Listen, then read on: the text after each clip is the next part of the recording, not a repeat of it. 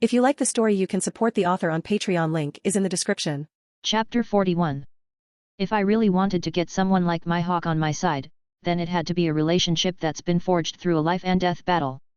Anything less would simply be an insult to both parties involved. However, for the first time since we met, Shucky's smile faded, and her face was edged with a little worry. But she knew I wasn't joking, and as the one who proposed this fight, she had to see it through to the end. "Kid, aren't you afraid of losing your own life in the process?" Shucky couldn't help but ask worriedly. Originally, she had thought that it would be a simple spar, but from my words, she clearly understood that I had meant every word I said.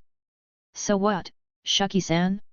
If I fall, it just means I am not strong enough. It's one thing not to fear death, another to sing under its sword. You truly don't fear death, do you?" Shucky's voice quivered with a mix of awe and concern, her eyes reflecting the weight of my words as she grasped their true meaning. "Fear death? No, Shucky-san. I don't fear it, I merely respect its power. I have a promise in this life, a dream that must be fulfilled.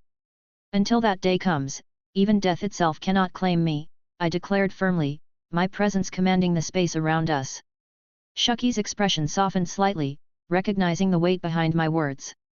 "And what promise is that, if I may ask? What dream drives you to face death with such unwavering determination?" I met her gaze, my eyes flickering with a mixture of determination and a touch of sadness.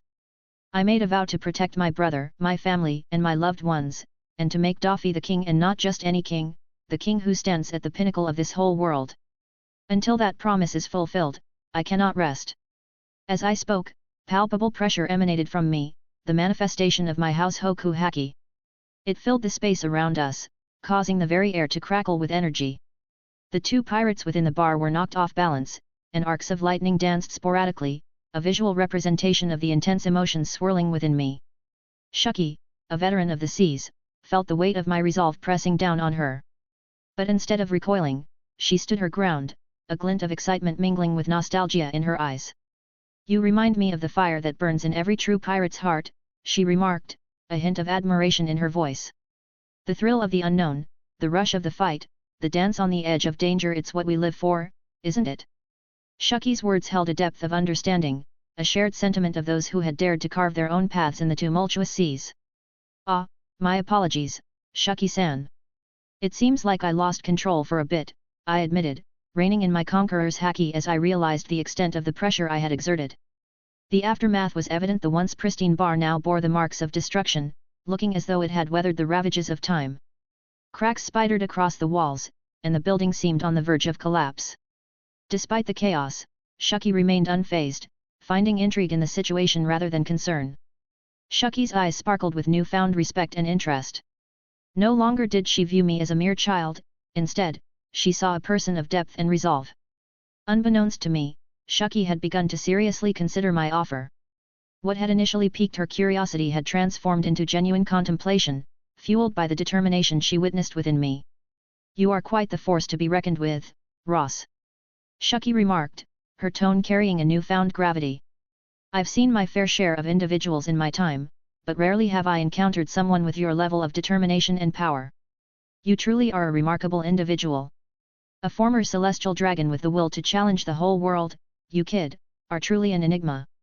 Shucky downed her entire drink as a gesture of respect and admiration. I nodded appreciatively, acknowledging her words with a slight smile. "It's been a pleasure meeting you, Shucky-san. Perhaps our paths will cross again." Shucky returned the smile, a glint of mischief in her eyes. "Who knows, maybe they will. Just remember, kid, the seas are vast, and there's always something or someone waiting to challenge you." With that cryptic remark, Shucky bid me farewell as I left the bar, the echoes of our conversation lingering in the air.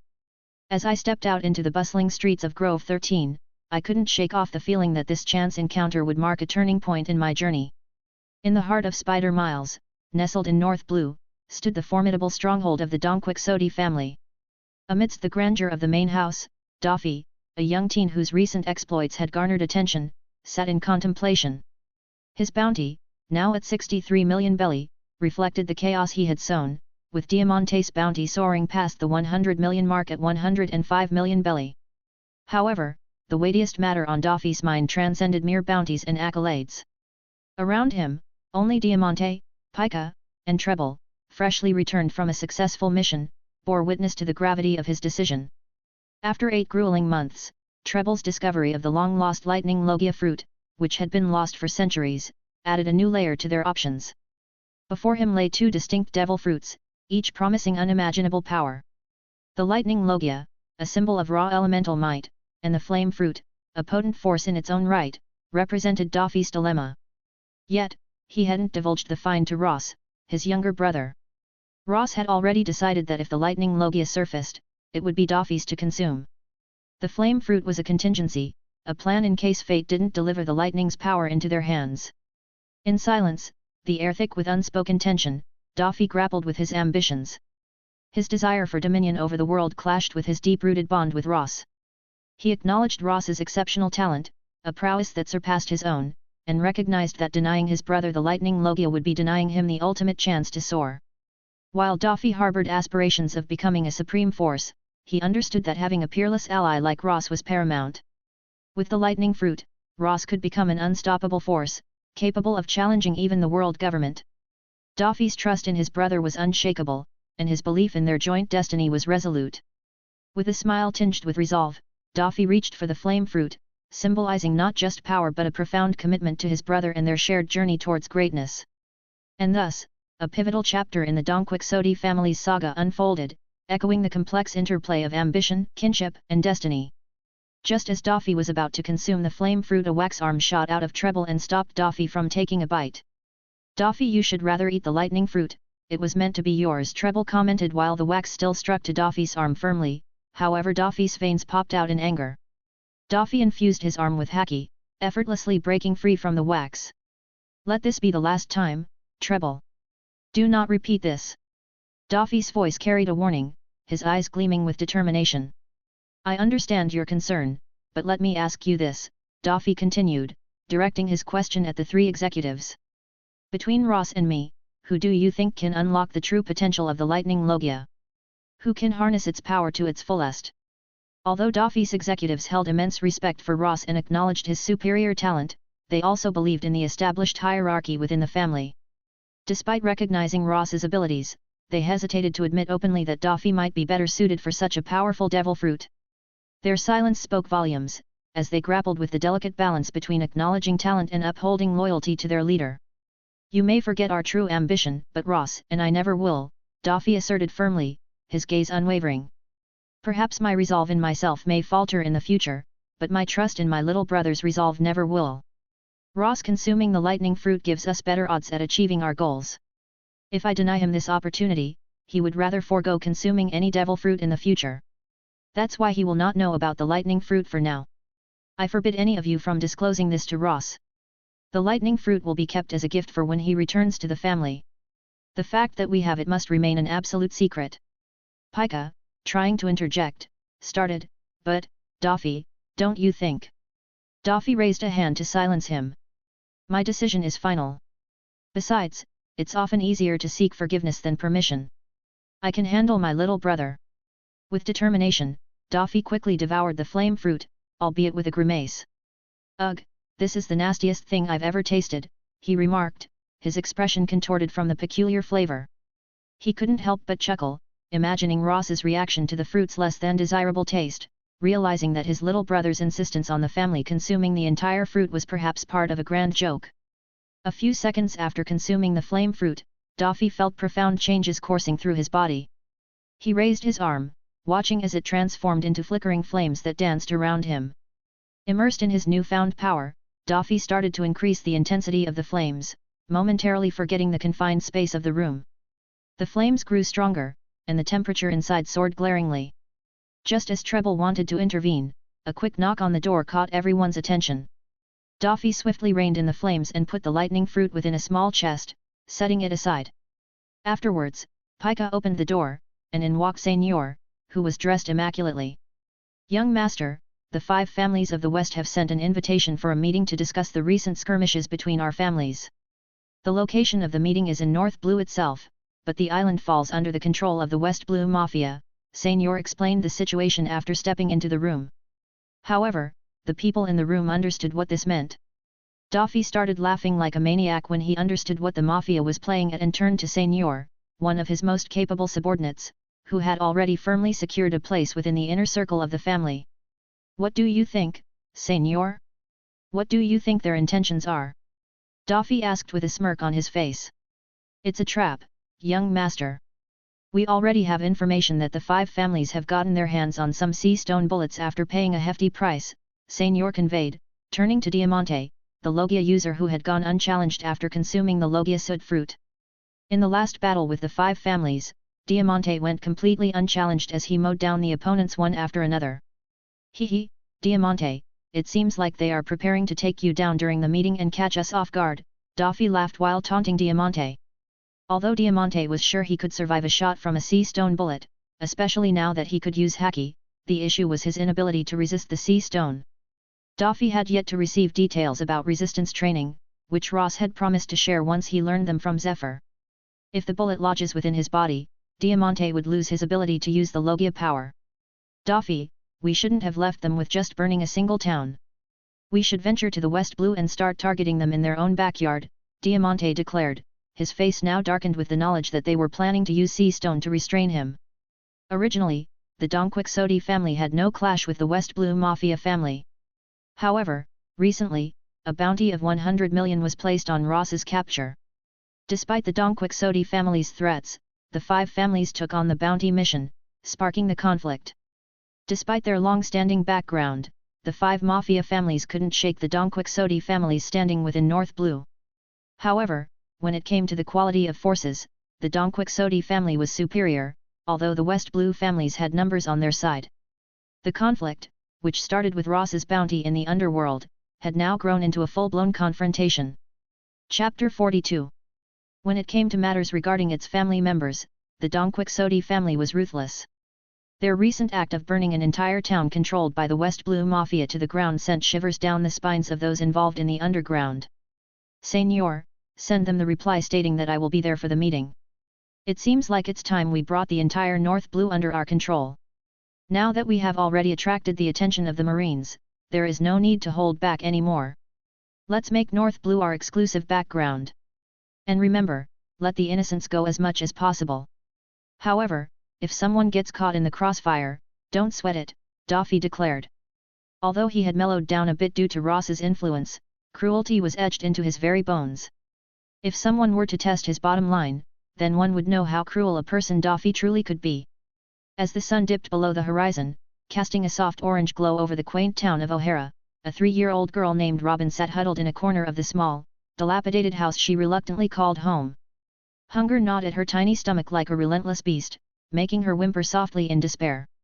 Her mother had left her behind recently, a bitter farewell echoing in her young ears as her mother spoke of seeking the truth of the world. Left in the care of her uncle and his cruel wife, Robin's days had turned into a nightmare of neglect and abuse.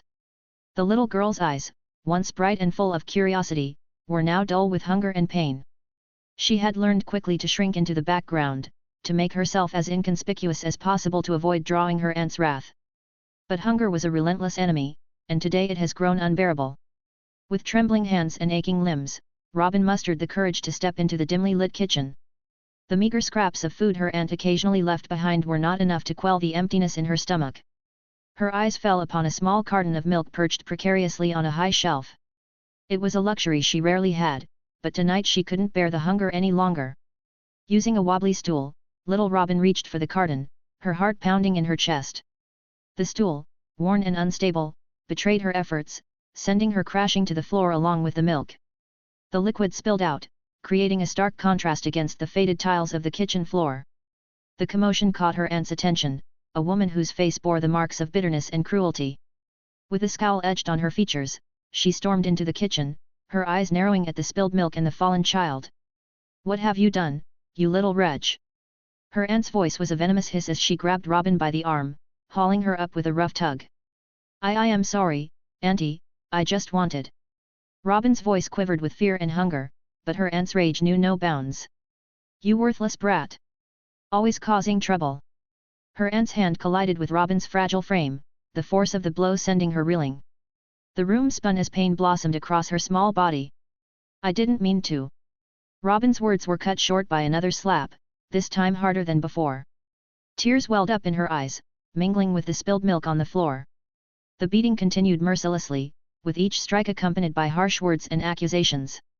Robin tried to shield herself, to escape the onslaught of pain and hunger, but there was no respite. Finally, the world faded into darkness as Robin succumbed to the overwhelming pain and exhaustion. When she regained consciousness, Robin found herself discarded like a broken toy, her small form lying on the cold ground outside the house. The night air bit at her exposed skin, but the chill was nothing compared to the coldness in her heart.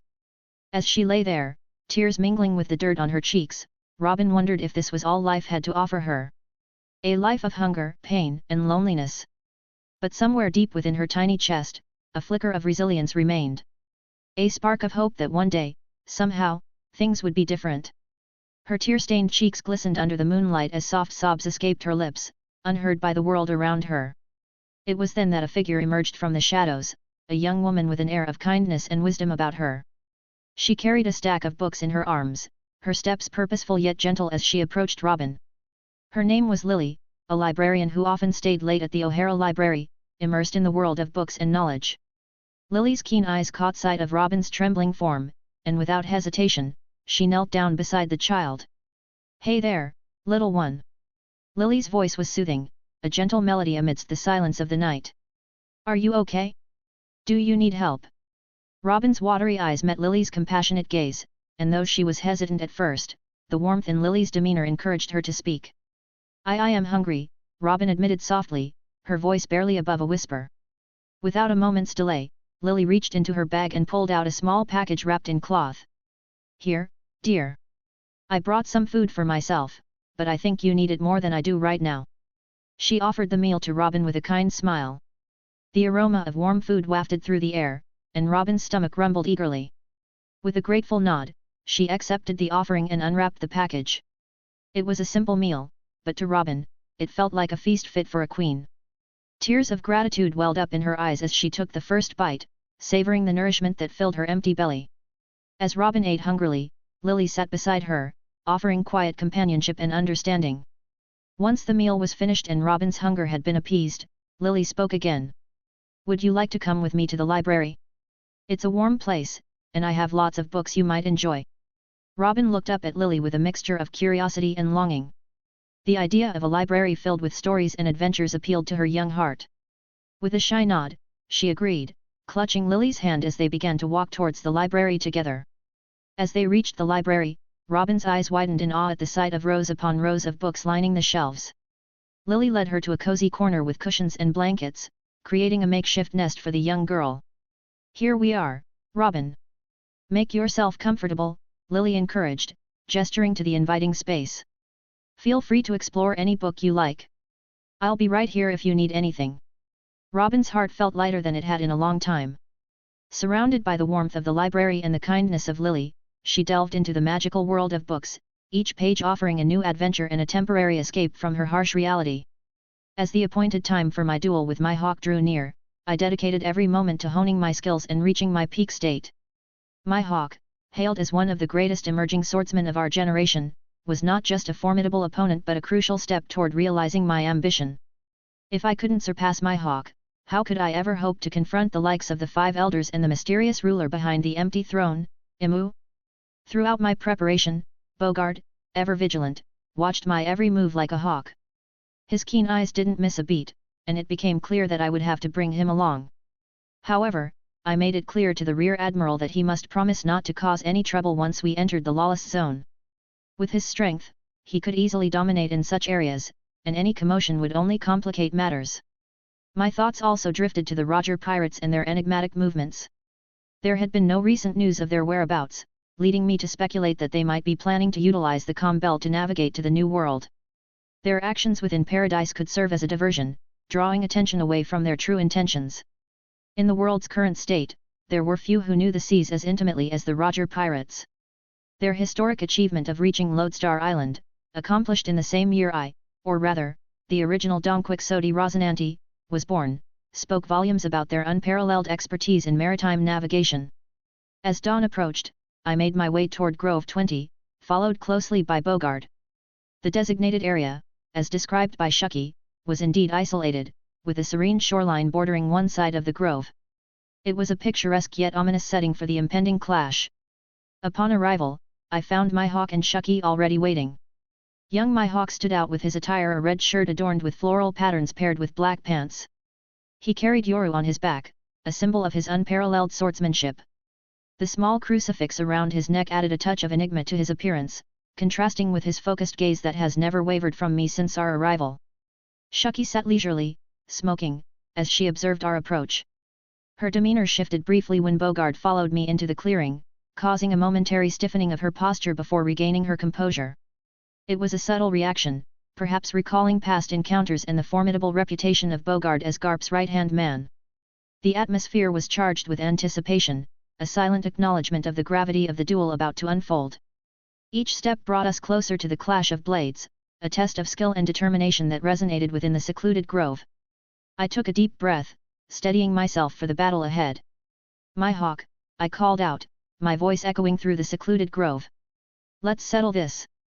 I realized that my hawk was not someone who spent too much time on words.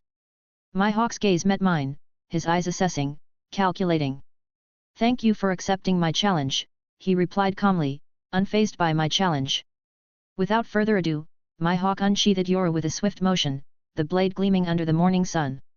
I mirrored his action, drawing out the Sandai Kaititsu with a controlled yet determined expression. My hawk's eyes widened in surprise when he laid his eyes on my black blade. "You're either brave or plain stupid to challenge me. I'm sure that you have learned of my moniker among the pirates of the New World," I remarked, my voice carrying an air of authority. "Yes, the infamous sword demon. I seek to test my limits, and who better to test them than against someone younger than me but already with a black blade?" My hawk replied, his voice steady despite the nerves that tingled in his gut. The tension between us was palpable as we took our stances, swords at the ready. "Don't hold back," I said, a determined glint in my eyes. "I want to see what the greatest genius swordsman in the world in the last century is capable of." The first strike was a blur of motion as our blades clashed, creating a resounding clang that echoed through the grove. The impact sent shockwaves through our bodies, each of us testing the other's strength and skill right from the start. The force of the collision reverberated through my arms, but I steadied myself, channeling my focus into the duel. My hawk's movements were fluid and precise, a testament to his years of training and experience. As we clashed swords, I could sense the strength and focus in each of his strikes. His armament haki was formidable, evident in the way his attacks pushed against my own defenses with incredible force. Despite his skill, I maintained my composure, relying on my own armament haki to reinforce my swordsmanship. Each parry encounter was infused with haki, creating sparks of intense energy whenever our blades met. It was a dance of wills as much as it was a physical battle. Chapter 43. As we continued our exchange, I also kept a keen eye on my hawk's movements, utilizing my observation haki to anticipate his strikes and movements. His attacks were lightning fast, but with my heightened senses, I managed to dodge and weave through his onslaught, turning defense into offense whenever an opening presented itself.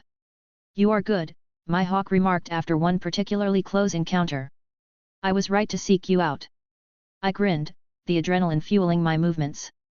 "I'm just getting started." The clash of our swords continued, the air crackling with the energy of our haki-infused strikes. Each collision sent shockwaves through the grove, disturbing the natural serenity of the surroundings. Leaves rustled, and birds took flight, their instincts sensing the intensity of our battle.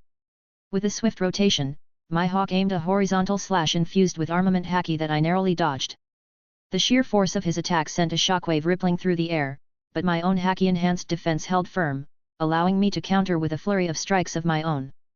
Our swords clashed again with more intensity, and the sound reverberated through the grove like thunder, setting birds into a panicked flight from nearby trees. The ground beneath our feet trembled ever so slightly, as if nature itself recognized the gravity of our confrontation. I maintained my focus, utilizing observation haki to read my hawk's intentions. With heightened perception, I anticipated his next move, sidestepping a sweeping strike aimed at my legs. In that brief moment of vulnerability, I countered with a swift thrust, my blade tinged with armament haki, aiming for my hawk's side. My hawk, to his credit, managed to partially deflect my strike with his own haki-infused blade, but the impact still sent vibrations through his arm, a testament to the strength behind my attack. The clash of our swords continued, each strike resonating with the clash of armament haki. The intensity of our battle drew the attention of nearby wildlife, their instincts alerting them to the powerful forces at play. With a sudden burst of speed, my hawk aimed a decisive blow, channeling his armament haki into a devastating strike. I raised my own haki-infused blade to meet his head-on, the clash sending a shockwave outward that rattled the trees and disturbed the very air around us.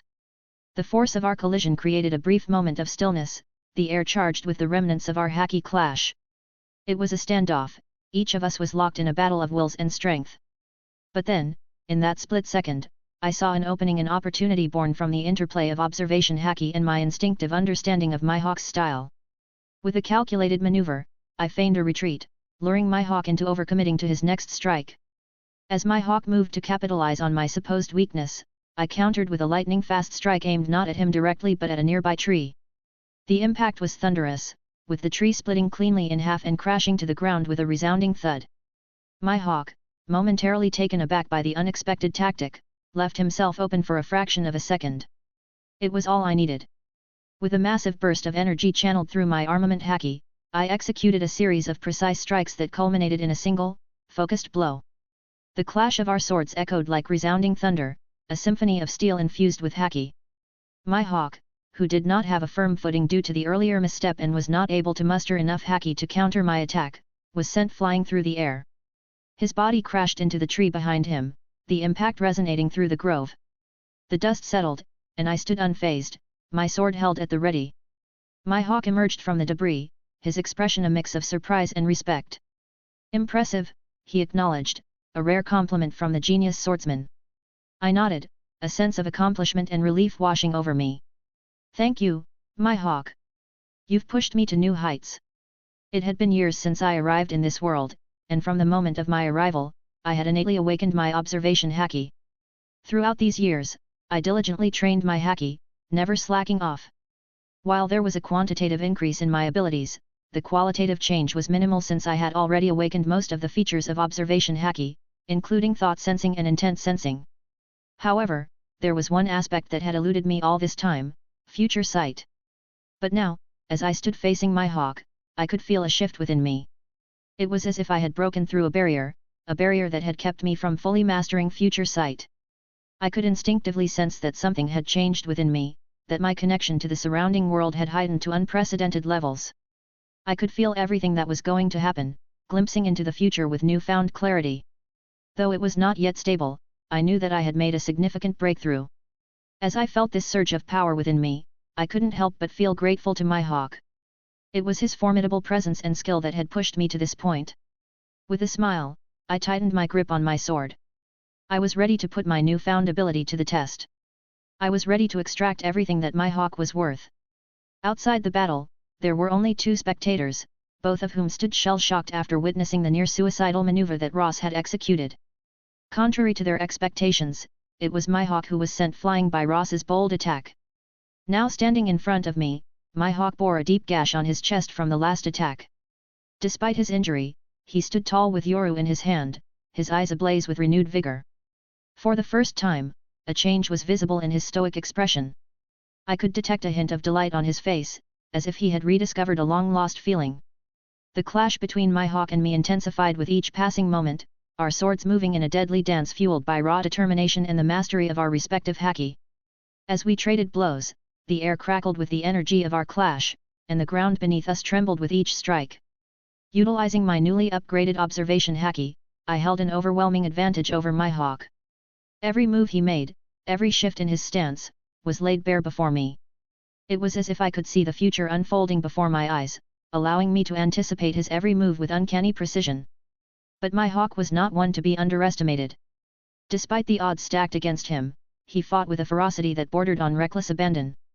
His strikes came faster and with more force, each blow aimed to test the limits of my defenses and push me to my breaking point. I matched his intensity, throwing all caution to the wind as I met his attacks head-on. My armament haki enveloped my blade, strengthening its edge and allowing me to parry my hawk's blows with ease. Every clash of our swords sent shockwaves rippling through the air, creating a cacophony of sound that echoed through the grove. But even as I held the upper hand, I could sense my hawk's growth. His skill and strength were increasing at an alarming rate, and his movements were becoming more fluid and precise with each passing moment. It was as if the very act of battling against me was sharpening his abilities, pushing him to new heights of power. The intensity of our duel reached a fever pitch, the clash of our swords reverberating through the grove like thunder. Each strike was a test of our resolve, a testament to our unwavering determination to emerge victorious. In the midst of the battle, it felt as though time itself stood still. There was no past, no future, only the present moment filled with the sound of clashing steel and the rush of adrenaline coursing through our veins.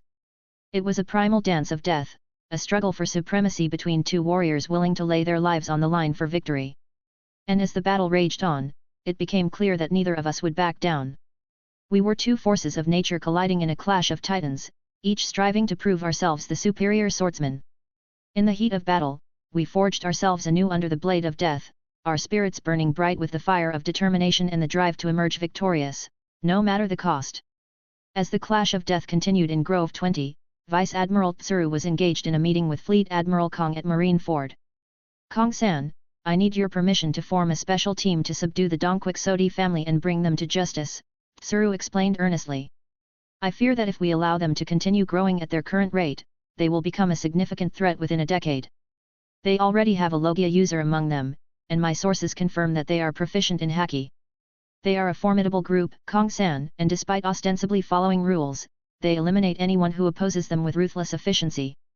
Kong listened carefully, his expression serious. It was unusual for such a matter to require the Fleet Admiral's direct involvement, but Tsuru's urgency and determination were apparent. "I understand your concerns, Tsuru," Kong responded thoughtfully. "The Donquixote family has been gaining traction, and it's clear that they pose a potential threat to stability in North Blue and beyond. You have my permission to assemble a special team to address this matter. But proceed with caution. We must ensure that our actions are justified and that we act within the bounds of the law." Tsuru nodded in gratitude, knowing that she had the Fleet Admiral's support. "Thank you, Kong-san. I will handle this matter with the utmost care and discretion. We cannot afford to underestimate the Donquixote family's capabilities." With their discussion concluded, Tsuru wanted to depart Marineford immediately, her mind already turning to the task ahead. She was determined to bring down the Donquixote family before they could become an even greater threat to the peace and stability of the world. But Kong's following question threw a wrench in her plans. Tsuru, have there been any reports regarding the status of the Roger pirates?" Kong inquired, his tone betraying a hint of concern. "Kong-san, I believe their movements in the first half of the Grand Line were merely a distraction," Tsuru replied, her voice steady and composed. "If my intuition serves me right, they may already be in the New World. Additionally, we've received intel regarding the movements of Golden Lion Shucky. It appears he's mobilizing his fleet, likely preparing for something significant." "Sigh, that's troublesome. Garp is going to tear my ear out with complaints," Kong grumbled. "If only he could accept the Admiral's position, I could rest easy. Curse his hatred for the world nobles. If only he could see the bigger picture. Tsuru, I want you to delay your plans concerning the Donquixote family for the time being. I need you here in Marineford," Kong instructed. Tsuru's expression remained neutral, though inwardly, she felt a pang of disappointment. She had been ready to depart for North Blue to confront the growing threat of the Donquixote family. "I understand, Kong-san. I will prioritize matters here in Marineford as you command," Tsuru replied with a hint of resignation. She couldn't shake the feeling in her gut that every day delayed in addressing the Donquixote family only allowed them to grow stronger. Their recent attack on the Marine base was a direct challenge to the authority of the Marines. However, there was a deeper unease gnawing at Tsuru's heart, a growing concern over the monster that Garp was grooming. She could sense the boy's lack of attachment to the Marines, his loyalty solely to Garp and those he cared for within the organization. His apparent connection to the Donquixote family only added to her apprehension. The Donquixote family was already poised to become a formidable force, but if the boy were to join their ranks in the future, they would become unstoppable. The mere thought sent shivers down Tsuru's spine, and she couldn't shake the feeling of impending doom looming over the horizon. Chapter 44. More than half a day had passed since the clash between the two aspiring titans began, and currently, the fight had already tilted in my favor. Despite the high-intensity battle, I still stood strong, albeit with deep breaths, and a few minor scratches adorned my body. My marine shirt was completely ruined and stained with blood, evidence of the fierce struggle. However, my hawk's situation was far worse, much worse. His upper body was bare, and he was now using his blood-stained shirt as a makeshift bandage to stop more bleeding from the deep slash wound on his abdomen. He had tied it off tightly to stem further blood loss, and his left hand hung limply by his side. I could tell that his left hand was now broken. Despite all this, his spirit remained unbroken. He stood tall, facing me, clutching Yor with his right hand, his eyes still carrying the same intensity, never faltering for a second. By his side, I could feel the worried glances from Shucky, but I was not going to disrespect the man who showed such resolve. My hawk spat out a bit of blood to clear his air passage, his huffs indicating his efforts to take in more air and push his body further. Bogard contemplated stepping in to intervene and put an end to the fight, but a quick glare from both fighters made him realize his attempt would be futile. I admit it, you are better than me as we are now. I never would have believed that there was someone younger than me who could best me with a sword. But it seems like I let pride get to my head after I cut down a few worthless Marines, my hawk said, surprising both me and Bogard.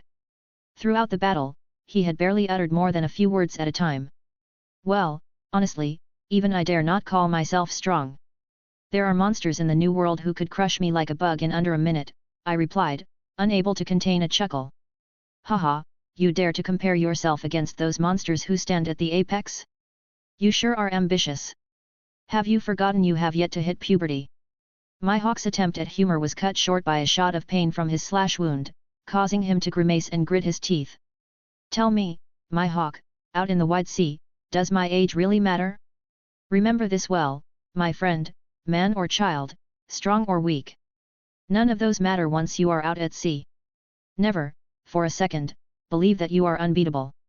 The moment you adopt such a mindset, you will stop growing, and sooner or later, you will fall, I declared, emphasizing the importance of humility and continuous growth. In this world, no matter how strong one becomes, true invincibility remains an illusion. Even ants can bring down an elephant with enough numbers. Strength is essential, but one must never become complacent on the path to becoming stronger, for those who do are destined to fall, no matter how high they stand at the apex. As my words resonated in the air, a profound silence enveloped the grove. My hawk stood before me, his gaze fixed on the horizon as he contemplated the weight of my words. For the first time in his life, he felt a profound stirring within him, as if a dormant flame had been ignited in the depths of his soul. Suddenly, a surge of energy coursed through my hawk's veins, and his spirit soared like a phoenix rising from the ashes.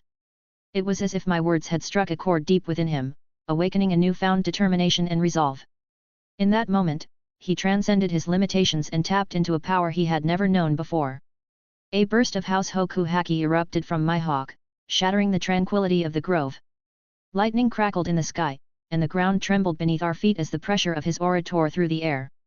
Trees were uprooted and sent flying as if caught in a violent storm, their branches snapping like twigs under the immense force. I stood in awe of the spectacle unfolding before me, witnessing firsthand the sheer magnitude of my hawk's power. It was as if the very fabric of reality was bending to his will, bending to the indomitable spirit that burned within him. My hawk's eyes blazed with newfound intensity, a fierce determination etched into every line of his face. With Yora clutched tightly in his hand, he exuded an aura of unparalleled strength and resolve, his presence commanding respect and admiration. I have been naive all my life. All these years, my goal had been set, to become the strongest swordsman in the world. But never once had I thought beyond it. It seems like my initial goal was simply subpar. House Hoku Haki seeped out in waves from my hawk as the center. Despite the mind-numbing pain, my hawk started moving his now broken left arm, and with sheer will, he placed both hands on Yora's hilt, holding it firmly despite the pain.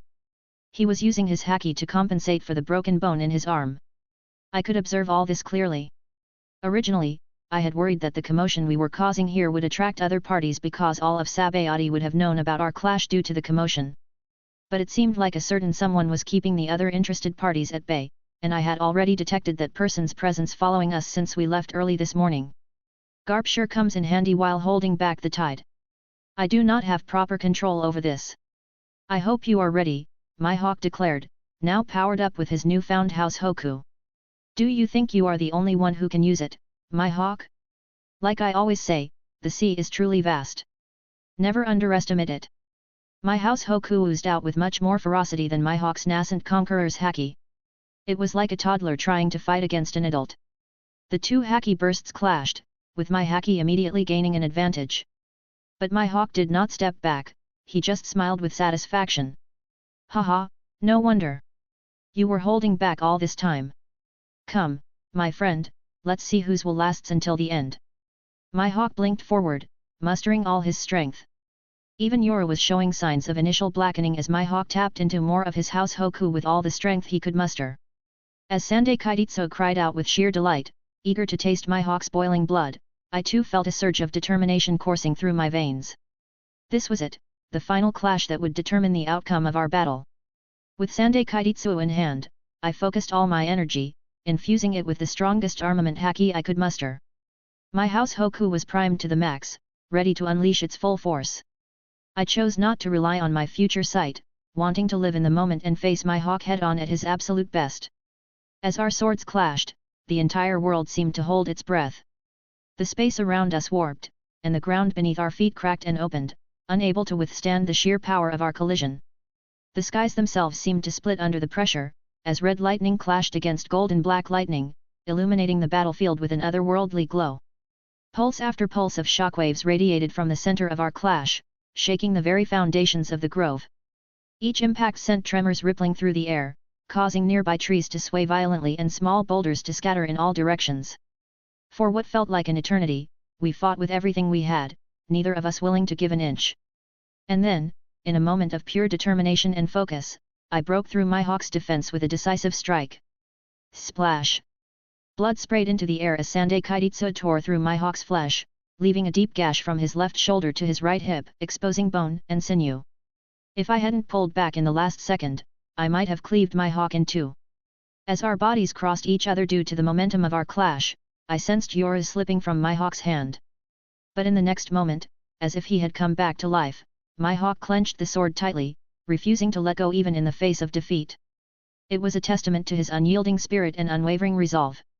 The aftermath of our clash left the grove in shambles, with trees uprooted and the ground torn asunder. But amidst the destruction, there was a sense of clarity and peace. We had both pushed ourselves to the limit, and in that moment, we had truly understood the depths of our own strength and the power of our convictions. As the dust began to settle, my hawk still stood tall, albeit unconscious, his hand tightly gripping Yoru as if it were his lifeline. Despite his defeat, there was a sense of respect and admiration in the air for the formidable swordsman, who had faced his opponent head-on until the very end. I couldn't help but feel a sense of satisfaction mixed with exhaustion as I surveyed the aftermath of our battle. The gash in my gut served as a reminder of the intensity of our final clash, a testament to the strength and determination of my opponent. I couldn't help but smile. My hawk was a worthy foe. Even at the last moment, he chose to tear a piece out of me. If I hadn't reinforced myself with Haki, Yoru might have ripped through my gut. Shucky had swiftly arrived at my hawk's side, her expression filled with concern as she carefully tended to his wounds. I watched as she attempted to pry Yoru from his unconscious grasp, but I knew better than to interfere. The sword was more than just a weapon to my hawk, it was a symbol of his strength and resolve, a part of his very being. To forcibly remove it would be akin to severing the bond that tied him to this world. Leave it, I instructed, sheathing Sandai Kaititsu and turning to Shucky. It's the chain that's keeping him tethered to this world. Removing the sword now would only hasten his demise. Shucky nodded in understanding, her hands now focused on providing much-needed medical attention to my hawk's wounds. Despite his injuries, I had no doubt that he would recover. The man was a survivor, a true testament to the resilience of the human spirit. As I took in the scene around me, it was evident that Grove 20 would never be the same. The once serene grove now bears the scars of our battle, with trees uprooted and the landscape forever altered. Even the infamous trees that had stood tall and proud were now nothing more than splintered remnants of their former selves. But amidst the destruction, there was a sense of camaraderie and mutual respect. My hawk and I had pushed each other to our limits, and in doing so, we had forged a bond that transcended mere rivalry. Our battle had left an indelible mark on Grove 20, a testament to the power of determination and the unyielding spirit of those who dare to chase their dreams. It was already late at night when my hawk woke up again. Shucky had already treated him, and all his wounds were now neatly dressed. I had left a message for my hawk. Now that I had defeated him, I was confident that I could recruit him into the Donquixote family in the future. He owed me his life now, and with his pride intact, there was no fear of him defaulting. My hawk was a maverick, so it was better for him to grow while challenging the world. I planned to have him eventually join the family after he became more accustomed to me. Our friendship was only set to grow after this life and death bout. Chapter 45. The next morning, I waited alongside Kyuzan at the port, anticipating Sengoku's ship, which was supposed to escort the world nobles to Sabayati. After about an hour of waiting, I finally laid eyes on a massive government ship, flanked by 3 marine warships, making its way towards the island. As the world nobles ship made its way into the port, the atmosphere crackled with anticipation. The imposing vessel glided smoothly through the waters, its white sails billowing in the gentle breeze. Flanking the ship were 3 sleek marine warships, their cannons gleaming in the sunlight, a clear display of the world government's authority and power. On board the ship, the world nobles, adorned in their extravagant attire, stood on the deck, surrounded by their entourage of guards and attendants. The nobles' outfits were opulent, befitting their status as the highest echelon of society. They wore lavish robes adorned with intricate embroidery and jewels, their faces obscured by ornate masks, adding an air of mystery and superiority to their presence. As the ship docked at the port, the welcoming committee sprung into action.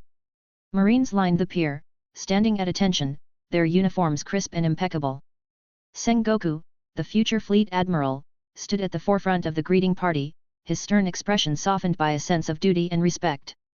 The moment the gangplank descended, a flurry of activity ensued. Marines and government officials rushed forward to assist the world nobles and their entourage, ensuring their smooth transition from ship to shore.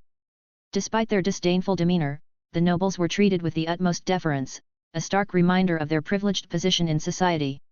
As the world nobles disembarked, their presence seemed to cast a shadow over the bustling port.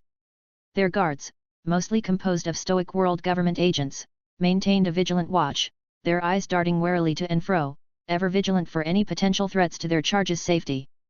Hehe, Kyuzan-san, don't you think the Marines currently look like the embodiment of justice? I mocked Kyuzan, who stood by my side as I watched the slaves carrying the world nobles descend. There were a total of 6 world nobles, each with a minimum of 5 slaves serving their every whim. Isn't slavery supposed to be banned by the world government and Marines, Kyuzan-san? Aren't you a defender of justice? I asked Kyuzan, who already had an ugly expression on his face from witnessing how the world nobles were treating their slaves. It was Kyuzan's first time coming into contact with world nobles. Ross, shut up. I don't want to hear your yapping for the next 3 days. I am already at my limit. And why aren't you wearing your officer's uniform? Kyuzan questioned. Oh, I am off duty today. I am simply here to spectate and give you moral support, I teased again.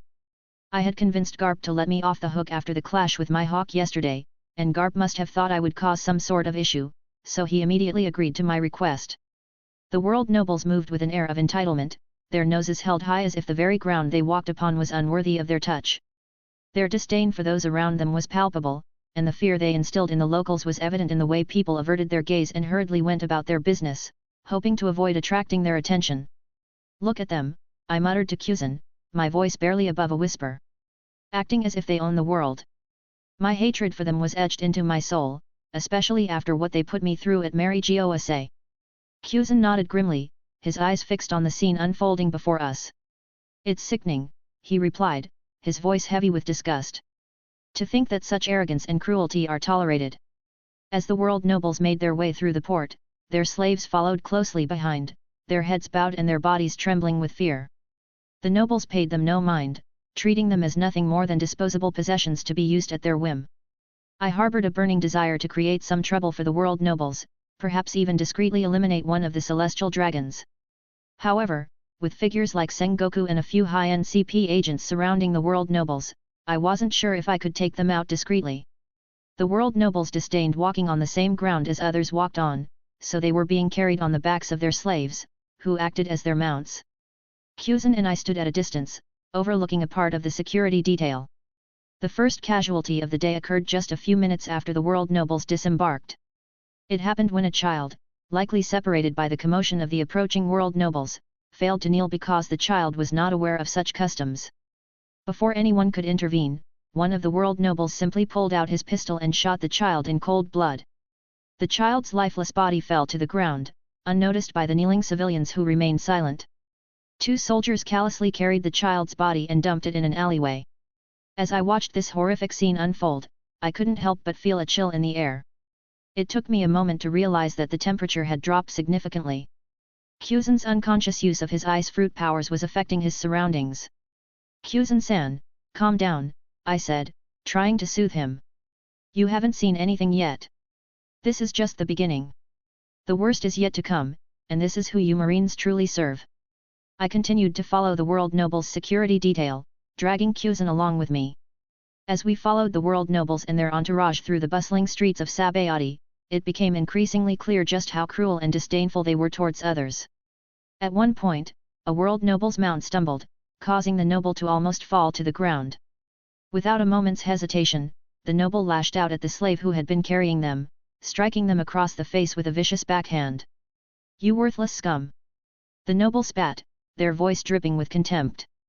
The celestial dragon, after punishing the slave, scanned the surroundings with a cruel glint in his eyes. His mount needed replacing, and he spotted a young mother with an infant child kneeling nearby. With a cold and indifferent tone, he declared, "You peasant, you will serve me from today." The crowd around the trembling mother retreated, realizing her fate was sealed. As the celestial dragon directed his mount towards the woman, Admiral Sengoku attempted to intervene, suggesting they move to the entertainment district for safety. However, his plan was shattered by an authoritative voice. "Oh, the government's dog wants to dictate what we can do," remarked an old man dressed in extravagant clothes similar to the other nobles. Sengoku's expression soured at being called a dog, but he couldn't retaliate. This old man held a high position within Mary Gosa, backed not just by status but also strength. Although he was not a powerhouse, he could hold his ground in a fight. It was clear why Sengoku had been personally mobilized as an escort. A significant celestial dragon was among them. Observing from a distance, I raised my brows in surprise. It was unusual for a world noble to openly insult an admiral, especially considering their role as a deterrent for the protection of celestial dragons in the outside world. Even Kuzan beside me seemed shocked by the disrespect shown towards the admiral. It was evident that this wasn't just any ordinary gathering of nobles, there were powerful figures among them who wielded significant influence. The old celestial dragon approached the kneeling woman, disregarding Sengoku's presence. The CP agents stepped up to flank the world nobles, but the old man simply stopped his slave mount in front of the trembling woman. "Sir, please spare us. I have an infant to take care of," the young woman pleaded, tears and snot running down her face as she remained kneeling on the ground. Bang! A gunshot rang out through the street before anyone could react. Even Sengoku was too late to intervene. Blood splattered as the cry of the little infant ceased, its life snuffed out in an instant, leaving the mother in shock. Ah! The shock set in as the mother realized what had happened, her cry echoing through the street, but the celestial dragon showed no emotion other than disdain on his face. "Now that you don't have an infant to take care of, you can serve my nephew," he chuckled, placing his gun back into his holster. Contrary to everyone's expectations, the woman did not stay down. With bloodshot eyes, she jumped up, grabbed a spear from a nearby soldier, and plunged it in the direction of the world noble, aiming to skewer him through the throat. The world noble was caught off guard, but managed to dodge the attack just in time. The celestial dragon, who originally desired the woman, flew into a rage. "How dare you defy us, you lowly peasant!" His voice boomed with fury, echoing through the street. I knew the woman's fate was sealed the moment she attempted to attack the celestial dragon. "Don't!" Sengoku attempted to intervene, but before he could act, multiple gunshots rang out, piercing the young woman's body. She was littered with bullets, yet her intense hatred and will to retaliate were palpable. Sensing her determination, I subtly directed my house Hoku discreetly towards the two CP agents who were about to cut her down. They faltered for a moment, providing the opening she needed. With her last breath, she swung the spear one final time, her target being the other noble who had instigated the tragedy. Despite her lack of experience with the weapon, the spear moved with blinding speed, carrying all the will and hate of a dying mother. It pierced through the air, plunging into the celestial dragon's eyes and then through his skull. I knew I had to act swiftly. I couldn't let those two CP agents survive.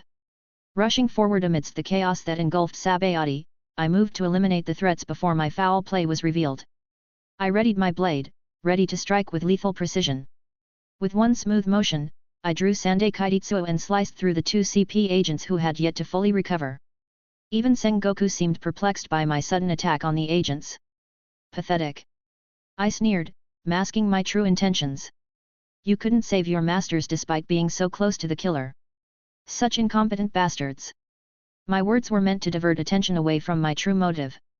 Meanwhile, the other CP agents quickly regrouped and formed defensive formations around the world nobles, who stood shell-shocked as the reality of the situation settled in. You bastard! How dare you attack the CP agents? One of the officers bellowed, ready to rush forward and restrain me. But I simply pointed my blood-stained blade at him, gesturing towards the fallen celestial dragon. Are you saying that their lives are worth more than the esteemed Tenryabito's life? I questioned, my disgust evident. You're all pathetic.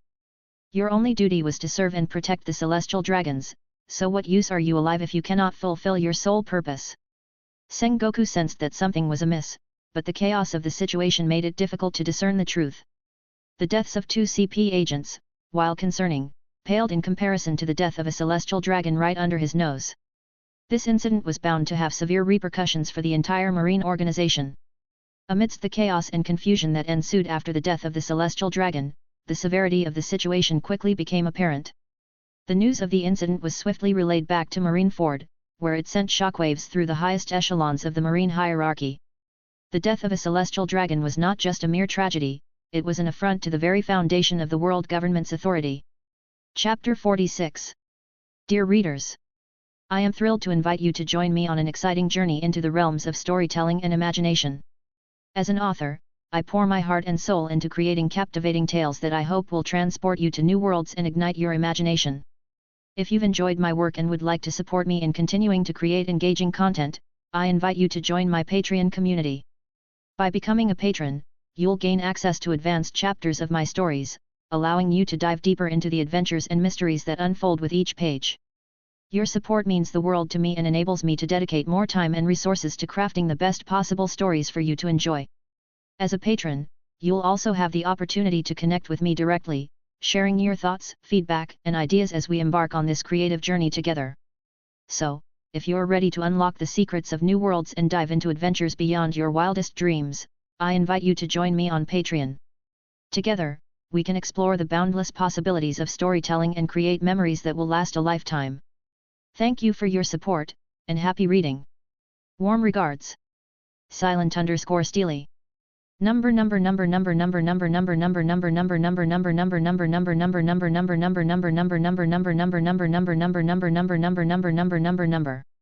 As the gravity of the situation sank in, the narrative surrounding the events began to shift. My actions in dispatching the 2 CP agents who had failed to protect the Celestial Dragon were quickly overshadowed by the enormity of the Celestial Dragon's death. In the new narrative, I was portrayed as a Marine driven by righteous anger at the challenge to the Celestial Dragon's authority. My supposed retribution against the incompetent agents became twisted into a tale of Marine loyalty and devotion to the Tenryabito. Meanwhile, upon receiving news of the Celestial Dragon's demise, the elders of the world government were left with no choice but to respond decisively. They understood the importance of maintaining the perceived inviolability of the Celestial Dragon's authority. Thus, they issued a directive for a sweeping cleansing of the entire Sabayati archipelago. Every pirate, criminal, and dissident who dared to challenge the supremacy of the world government became the target of this ruthless purge. In the midst of this turmoil, conversations buzzed among the Marines and government officials, debating the appropriate course of action in the wake of such a brazen act of defiance. The need to uphold the sanctity of the Celestial Dragon's status was paramount, and drastic measures were deemed necessary to quell any further dissent. The Celestial Dragons are the pillars upon which the world government stands, one elder declared, his voice echoing with authority. Their authority must be upheld at all costs. We cannot allow anyone to believe that they can challenge their supremacy without facing dire consequences. Others nodded in agreement, recognizing the delicate balance of power that rested upon the shoulders of the Celestial Dragons. The incident had shaken the very core of their dominance, and decisive action was needed to restore order and assert their dominance once more. As the sun set over Marineford, the plans for the cleansing of Sabayati were set into motion, casting a dark shadow over the future of the archipelago and all who dwelled within it.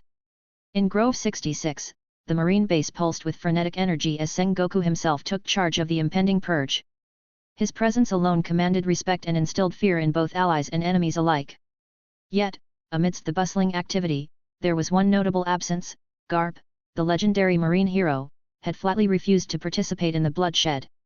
Kong's orders fell on deaf ears as Garp stood firm in his decision, his principles unwavering despite the gravity of the situation. He wanted no part in the wanton slaughter that was about to unfold on Sabayati, a sentiment that resonated with many but went unheeded by those in command. As the night descended, the streets of Sabayati ran crimson with blood as the combined forces of the Marines and the world government unleashed their fury upon the island. The purge knew no bounds, sparing neither the lawless nor the innocent, as chaos reigned supreme. Civilians cowered in their homes, praying for salvation as the violence raged outside their doors. It was not just the lawless areas that were targeted, the entire island felt the wrath of the purge, leaving no corner untouched by its indiscriminate fury. However, amidst the chaos and carnage, a glimmer of hope remained. The purge had been initiated without proper preparation, and the sheer scale of the operation meant that the Marines and world government forces were unable to completely encircle the island. As a result, many pirates and criminals with sufficient strength managed to slip through the cracks, fleeing towards Fishman Island in a desperate bid for survival. The streets of Sabayati bore witness to scenes of unimaginable horror and despair, as the once vibrant island was plunged into darkness by the very forces sworn to protect it. Yes, it does. So tell me, why did you do it? Sengoku believes your interference led to the death of the celestial dragon, and although he may not have evidence, I trust his judgment, Garp declared, his tone serious and unwavering. His words carried the weight of authority, indicating his trust in those present. So, Sengoku-san is more concerned about concocting a theory for the celestial dragon's death rather than the loss of an innocent mother. I retorted, still gazing out the window at the chaos below. Garp's frustration was palpable. Both Bogard and Kuzan looked on in disbelief at my words. Let's suppose for a moment that I am somehow responsible. Wasn't my action a manifestation of true justice from the perspective of that mother? She avenged her child's death at the hands of evil. While your so-called justice stood idly by, I took action, I continued, a hint of scorn in my voice.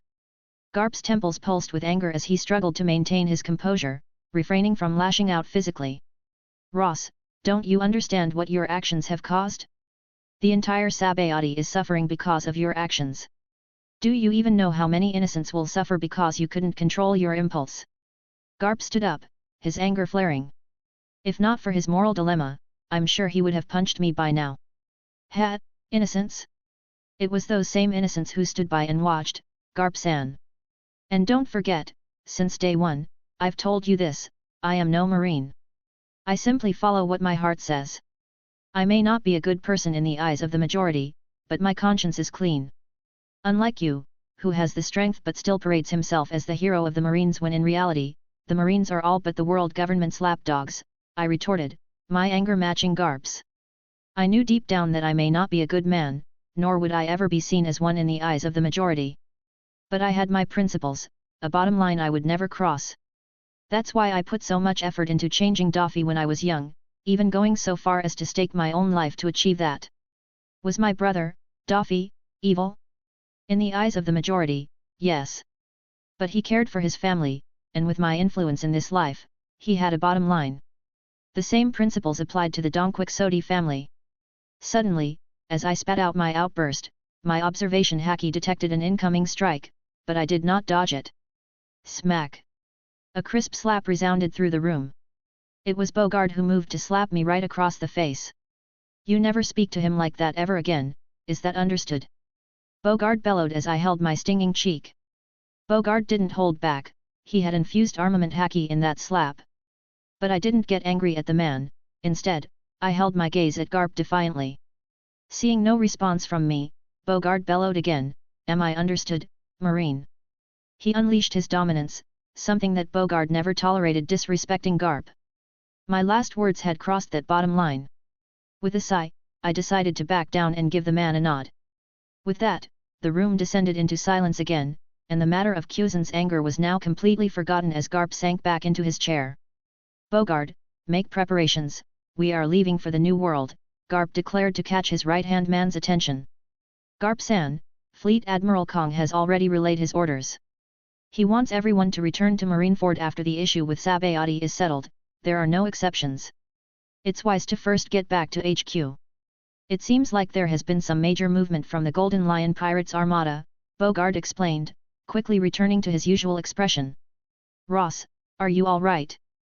Kuzan stood next to me and whispered, trying to provide some comfort. Remember, Kuzan-san, in the future, you might come to a crossroads before you have to make a choice.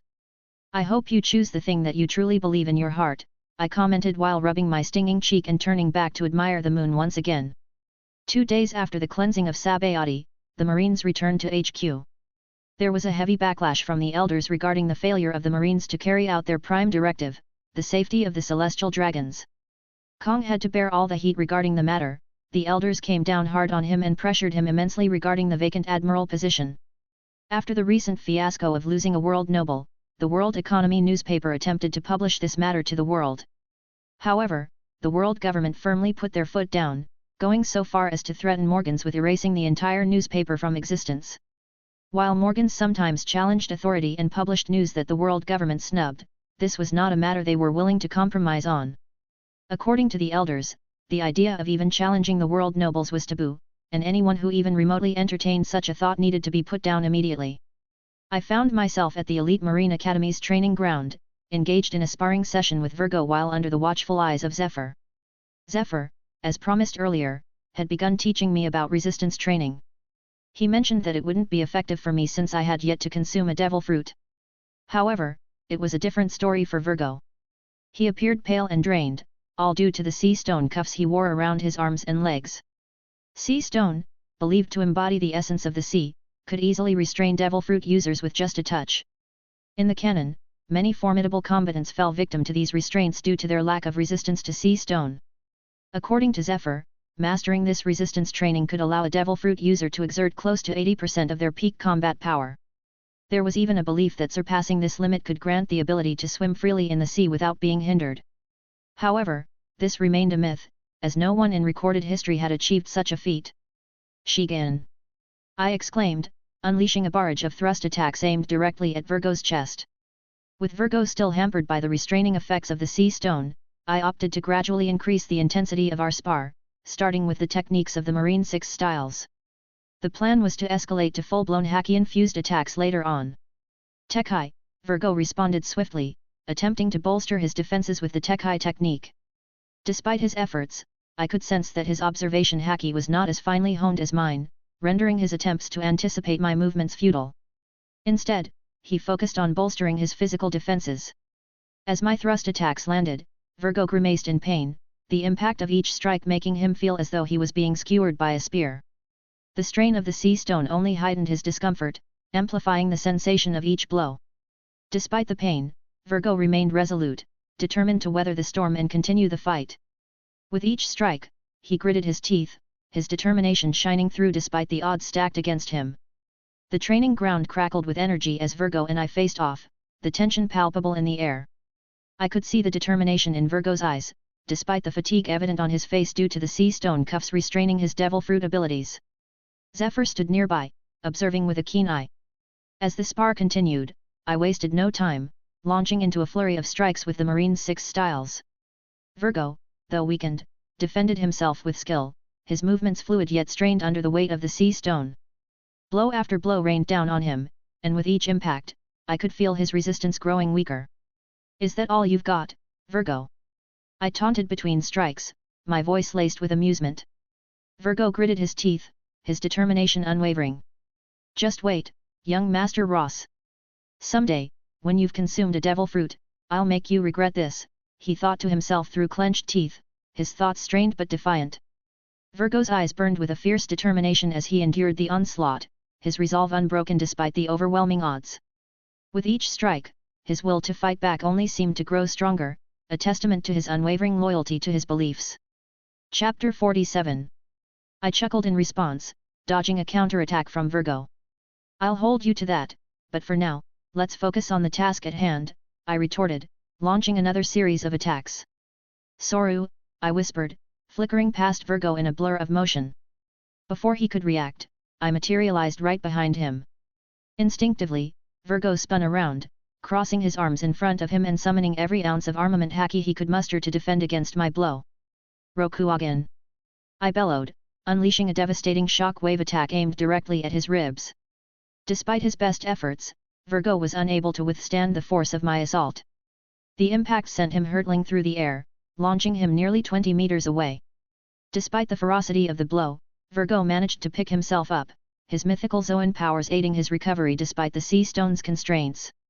Spitting defiantly, Virgo shot me a smirk, as if to taunt me for the effort. I couldn't help but return his smile with an evil grin, knowing that our spar was far from over. For the next 30 minutes, I unleashed a relentless onslaught, overwhelming Virgo with a barrage of attacks until he lay sprawled on the ground, nearly half dead from exhaustion. "You've got potential, Virgo, but you still have a long way to go," Zephyr remarked, extending a hand to help Virgo up from the ground. "And with my guidance, I know you can reach your full potential." Accepting Zephyr's assistance, Virgo's expression wavered between exhaustion and determination. "Thanks, Ross. I'll keep pushing myself, no matter what it takes," he replied, his gaze meeting mine as he reaffirmed his resolve despite his defeat. A Marine officer hastily approached Admiral Zephyr with urgent news. "Admiral Zephyr, the Fleet Admiral has called for an emergency meeting." Zephyr, without a second thought, turned towards the headquarters. I wasted no time and fell into step behind Zephyr as he briskly made his way towards Kong's office. Meanwhile, Virgo was instructed to continue his training. As we strode through the corridors of the Marine base, tension hung thick in the air. Zephyr's brow furrowed with concern, his mind undoubtedly racing with the possibilities of what could warrant such an urgent summons. I kept pace beside him, ready to assist in any way necessary, or rather, wanting to eavesdrop on what exactly was happening. "What's the matter?" Zephyr inquired sharply as we moved with purpose through the bustling corridors. The officer replied breathlessly, "We've received intelligence about the Roger pirates clashing with the entire armada of the Golden Lion's fleet." Zephyr's expression darkened at the news, his jaw tightening with determination. "Roger pirates? Golden Lion's fleet? This is serious," he muttered, his voice laced with urgency. "Let's not keep the Fleet Admiral waiting." "Yes, Admiral. He's awaiting your arrival in his office," the subordinate confirmed. Upon reaching Kong's office, Zephyr wasted no time in entering, his demeanor composed yet brimming with concern. Inside, Kong sat at his desk, his expression grave as he reviewed the latest intelligence reports. "Zephyr, thank you for coming," Kong greeted, his voice carrying the weight of the situation. "We've received troubling news regarding the clash between the Roger pirates and the Golden Lion's fleet. It appears that their confrontation has escalated rapidly, and we need to assess the potential ramifications. I fear this may lead to a full-blown war." Vice Admiral Tsuru couldn't help but comment. I stood stationed just outside Kong's office, aware that my rank wasn't yet sufficient to warrant inclusion in such high-profile meetings. Nonetheless, my proximity allowed me to catch even the faintest of whispers that emanated from within the room. Inside, a formidable gathering of Marine brass had convened. Fleet Admiral Kong presided over the meeting, flanked by 2 admirals, Sengoku and Zephyr. More than a dozen vice admirals were also present, among them the venerable Vice Admiral Tsuru. Notably absent was Vice Admiral Garp, though I suspected he would soon join once word of the matter involving the Roger pirates reached his ears. For now, I bided my time, knowing that my role lay in waiting until called upon or until Garp's inevitable arrival signaled a critical juncture in the proceedings. "Where is Garp?" Kong's gaze swept across the room, frustration etched on the Fleet Admiral's face at the absence of his most formidable asset. With a resigned sigh, Kong continued, "Forget him for now. I'll address him separately later. Do any of you have suggestions on how to tackle this matter?" The urgency in his voice was palpable as he sought input from his subordinates. As Vice Admiral Tsuru has mentioned, this could escalate into a full-blown war between 2 overlords of the New World, and there's a high likelihood that Whitebeard may become involved. We cannot afford to let the entirety of the New World descend into chaos. A Vice Admiral spoke up, proposing a mobilization of Marine forces to stabilize the situation within the New World. "We could dispatch both admirals to quell the conflict," they suggested. "Even if Whitebeard intervenes, with Garp's presence, we can repel any threats." However, it was Tsuru who offered a counter-argument. "I don't think such a mobilization is feasible anymore," she stated. "After the recent attack on the world nobles, the Marines have been ordered to retain at least 1 admiral stationed near Mary Gosa to safeguard the world nobles in case of emergency." Kong's expression darkened at the reminder of this recent headache. The pressure from the elders to fill the vacant position that he held for Garp only added to his concerns. Without a 3rd admiral, the options for mobilizing forces became significantly constrained, complicating their response to the escalating conflict in the New World. As the room fell silent, contemplating the constraints of their current situation, Vice Admiral Tsuru cleared her throat, garnering the attention of the gathered officers. Perhaps, she began, her voice measured, we can turn this potential crisis to our advantage. If we allow the Roger Pirates and the Golden Lion's fleet to clash and weaken each other, the Marines can step in to pick up the pieces. A murmur of agreement rippled through the room, with many nodding in acknowledgement of the strategic advantage in allowing the two pirate forces to exhaust themselves. Sengoku, the wise and seasoned admiral, raised a hand to interject. Indeed, he remarked thoughtfully. Letting these two titans clash could serve our interests. It's a calculated risk, but one that could pay off. We may not have to sacrifice marine lives directly, and curbing the power of one or both factions could significantly benefit our cause. Tsuru nodded in agreement, adding, reducing the strength of these pirate factions would undoubtedly tilt the balance of power in our favor. However, we must also consider leveraging this upcoming chaos to further weaken the pirate forces. Curiosity flickered in Kong's eyes as he leaned forward, intrigued by Tsuru's proposal. How do you suggest we accomplish that, Vice Admiral? He inquired, his tone measured yet receptive to new ideas. Tsuru's gaze held steady as she outlined her strategy. We can use this opportunity to drive the pirates to target each other, she explained. One way to achieve this is by increasing their bounties. After the recent incident involving the death of a celestial dragon, the elders have granted you, Fleet Admiral Kong, permission to reassess the threat levels of all pirates and establish new bounties accordingly. Kong's brow furrowed in contemplation, recognizing the potential of Tsuru's suggestion. Indeed, adjusting the bounty could incentivize rivalries among pirate factions, he acknowledged. It's a strategy worth considering. Tsuru nodded, reaching into a stack of documents beside her. I've already drafted a proposal for the reassessment of pirate bounties, she revealed, sliding the document across the table for the others to review. I believe it's crucial for us to discuss and finalize these adjustments in light of the current situation. As Kong flipped through the folder, his eyebrows shot up in surprise. Some of the names listed caught his attention, while others left him puzzled, especially considering the hefty bounty attached to them. I have taken into consideration not just one's strength, but their activities, the amount of threat they pose, and especially their future potential in causing chaos, Tsuru explained, noticing Kong's reaction. The participants in the room continued to peruse their folders, absorbing the information within. The first entry, of course, was for the infamous Roger Pirates.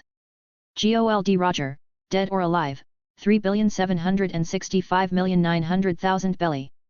Dark King Silver's Raleigh, dead or alive, 2,959,000,000 belly. Scopper Gaban, dead or alive, 1,927,500,000 belly. Each member of the Roger Pirates was listed individually, reflecting their formidable strength despite their reduced numbers. The next prominent entry was for the Whitebeard Pirates. Whitebeard Edward Newgate, dead or alive, 3,696,800,000 belly. Kojiki Odin, dead or alive, 2,230,600,000 belly. The bounties reflected the legendary status of Whitebeard and his right-hand man, Odin. Surprisingly, the next entry listed the third overlord of the New World. The Golden Lion Shucky, dead or alive, 3,702,500,000 belly. Shicky's bounty was close to Roger's and higher than Whitebeard's due to his destructive nature, which posed a significant threat to marine forces. The subsequent entry caught many by surprise.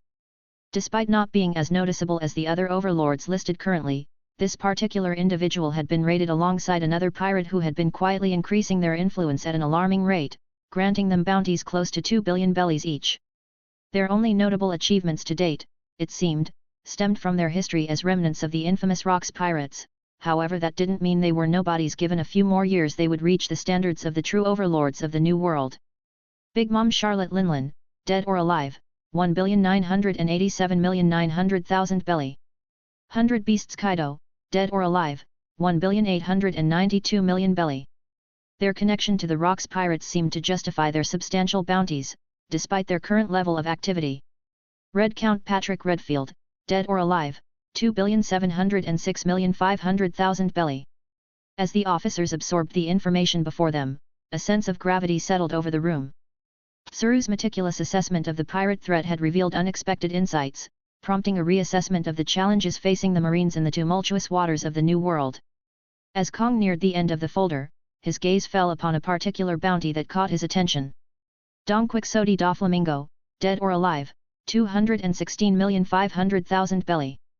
Kong was surprised to see such a high bounty attached to Doflamingo, considering him to be of lesser concern compared to the other notorious pirates listed. He suspected that Tsuru had taken it upon herself to target the Donquixote family, which confused him because with Tsuru's standard the Donquixote brat was beneath her standard. Perhaps she was being influenced by personal motives or past encounters. Kong hesitated, contemplating the implications of declaring such a high bounty on a former world noble. The decision to label Doflamingo's bounty as dead or alive without explicit approval from the world government could potentially draw scrutiny from the elders, especially given their interest in individuals with ties to the world nobles. However, for the time being, Kong chose not to question Tsuru's judgment. Perhaps Tsuru's instinct was correct, he reasoned. Despite Doflamingo's current status as a young teen, there was always the possibility that he could grow into a formidable threat in the future. Kong understood the importance of being proactive in addressing potential dangers, even if they seemed insignificant at the moment. With a thoughtful nod, Kong made a mental note to monitor Doflamingo's activities closely. The world of piracy was unpredictable, and it was better to err on the side of caution when dealing with potential threats, no matter how small they may appear. Within a span of 10 minutes or so, the entire office had meticulously reviewed their respective folders, absorbing the details of the proposed new bounties. Tsuru, this is well done, and the new bounties fall within the limits allowed by the world government. I foresee no trouble in obtaining approval for this, Kong commended, acknowledging the Vice Admiral's thorough work. Let's return to the matter at hand between Roger and Shucky. After a flurry of suggestions and discussions, a decision was reached swiftly due to the urgency of the situation. Zephyr, you will remain stationed in G1. In case of emergency, proximity to the red line should ensure a swift response, Kong instructed, turning to the other admiral with a decisive tone. Sengoku, I want you to lead a mission towards the Ed Sea. See if you can catch either of the two parties off guard. Tsuru will provide you with support, Kong declared, assigning roles with precision.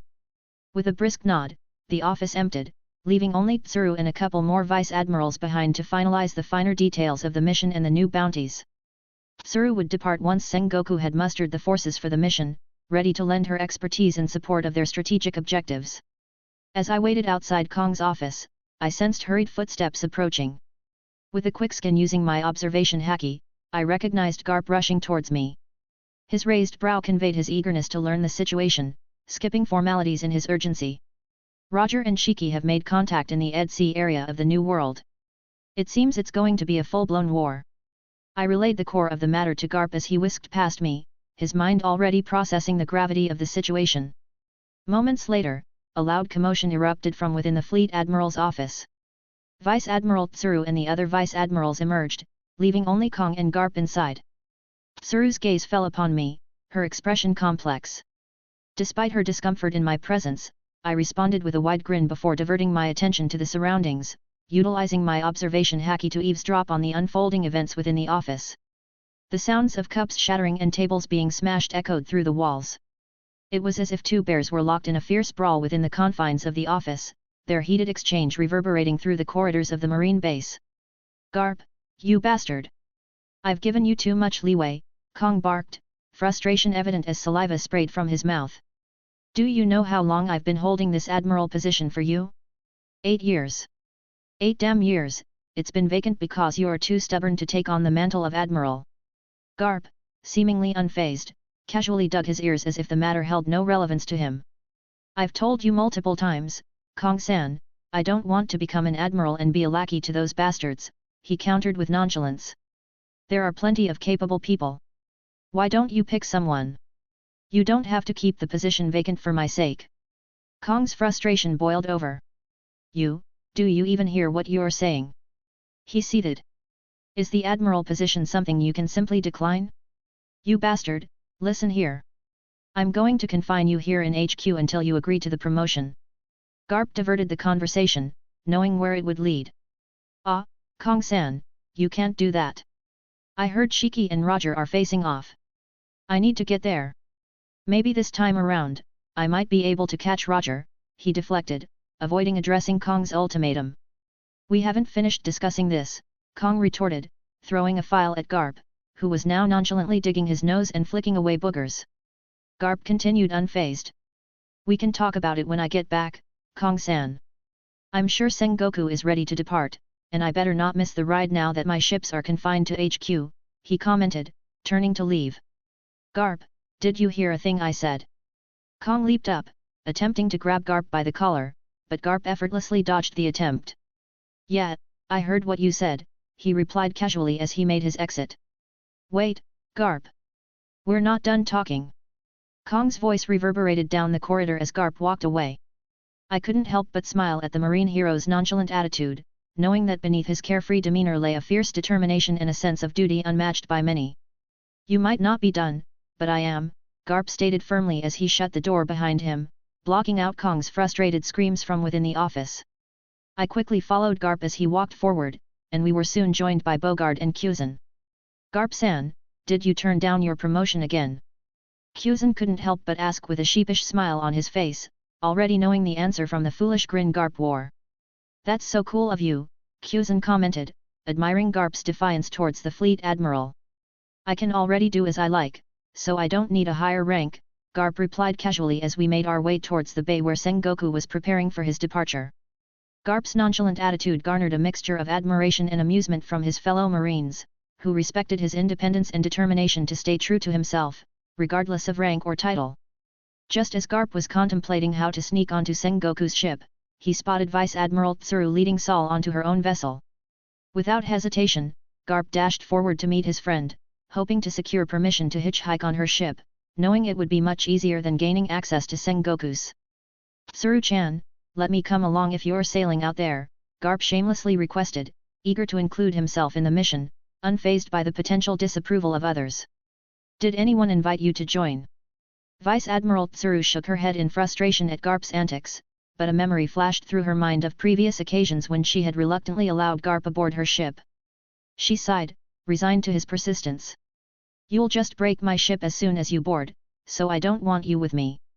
Why don't you go ahead and bother Sengoku about boarding his ship? Tsuru sighed, realizing that Garp was sticking to her like a tick despite her attempts to dissuade him. Oh, don't say that, Tsuru-chan. You should know by now that I should be the one taking down that damn Roger, Garp insisted earnestly, disregarding any semblance of maintaining face in front of his friends. Kong-san is too angry to let me deal with this matter, so I'll be a mere spectator, I promise. I won't cause you any trouble. Tsuru, resigned to Garp's determination, simply shook her head and continued boarding her ship. She couldn't help but feel that she had bad luck today, having to deal with Garp just as she was about to embark on a mission. As they made their way towards the dock, the warship stood ready and set to depart. I couldn't help but marvel at the efficiency of the Admiral.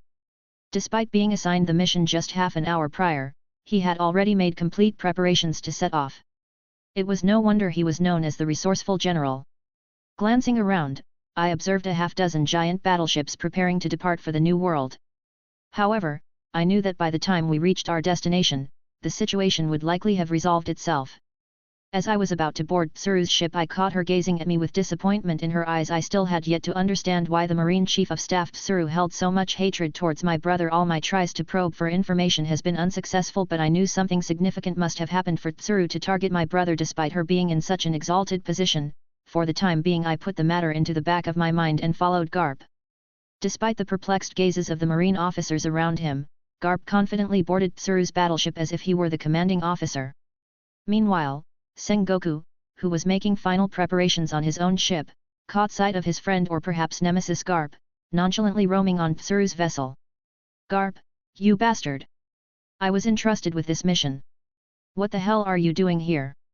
Sengoku's voice boomed from atop his ship, drawing the attention of all the Marine soldiers and, most notably, Garp. Oh, Sengoku, I didn't see you there.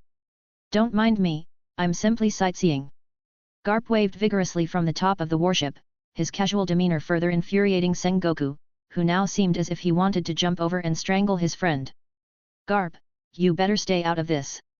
This is my mission. Shiki and Roger are mine, Sengoku voiced out his frustration, fully aware of Garp's stubborn nature and the potential for trouble. Ha ha ha, Sengoku, you don't have to worry. Even if I catch both those bastards, I'll let you take all the credit, Garp said casually while picking his ears, then waving dismissively. Veins bulged around Sengoku's temple, a clear sign of his rising anger. If there was one man who could successfully rile the Admiral, it was Monkey D. Garp. He had a knack for getting on everyone's nerves. You bastard! You very well know that's not what I meant. I'm sure you'll end up sabotaging my mission. Even the last time against Whitebeard, if you had followed my instructions to the letter, we could have cornered Whitebeard. But what did you do? You threw all the plans that I had painstakingly come up with and jumped onto the enemy ship, clashing with him head-on. Sengoku fumed, his frustration boiling over. Ha ha ha, isn't that how it should be, Sengoku? If even those damn pirates don't fear for their lives, why should we fear for ours? Garp retorted loudly, laughing as if he had shared some profound truth. Sengoku's frustration with Garp was palpable, leading him to vent his anger by barking orders at his subordinates. Wow, Admiral Sengoku and Vice Admiral Garp are both going. One of the rear admirals on a nearby ship exclaimed in delight, realizing that the marine hero would be accompanying them on the mission. Well, the mission involves Roger and Shucky after all. Two of the overlords of the New World. Of course, this much firepower would be needed in case of a head-on confrontation, Vice Admiral Momonga commented from the same ship as the rear admiral. And also, Garp-san has made it his life's ambition to capture Roger, so how could he let go of such an opportunity? Momonga added, understanding Garp's determination. Momonga-san, look, is that the kid? The one following Garp-san? The rear admiral questioned, gesturing toward me as I strolled behind Garp seemingly aimlessly. The mention of my name caught my attention, and I narrowed my gaze, trying to pinpoint who was discussing me. I spotted Vice Admiral Momonga and a rear admiral under his command and waved enthusiastically in their direction. Such sharp senses! How did he detect us? We're 2 warships away from him. How did he know we were talking about him? The rear admiral was flustered by my seemingly keen awareness. Yes, that's him. The infamous sword demon of the Marines. Garp-san sure knows how to pick apprentices. First, a youth with the potential of an admiral, and right after that, an unprecedented monster who has been thriving in the seas of the New World, fighting against the likes of Roger's crew. The kid sure is a monster among monsters. If he continues to grow at such a rate, I'm afraid no one in the future can stand up against him. Can you believe that kid is only 12 years old this year and he already can kill pirates who have bounties worth hundreds of millions? Momonga remarked, his gaze fixed on me. My name was akin to a legend within Marineford, and the moniker I earned was written in the blood of countless pirates over the past 3 years. I don't understand what's so special about that kid, Momonga-san. He just looks like any regular lad. I don't know why there's all that fuss. The pirates in the New World even went as far as to name a 12-year-old child the Sword Demon, the rear admiral questioned in confusion, not privy to the exact details of the event where I was bestowed my title by the pirates of the New World. The kid is like a sheathed blade right now, however, beneath that sheath is a cunning, bloodthirsty monster ready to be unleashed at any time. Even I am not confident that I can best that little monster. Have you heard about the Pine Town massacre in the New World? Momonga questioned his subordinate, whose face paled at the mention of the incident. Chapter 49. Momonga-san, you don't mean... The rear admiral couldn't help but look at me with horror etched in his eyes. Yes, it was the kid's handiwork. A skull pyramid that he built after massacring close to 1,000 pirates, despite explicit orders from his direct superior. Now, even the island has been renamed Frozen Skull Island. And do you know what reason the kid gave when asked why he went to such extremes? Momonga paused briefly as the rear admiral gulped nervously. He said he was bored and needed to take a nap, and he couldn't keep an eye on all those pirate prisoners, Momonga shared, conveying the weight of the title that I was granted by the pirates of the New World. The rear admiral, still shaken by the revelation of my actions, couldn't help but voice his disbelief. But why wasn't the monster punished for such atrocities? He asked, his voice trembling with a mixture of fear and outrage. Momonga sighed heavily, his expression grave. No one exactly knows the reason, except perhaps Garp-san, he replied, casting a glance in my direction. As for his punishment, Vice Admiral Garp strung him upside down from the mast for a week and also had him keel-hauled for a week, reminiscent of the punishments inflicted by pirates of old. The rear admiral's eyes widened in horror at the severity of the punishment. And what happened? He ventured to ask, unable to comprehend how someone could emerge unscathed from such torment. Momonga's gaze grew distant as he recalled the events. The kid just walked out of all this practically unscathed, he admitted with a sense of disbelief. It's as if punishment has no effect on him. He's a force of nature, unpredictable, and dangerous. The Rear Admiral shuddered at the thought of facing such a formidable adversary. Then, what hope do we have against him? He whispered, a sense of dread creeping into his voice. Momonga's expression darkened, his voice low and ominous. None, unless we find a way to tame the beast within him. But that's easier said than done, he replied, his words hanging heavy in the air as the reality of the predicament sank in. As I observed Vice Admiral Momonga and his subordinate, Garp stood next to me, questioning my apparent daydreaming. With a tap on my shoulder, he asked, "What are you daydreaming about, kid?" "Keel-hauling," I replied with a single word, invoking memories of the past punishment. Garp's expression darkened, his face contorting with a mixture of sadness and anger as he recalled the events of the past. "You're not going to forget that incident, are you?" He questioned me with a gloomy tone. "Hee, Garp-san, I was merely following justice, and I got punished for it. You can't really blame me for that incident. If they hadn't done what they did on the island, I wouldn't have had to personally go through the trouble of beheading every single one of them. As for the pyramid, it was more of a joke, honestly. But it sure was a beautiful piece of art once it was completed. A true symbol of justice, don't you think, Garp-san?" I questioned my mentor with a mischievous glint in my eyes. Garp smacked me hard on the back of my head. "Tisk, forget that incident ever happened. Marine justice is not always corrupted like that. There are a few bad eggs even within the Marines," he admonished, knowing that the incident was not my fault. I was simply maintaining my bottom line as a human by eliminating all those pirates back in Pine Town. The real truth behind the matter would remain buried forever, known only to a select few. As the last of the supplies were loaded onto the ships and the sails billowed in the wind, signaling the imminent departure, Garp turned to me with a reassuring smile. "Stay sharp, kid," he said, his voice carrying a hint of pride. "This might be a bumpy ride, but I have faith in you." In the midst of the chaos aboard the Oro Jackson, little Buggy was in a state of panic, his screams echoing across the deck as the Roger pirates prepared for the impending clash with the Golden Lion fleet. With tears streaming down his face, he pleaded with his crewmates against the fight, his cowardice getting the better of him. "Your life comes first, right?"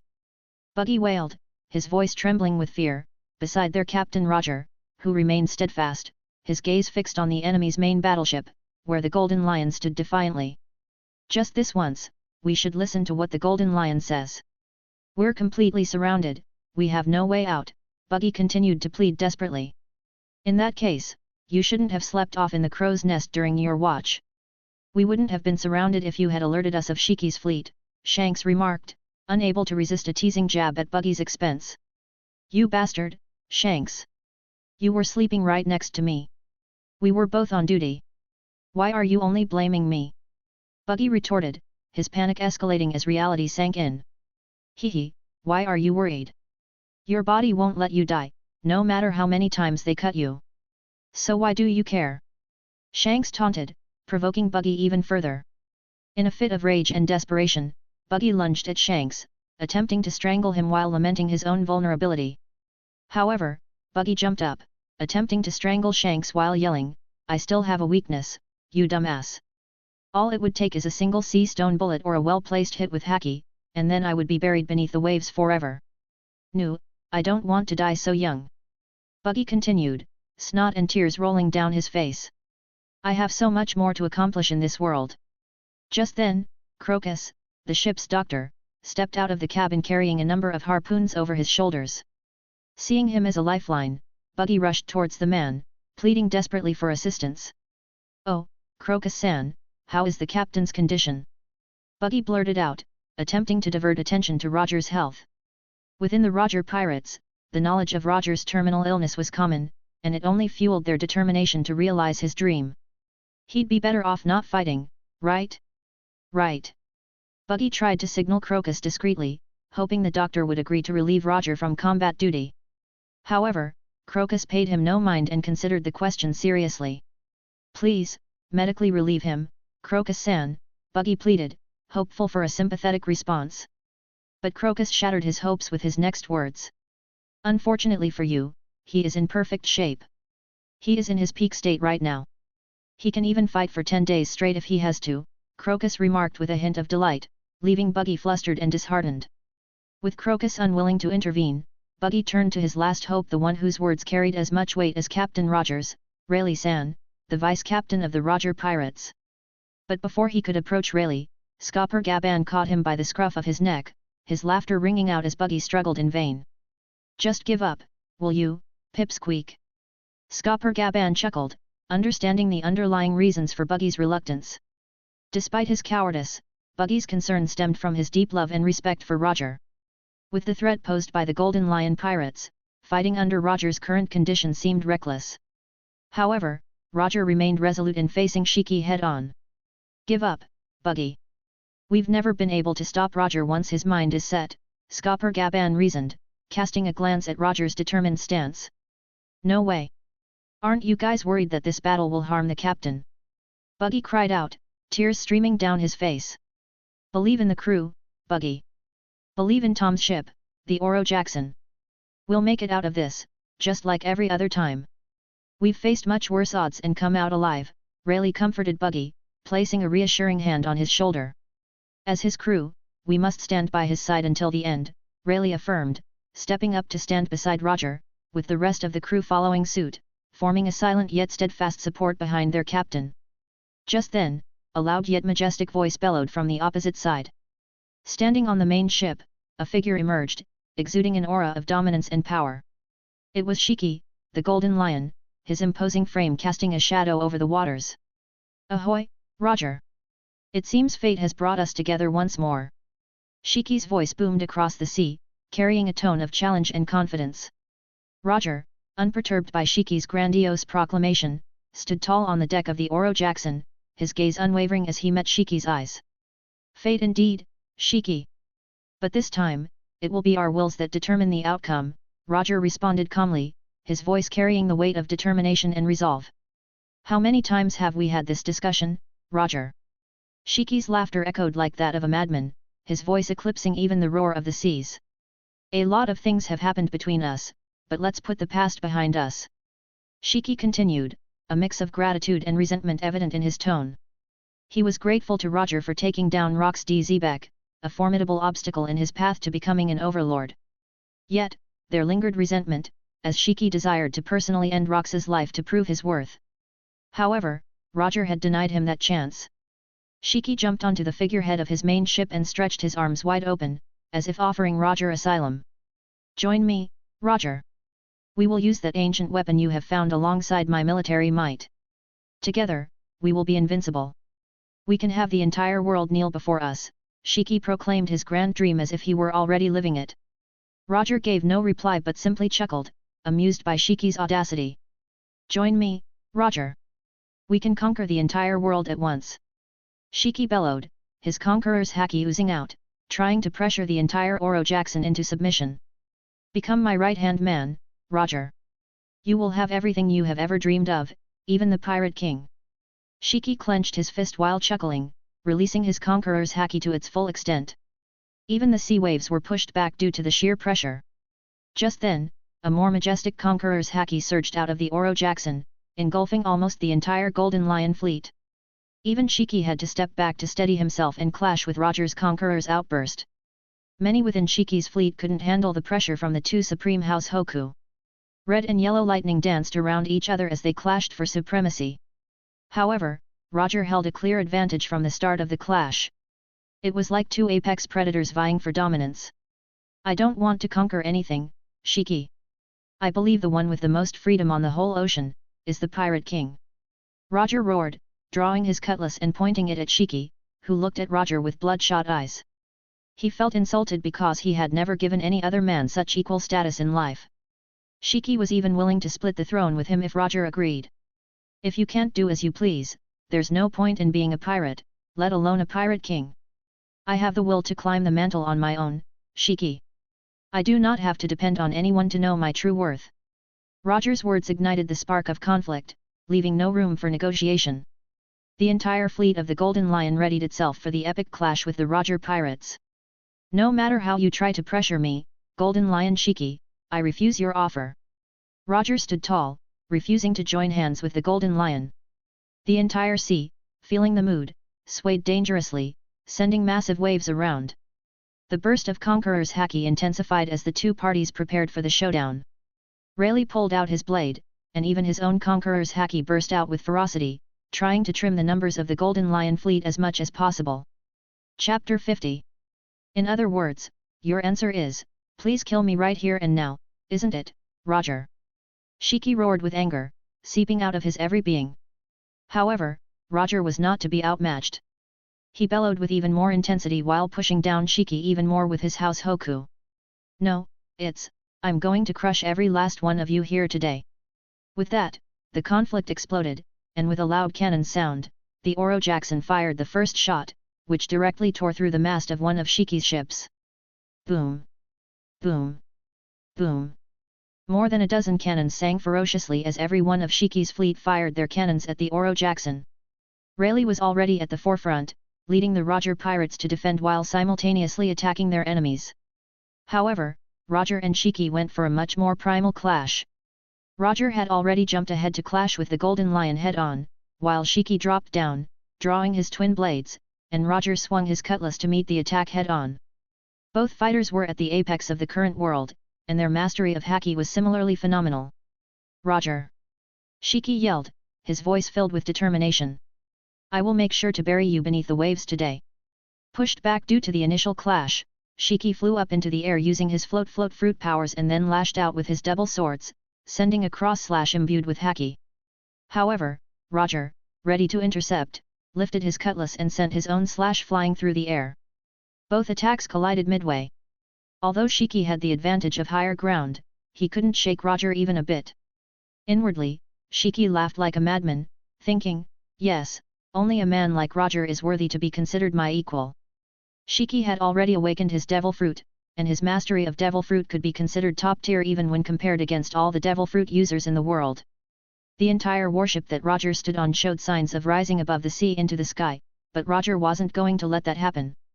He sent out a burst of Conqueror's haki imbued with his own armament, neutralizing the entire devil fruit power as the ship settled back into the waters. Roger jumped up and swung his cutlass again to keep Shucky occupied so the man wouldn't redirect his devil fruit powers onto Oro Jackson. Although Roger knew that Raleigh was able to neutralize Shucky's devil fruit power, Raleigh was already facing overwhelming odds, dealing with close to 36 great battleships from Shucky's grand fleet. Although the quality of Roger's pirates spoke volumes, the numbers of the golden pirates were simply monstrous. Raleigh felt like for every enemy he cut down, 2 more popped out in their place. Although the Roger pirates were holding on, he didn't know how long this stalemate could continue. To make matters worse, the battle was taking place right on the harsh seas. The sea beside them was picking up each second, as if responding to the clash between Roger and Shucky. Thunder clouds had already filled the sky, and heavy rain started pouring down. As the clash between Roger and Shucky reached an inhuman level, the very elements seemed to respond to their battle. Thunder crackled in the sky above, illuminating the dark clouds with flashes of light, while waves surged and crashed against the ships, as if echoing the intensity of the conflict below. Roger and Shucky continued their fierce exchange of blows, each strike resonating with the power of their wills and the mastery of their combat skills. Their swords clashed with a resounding clang, sending sparks flying in all directions, while their conqueror's haki radiated outwards, affecting everyone on the battlefield. On the Oro Jackson, Raleigh fought valiantly against the onslaught of Shucky's fleet, his own conqueror's haki surging forth to bolster the resolve of his crewmates. Despite facing overwhelming odds, the Roger pirates refused to back down, their loyalty to their captain unwavering as they stood their ground against the Golden Lion pirates. Meanwhile, the crew members of both fleets battled ferociously, their shouts and clashes of steel adding to the cacophony of war. Each side fought with all their strength, driven by their own convictions and desires for victory. As the rain poured down relentlessly, turning the deck of every ship into a slippery battlefield, Roger and Shucky's duel intensified. Their movements became more fluid and precise, as if they were locked in a dance of death upon the tumultuous seas. With every clash of their blades, the very air seemed to tremble, as if unable to contain the sheer force of their clash. It was a battle of titans, a clash of legends that would be remembered for generations to come. Just as the cotter from Shucky's fleet aimed to strike down Buggy, who was utilizing his devil fruit powers to fend off the attackers, a harpoon suddenly pierced through the assailant's neck, ending his life instantly. The swift action came from Crocus, who wasted no time in dispatching the enemy pirates who dared to board the Oro Jackson. Raleigh, witnessing the scene, was filled with fury. His eyes locked onto one of the enemy ships that had crashed into the Oro Jackson. With a thunderous roar, he unleashed his signature technique, Dark Descent. In one fluid motion, Raleigh swung his sword, a lethal arc of power cutting through the air. A cotter from the Golden Lion pirates attempted to intercept the attack, his haki-clad defenses raised. However, the sheer force and intensity of Raleigh's anger-fueled strike proved overwhelming. Despite the cotter's formidable strength and his bounty of over 500 million, he was cleaved neatly in half, his haki shattered like glass. The slash didn't stop there. Raleigh's blade continued its merciless path, slicing through the massive warship as if it were made of paper, cleaving it into two halves with ease. The force of the blow was so immense that it carried on, cutting through a second ship in its wake. The second ship began to sink before its crew even realized what had happened. The display of Raleigh's power sent shockwaves through the battlefield, instilling fear in the hearts of the enemy pirates. The Roger pirates rallied behind their vice-captain, emboldened by his ferocity and unwavering resolve. It was a testament to the strength and unity of their crew, a force to be reckoned with even amidst the chaos of battle. The clash between Shucky and Roger was beyond the intervention of ordinary individuals. As Raleigh sank two of Shicky's warships, a tempest of anger, greed, and envy swirled within Shicky's heart. "Why, Roger? Why do you possess everything that should have been mine? You lack ambition, yet you dare to challenge me." Shicky's roar resonated with thunder as lightning struck where their blades crossed. With the surge of his devil fruit powers, a massive shadow engulfed the battlefield. "Ha ha ha, did you think I would confront you, my greatest rival, without prior preparation?" Shicky's maniacal laughter echoed as he ascended into the air, mocking Roger from above. With a mocking gesture, he signaled the descent of a colossal island.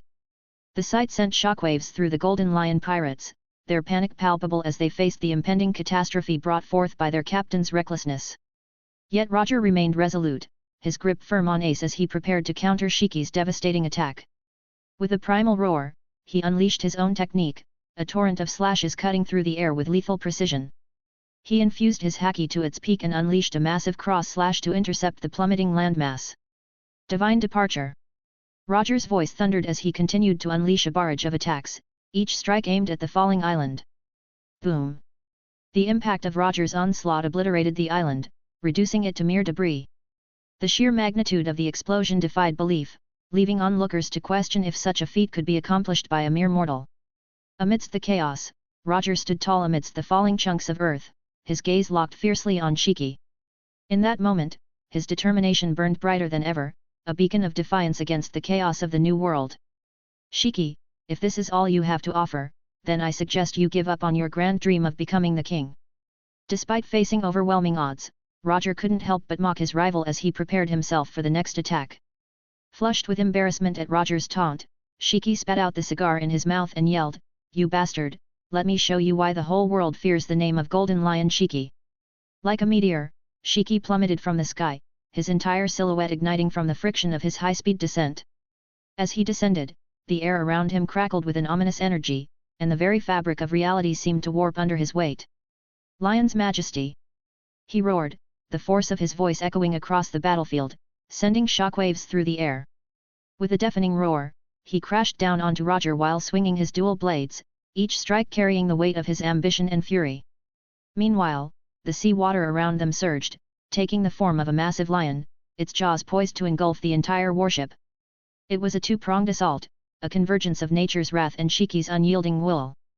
Roger's laughter echoed in defiance as he primed himself, his eyes gleaming with determination. With a flourish, he met Shicky's attack head-on, his cutlass flashing like lightning in the storm. The clash of their blades sent shockwaves rippling through the air, cracking the very foundation of the sea beneath them. The intensity of their collision was such that it seemed to warp space itself, distorting the fabric of reality with its sheer force. As the dust settled and the echoes of their clash faded, the once mighty warship Roger stood upon lay in ruins, shattered by the titanic forces at play. Even nearby ships, caught in the wake of their battle, bore the scars of their conflict, their hulls cracked and splintered by the sheer force of their collision. And yet, amidst the chaos and destruction, the intensity of the clash between the two titans didn't waver. Roger was using the broken debris as his foothold, but Shucky didn't have that issue as he could use his devil fruit powers to float, he just had to be careful not to plunge into the sea, which would put him at a disadvantage. As they fought, the very fabric of reality seemed to bend and warp around them, unable to contain the sheer magnitude of their power. Lightning danced across the sky, thunder echoing their struggle as if nature itself bore witness to their epic duel. The sea raged and roared, its waves rising and falling with the ebb and flow of their battle, as if responding to the intensity of their clash. As the clash between Shucky and Roger entered its 6th hour, the battlefield had become a symphony of chaos and destruction. Shucky's grand fleet, once formidable in its numbers, now lay scattered and diminished, reduced to a mere fraction of its former strength. Yet, despite their losses, the Golden Lion pirates continued to press their assault with unwavering ferocity. The Oro Jackson, though battered and bruised, remained a bastion of defiance amidst the chaos. Its once proud hull now bore the scars of countless attacks, each gash and dent a testament to the fierce determination of its crew. Raleigh, his brow furrowed with concentration, fought tirelessly to repel the relentless onslaught of enemy forces. His skill and experience were the only things standing between the Roger pirates and annihilation. Meanwhile, Roger and Shucky clashed with a fury that shook the very foundations of the sea. Each blow exchanged between the two titans sent shockwaves rippling across the water. The sheer force of their clash was enough to part the waves themselves. Though Roger seemed to possess the greater strength, his focus remained solely on his opponent, leaving his crewmates to fend for themselves against the relentless onslaught of enemy forces. Chapter 51. Arg! The cry of pain echoed across the deck as bullet fell beneath the blade of an enemy assailant, his blood staining the wooden planks beneath him. Gaban was quick enough to drag the fallen form of Bullet back to safety. Despite their valiant efforts, the Roger pirates found themselves steadily pushed back, their ranks thinning with each passing moment. Buggy and Shanks, their bodies exhausted and their spirits waning, had already been forced out of commission, leaving their comrades to carry on the fight with sheer willpower alone. Yet, amidst the chaos and despair, a glimmer of hope remained. Raleigh and Skopper Gaban and a few others, their strength tested to its limits, continued to stand firm against the tide of enemies that threatened to engulf them. With each swing of their blades and each burst of Conqueror's haki, they inspired their comrades to fight on, their unwavering resolve serving as a beacon of hope amidst the darkness of battle.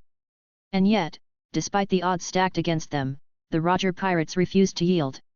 With each blow they struck and each enemy they felled, they reaffirmed their commitment to their captain and their cause. For them, there was no retreat, no surrender, only the relentless pursuit of victory, no matter the cost. Ha ha ha, Roger, you bastard! How long do you think your puny crew can handle my armada? Shucky's laughter echoed across the tumultuous battlefield, a mix of madness and triumph dancing in his eyes. Despite the relentless assault of the Roger pirates, Shucky remained resolute in his belief that victory was within his grasp. The resilience of your crew is commendable, I'll give you that, Shucky continued, his voice dripping with disdain. But soon, you will have no crew left to call your own.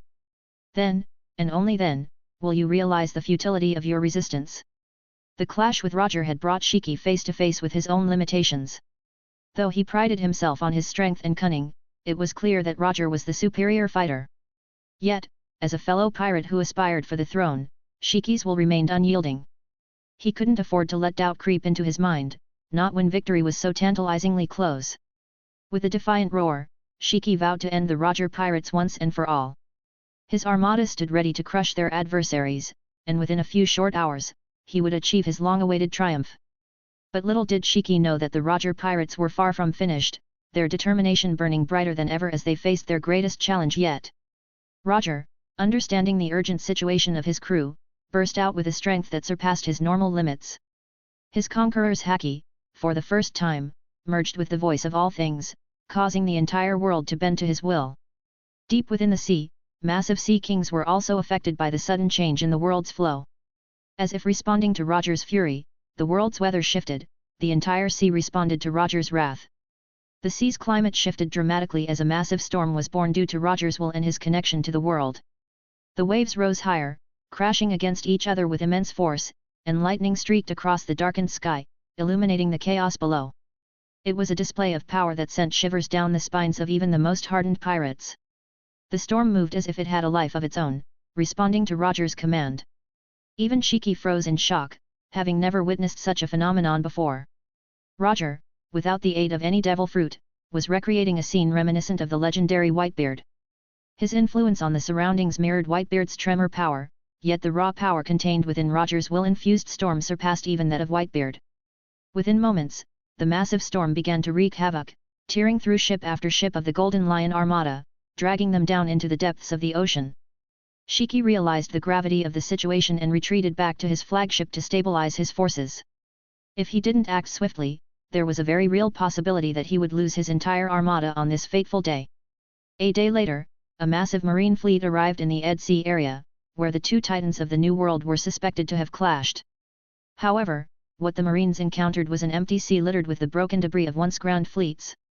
Typically, battles between sea emperors would rage for days on end, which was precisely why the Marines planned to intervene on the second day, catching both pirate crews off guard.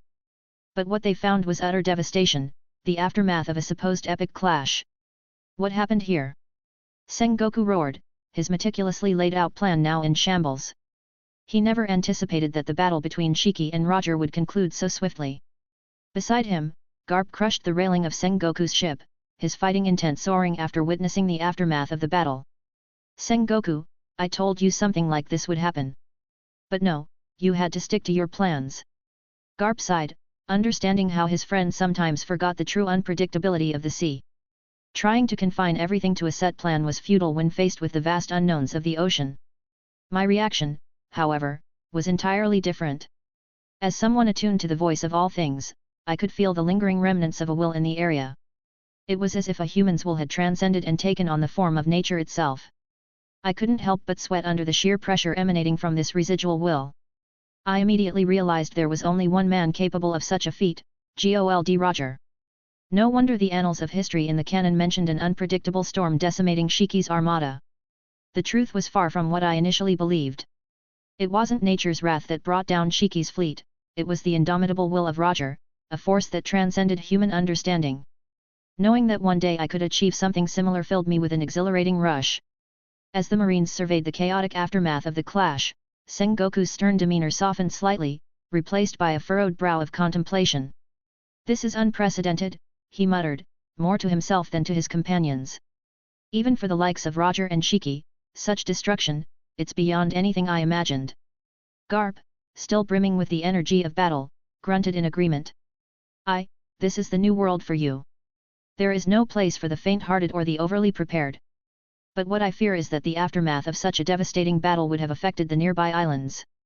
He cast a sideways glance at Sengoku, his eyes gleaming with a mix of admiration and playful mockery. Isn't that right, Sengoku? Sengoku shot Garp a sharp look, a rare hint of amusement flickering in his eyes. Yes, Garp, your impulsive nature certainly has its merits, he conceded, though his tone remained measured. But even you must admit, this level of devastation is something entirely different. Tsuru, the voice of reason among them, stepped forward, her expression grave yet composed. Regardless of how it happened, we must deal with the aftermath. The destruction surely must have affected the islands in the Ed Sea area. We have had reports of massive storms and tsunamis, she interjected, her voice carrying the weight of authority. We need to assess the situation, gather any survivors, and ensure that no further harm comes to innocent lives.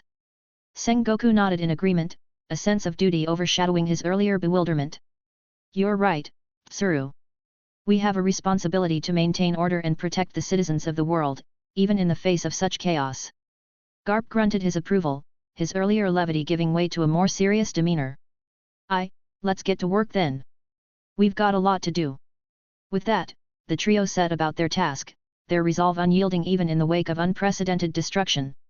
As the Marine fleet dispersed to address the aftermath of the battle, news of the epic clash spread like wildfire across the globe. The World Economic News wasted no time immortalizing the event, christening it the Battle of Ed War. Speculation ran rampant, with no one able to ascertain the exact outcome of the confrontation. However, rough estimates suggested that the Golden Lion Armada had suffered a devastating blow, losing close to 3/4 of its formidable fleet. Whispers circulated that even Shucky himself had been gravely wounded in his clash with Roger, adding an air of mystery to the already legendary encounter. Once again, the name Gold Roger, or rather Gold Roger, as advertised, echoed throughout the world, stirring both awe and trepidation among those who heard it. The world government, sensing the unrest that threatened to unravel the delicate balance of power, swiftly responded to the situation. The massive tsunami unleashed by the unpredictable storm wreaked havoc, swallowing 3 nearby islands in the vicinity of the Ed Sea. In light of these events, Roger's notoriety soared to unprecedented heights, prompting the world government to revise his bounty without hesitation. With a new bounty of 4,258,600,000 belly, Roger ascended to a league of his own, becoming the first pirate in nearly a decade to carry such a staggering price on his head.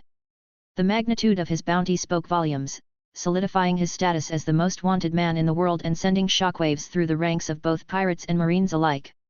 The marines deployed their forces with unwavering determination, sweeping through paradise and the four seas to quell any signs of unrest that threatened to escalate further. Their efforts were a testament to their resolve to maintain order and stability in the face of chaos. However, for me, life soon returned to its usual rhythm of hunting pirates in the treacherous waters of the New World and honing my skills through rigorous training. Over the course of the next 2 months, the Marines successfully reasserted their dominance across the world, restoring a sense of security to the seas. This was a crucial step, especially with the imminent arrival of the big event on the horizon. The world government couldn't afford to have the seas plunged into turmoil, not when the leaders of affiliated nations were set to convene. During those 2 months, amidst the tumultuous events, a significant encounter unfolded. It was a chance meeting with none other than Mihawk, the enigmatic swordsman, who had fully recovered from our previous clash. As I sat in a quaint restaurant, savoring a momentary respite from the rigors of duty, I sensed Mihawk's presence. It was as if fate had orchestrated our encounter, bringing us together on a remote island where Garp's ship was docked for resupply. I continued with my meal, unfazed by Mihawk's silent presence as he seated himself across from me. Yoru, his legendary blade, remained sheathed on his back, waiting to be unleashed at a moment's notice. The scar I had left on him during our last encounter was still visible, a reminder of our shared history. As we continued to dine in silence, I couldn't help but notice the subtle change in Mihawk's demeanor as he accepted the meal I had ordered for him. His stoic expression softened ever so slightly, a silent acknowledgement of my gesture. With a nod of thanks, Mihawk began to partake in the food before him, his movements deliberate and controlled. It was evident that he was a man of refined tastes, yet he seemed to appreciate the simplicity of the meal I had provided. Minutes passed in comfortable silence, broken only by the clink of utensils against plates and the occasional murmur of conversation from nearby patrons. The aroma of freshly cooked food filled the air, mingling with the salt-tinged breeze that wafted through the open windows of the restaurant. Finally, as I finished the last morsel of my meal, a contented burp escaped my lips, drawing a faint smirk from Mihawk. It was a rare moment of levity between us, a small but significant gesture that spoke volumes without the need for words. Chapter 52. Finally, it was Mihawk who broke the silence. "Thank you for sparing my life. As the victor of our swordsmanship battle, you had every right to claim it," he commented, his tone respectful yet tinged with acknowledgement of our unspoken duel.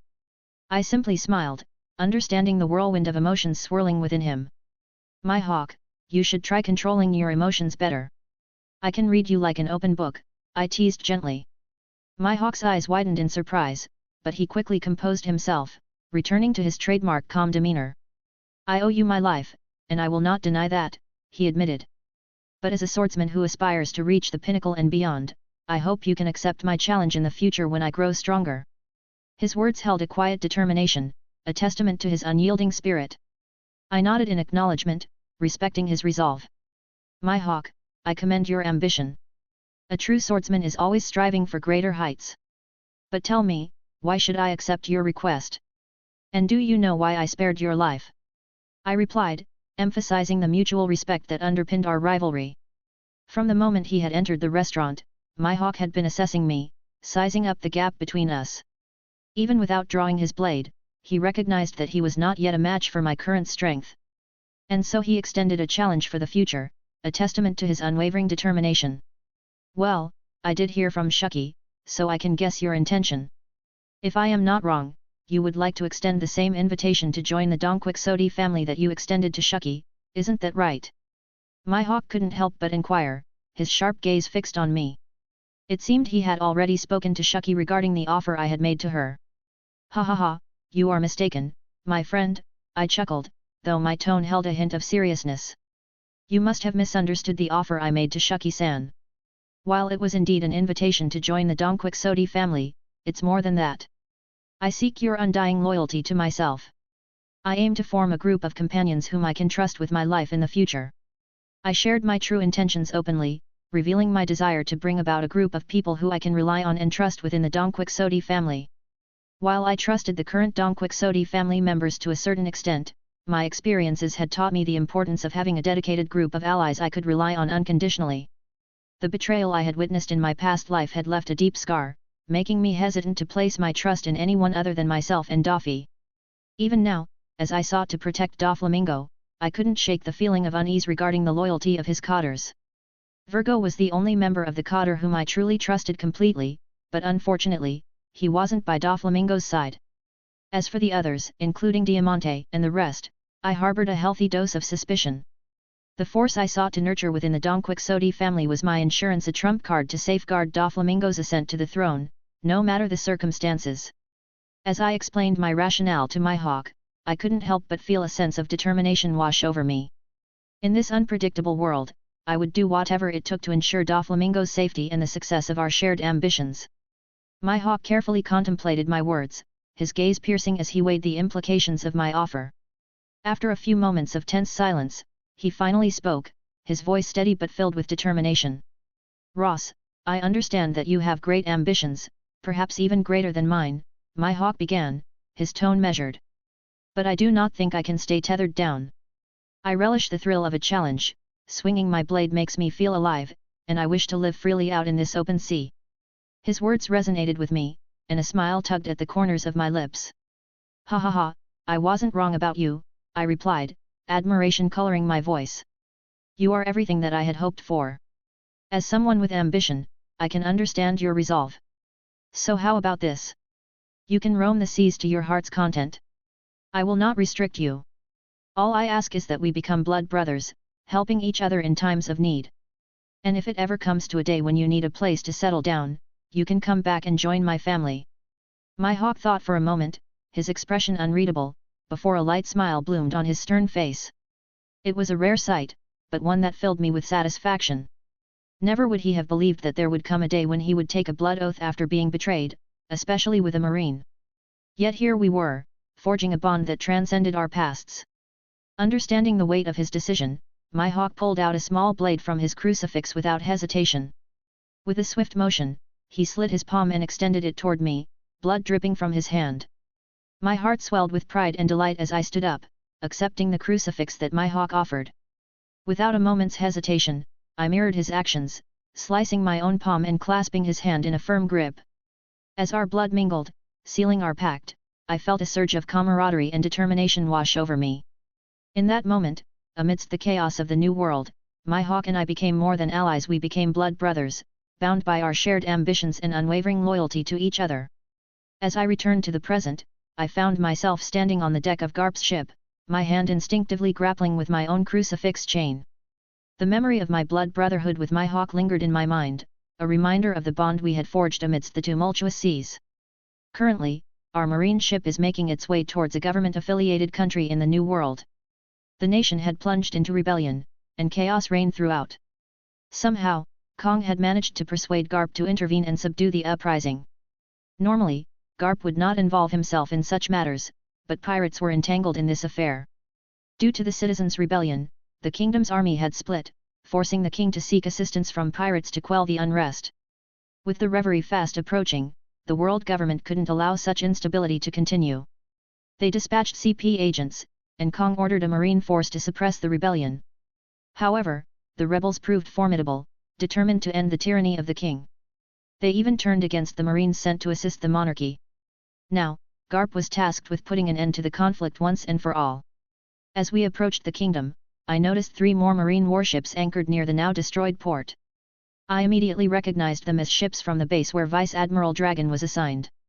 The flagship of the G5 base lay anchored, indicating that this particular sea area might be under the jurisdiction of the G5 Marine base.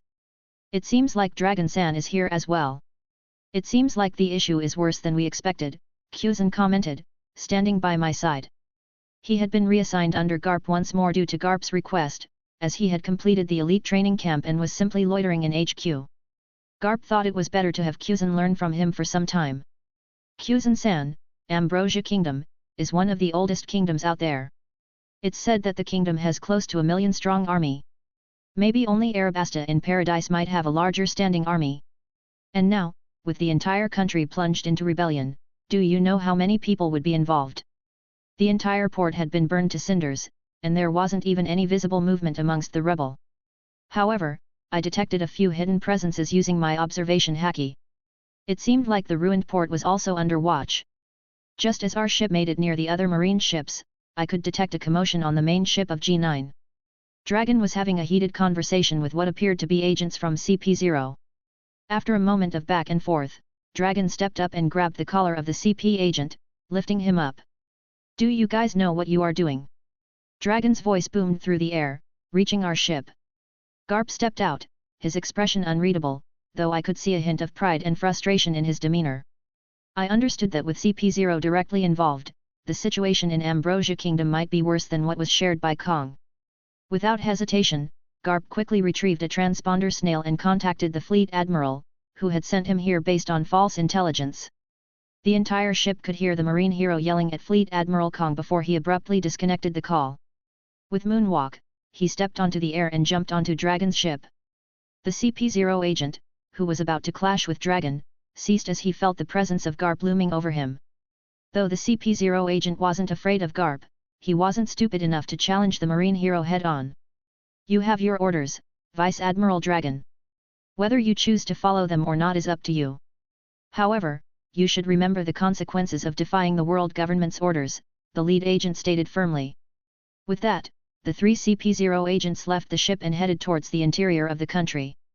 As the CP agents departed, Garp turned to Dragon, his gaze fixed on the turmoil unfolding within Ambrosia Kingdom's borders, where the distant echoes of cannon fire resounded. "What's the situation?" Garp's voice was firm, cutting through the tension like a blade. Dragon's expression darkened as he relayed the grim reality. "They're planning a complete purge of the rebels. We're tasked with apprehending their leader, a formidable Logia user who once commanded the kingdom's forces." Garp's brows furrowed in concern. "Shouldn't it be our duty to address the rebellion?" Cuzan, standing beside Garp on Dragon's ship, voiced his inquiry. "The rebels they're referring to are the common folk," Dragon clarified, his tone heavy with solemnity. "The majority of the civilian population is oppressed and subjected to unspeakable atrocities. They've risen up after half of the army sided with them against the tyranny. Now, they want us to hunt down these oppressed people, alongside the pirates." The gravity of the situation weighed heavily on Garp's shoulders as he contemplated the moral dilemma posed by the world government's orders. It was clear that their duty as Marines clashed with their obligation to uphold justice and protect the innocent. "What have you decided, now that you're a Vice Admiral and this area falls under G5 jurisdiction?" Garp's voice held a solemn tone as he handed the weighty decision over to his son. Dragon's gaze hardened as he absorbed his father's words. The responsibility of command weighed heavily on his shoulders, especially in a situation as morally complex as this. He knew that whatever choice he made would have far-reaching consequences, both for the Marines and the people of Ambrosia Kingdom. "I won't follow those orders blindly," Dragon declared, his voice resolute. "We're here to uphold justice and protect innocent lives. If that means standing against the world government's tyranny, then so be it." Garp nodded in approval, a sense of pride swelling within him at his son's unwavering resolve. "Then let's do what's right," he affirmed, his eyes reflecting the unwavering conviction of a marine hero. As they were engrossed in their serious discussion, my laughter suddenly echoed through the air, catching the attention of Garp, Dragon, and Cuzan. They turned to me with stern looks, clearly unimpressed by my interruption. "It's funny, Garp-san," I said between chuckles, trying to stifle my amusement. "Tell me honestly, what are you proposing here?" Garp's expression soured slightly, his gaze reflecting a mix of curiosity and frustration at my interruption. "We're discussing a serious matter, Ross. This isn't the time for jokes." I waved off his concern, still grinning. I know. But isn't it ironic? Here we are, Marines sworn to uphold justice, yet we're debating whether to follow orders that go against everything we stand for." Chapter 53. Dragon's brow furrowed as he mulled over my words, realizing the truth behind them. "He's got a point, Dad," he admitted, turning to Garp. "What are we going to do about this situation?" Cuzan nodded in agreement, his expression thoughtful. "It's a delicate situation, but we have to do what's right, even if it means going against orders. So enlighten me, Cuzan-san," I began, addressing the group with a sardonic smile. "What do you think is the right thing to do in such a situation? Are we going to follow orders and hunt down civilians alongside the pirates, all to aid the monarchy? Or are we going to fight alongside the rebels and help them overthrow the tyrant king? Oh, wait, I know. We're just going to stand by and watch, neither here nor there. That's the kind of justice we're following, right, Garp-san? My words hung in the air, laced with sarcasm and biting truth. I teased the three for their naive ideals, knowing full well the constraints of their allegiance to the world government. In a situation like this, they were bound to stand by and watch, unable to intervene in the truest sense of justice. So what are you proposing we do, kid? Garp's frustration was evident in his tone as he questioned me. If my words didn't hold any truth, he would have already kicked me into the sea. If you ask me, follow your heart. Kill all the pirates and eliminate everyone who is truly wrong, and we all know who that would be, I commented, my words carrying a weight of conviction. I wanted to ignite the spark of revolution in Dragon's heart. He needed to become a revolutionary in the future, possessing a stronger resolve than what he had in the canon timeline. If I wanted to challenge an empire that had ruled over the world for centuries, I needed to sow chaos in the future, and Dragon was the linchpin. He had to yearn for the freedom of the masses and fight for the oppressed, and I intended to take full advantage of it. So what about the world government? They still have agents in the country. They'll know the moment we step in to help the rebels. Dragon's eyes glinted with determination as his mind raced with strategies to aid the oppressed. I say we kill them all. There are no saints amongst the cipher, Paul, and sacrificing a few of them to secure the future of these people is a noble deed, I remarked casually, fully aware of the brewing rage within Garp. He despised my radical ideas, but deep down, they resonated with his true beliefs. Enough, Ross. Shut up. We will be doing no such thing. We are Marines, and we serve to maintain order. How can you suggest such ideals in front of me? Garp's words were laced with frustration, his inner conflict evident. He couldn't allow himself or his son to be swayed by such extreme notions. So, watching from the sidelines, I mused, resigned to the fact that we would once again witness a bloodbath where the innocent would be slaughtered. It wasn't my first time in such a situation, nor would it be my last. With Sandai Kaititsu in hand, I leaped onto the shore, knowing Garp's decision meant I was free to explore this war-torn country at my leisure. Dad, Ross is right. We can't stand idly by while these people suffer under tyranny. Maybe we should.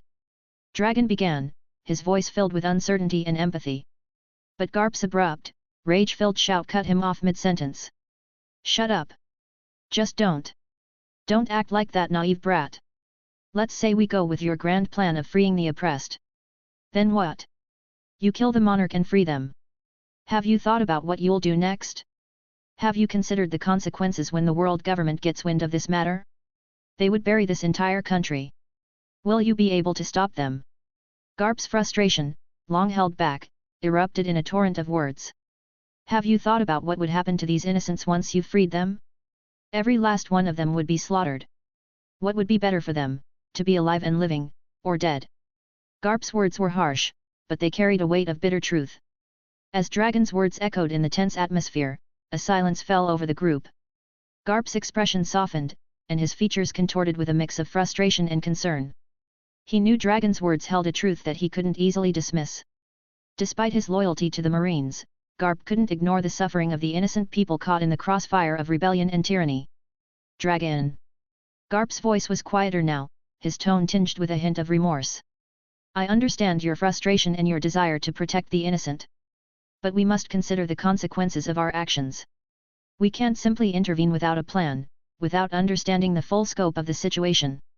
Dragon's eyes flashed with determination, refusing to back down. But what about justice, Dad? What about standing up for what's right?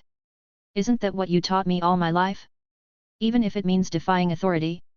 Isn't that what being a Marine is all about? Garp sighed heavily, running a hand through his hair in frustration. He knew Dragon was right, but the weight of responsibility as a Marine weighed heavily on his shoulders. It's not that simple, son. Sometimes we must make difficult choices, even if they go against our ideals. We must consider the greater good, even if it means sacrificing our own beliefs. Kuzan watched the exchange silently, his expression unreadable. He understood both sides of the argument, torn between his desire for justice and the reality of the situation. But deep down, he couldn't shake the feeling that sometimes the right choice wasn't always the easiest one. I cautiously navigated the debris-laden streets of Ambrosia Kingdom, my senses assaulted by the sights and sounds of war. The once bustling city now lay in ruins, its buildings reduced to rubble, and its streets stained with the blood of the innocent. As I moved deeper into the heart of the conflict, a feeling of dread settled over me like a suffocating shroud. Amidst the chaos, a horrifying scene unfolded before me. A group of pirates mercilessly ravaged a defenseless woman. Her piercing screams cut through the air, pleading for mercy in the face of unspeakable violence. As I stood frozen in shock, the woman's eyes found mine, a desperate plea for salvation evident in her gaze. With trembling hands, she reached out to me, her last glimmer of hope fading fast. "Please, kill me." Her voice was hoarse with despair, and her spirit was broken by the brutality of war. The pirates, engrossed in their depraved acts, finally noticed my presence, their attention diverted from their victim to the unexpected intruder in a marine uniform. "Damn it, it's the Marines!" one of the pirates exclaimed, rising to confront me. Another pirate scoffed dismissively, "Forget him, we're on the same side as the Marines in this war. Let's enjoy ourselves while we can. Who knows when we'll get another chance like this." Disgusted by their callousness, I drew Sandai Kaititsu, the blade gleaming ominously in the dim light of the ruined street. Before the pirates could comprehend my intentions, blood sprayed through the air as heads rolled and bodies fell. In the aftermath of the carnage, silence descended upon the street, broken only by the anguished cries of the woman, who now knelt amidst the blood-soaked ground, her spirit shattered. With a flick of my blade, I sheathed Sandai Kaititsu and approached the trembling woman, her hands clutching a fallen pirate's blade, poised to end her own suffering.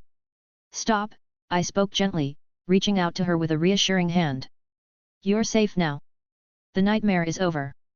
However, you have two choices before you. Either you can end your suffering with this blade here and now, or use this same blade to take out as many of these vermin before you die so that another woman may not suffer the same fate as you." I released the woman's wrist, allowing her a moment to contemplate her choice. With trembling hands, she dropped the blade to her side, her resolve wavering in the face of overwhelming despair. But I don't have the strength to confront them," she sobbed, her voice choked with anguish. "Even with a sword, I'll still be powerless. What if I gave you the strength you need?" I interjected, my gaze unwavering as I locked eyes with the woman. She sat before me, naked and ravaged, her body stained with blood, yet within her, I sensed a newfound determination, a spark of defiance amidst the darkness. As she looked up at me with tear-stained eyes, a glimmer of hope flickered in her gaze, a beacon of light amidst the darkness of war. "I will fight," she declared, her voice tinged with righteous fury. "I will fight until my last breath, and I will bring down every last one of those dogs." With a sense of purpose burning in her eyes, she accepted the challenge, her aura pulsating with newfound resolve. "Then take this," I said, placing a crimson-colored fruit before her. "It will give you the strength to begin your journey. How far you go from here is up to you. Perhaps our paths will cross again in the future." Leaving her to her fate, I turned away without looking back, venturing further into the war-torn country. The woman's fate now rested in her own hands, her destiny shaped by the choices she would make in the battles to come. As the tear trickled down my cheek, its wet trail a stark reminder of the emotional turmoil within me, I couldn't help but raise my hand to touch the evidence of my vulnerability. The tear glistened on my fingertip, a tangible manifestation of the turmoil that churned deep within my soul. In that moment, a flood of conflicting emotions swept over me. The merging of Rosinante's essence with my own had blurred the lines between who I once was and who I had become. No longer was I simply Ros, the hardened warrior forged in the crucible of bloodshed. Now, I was also Rosinante, the compassionate soul who had dedicated his life to protecting the innocent.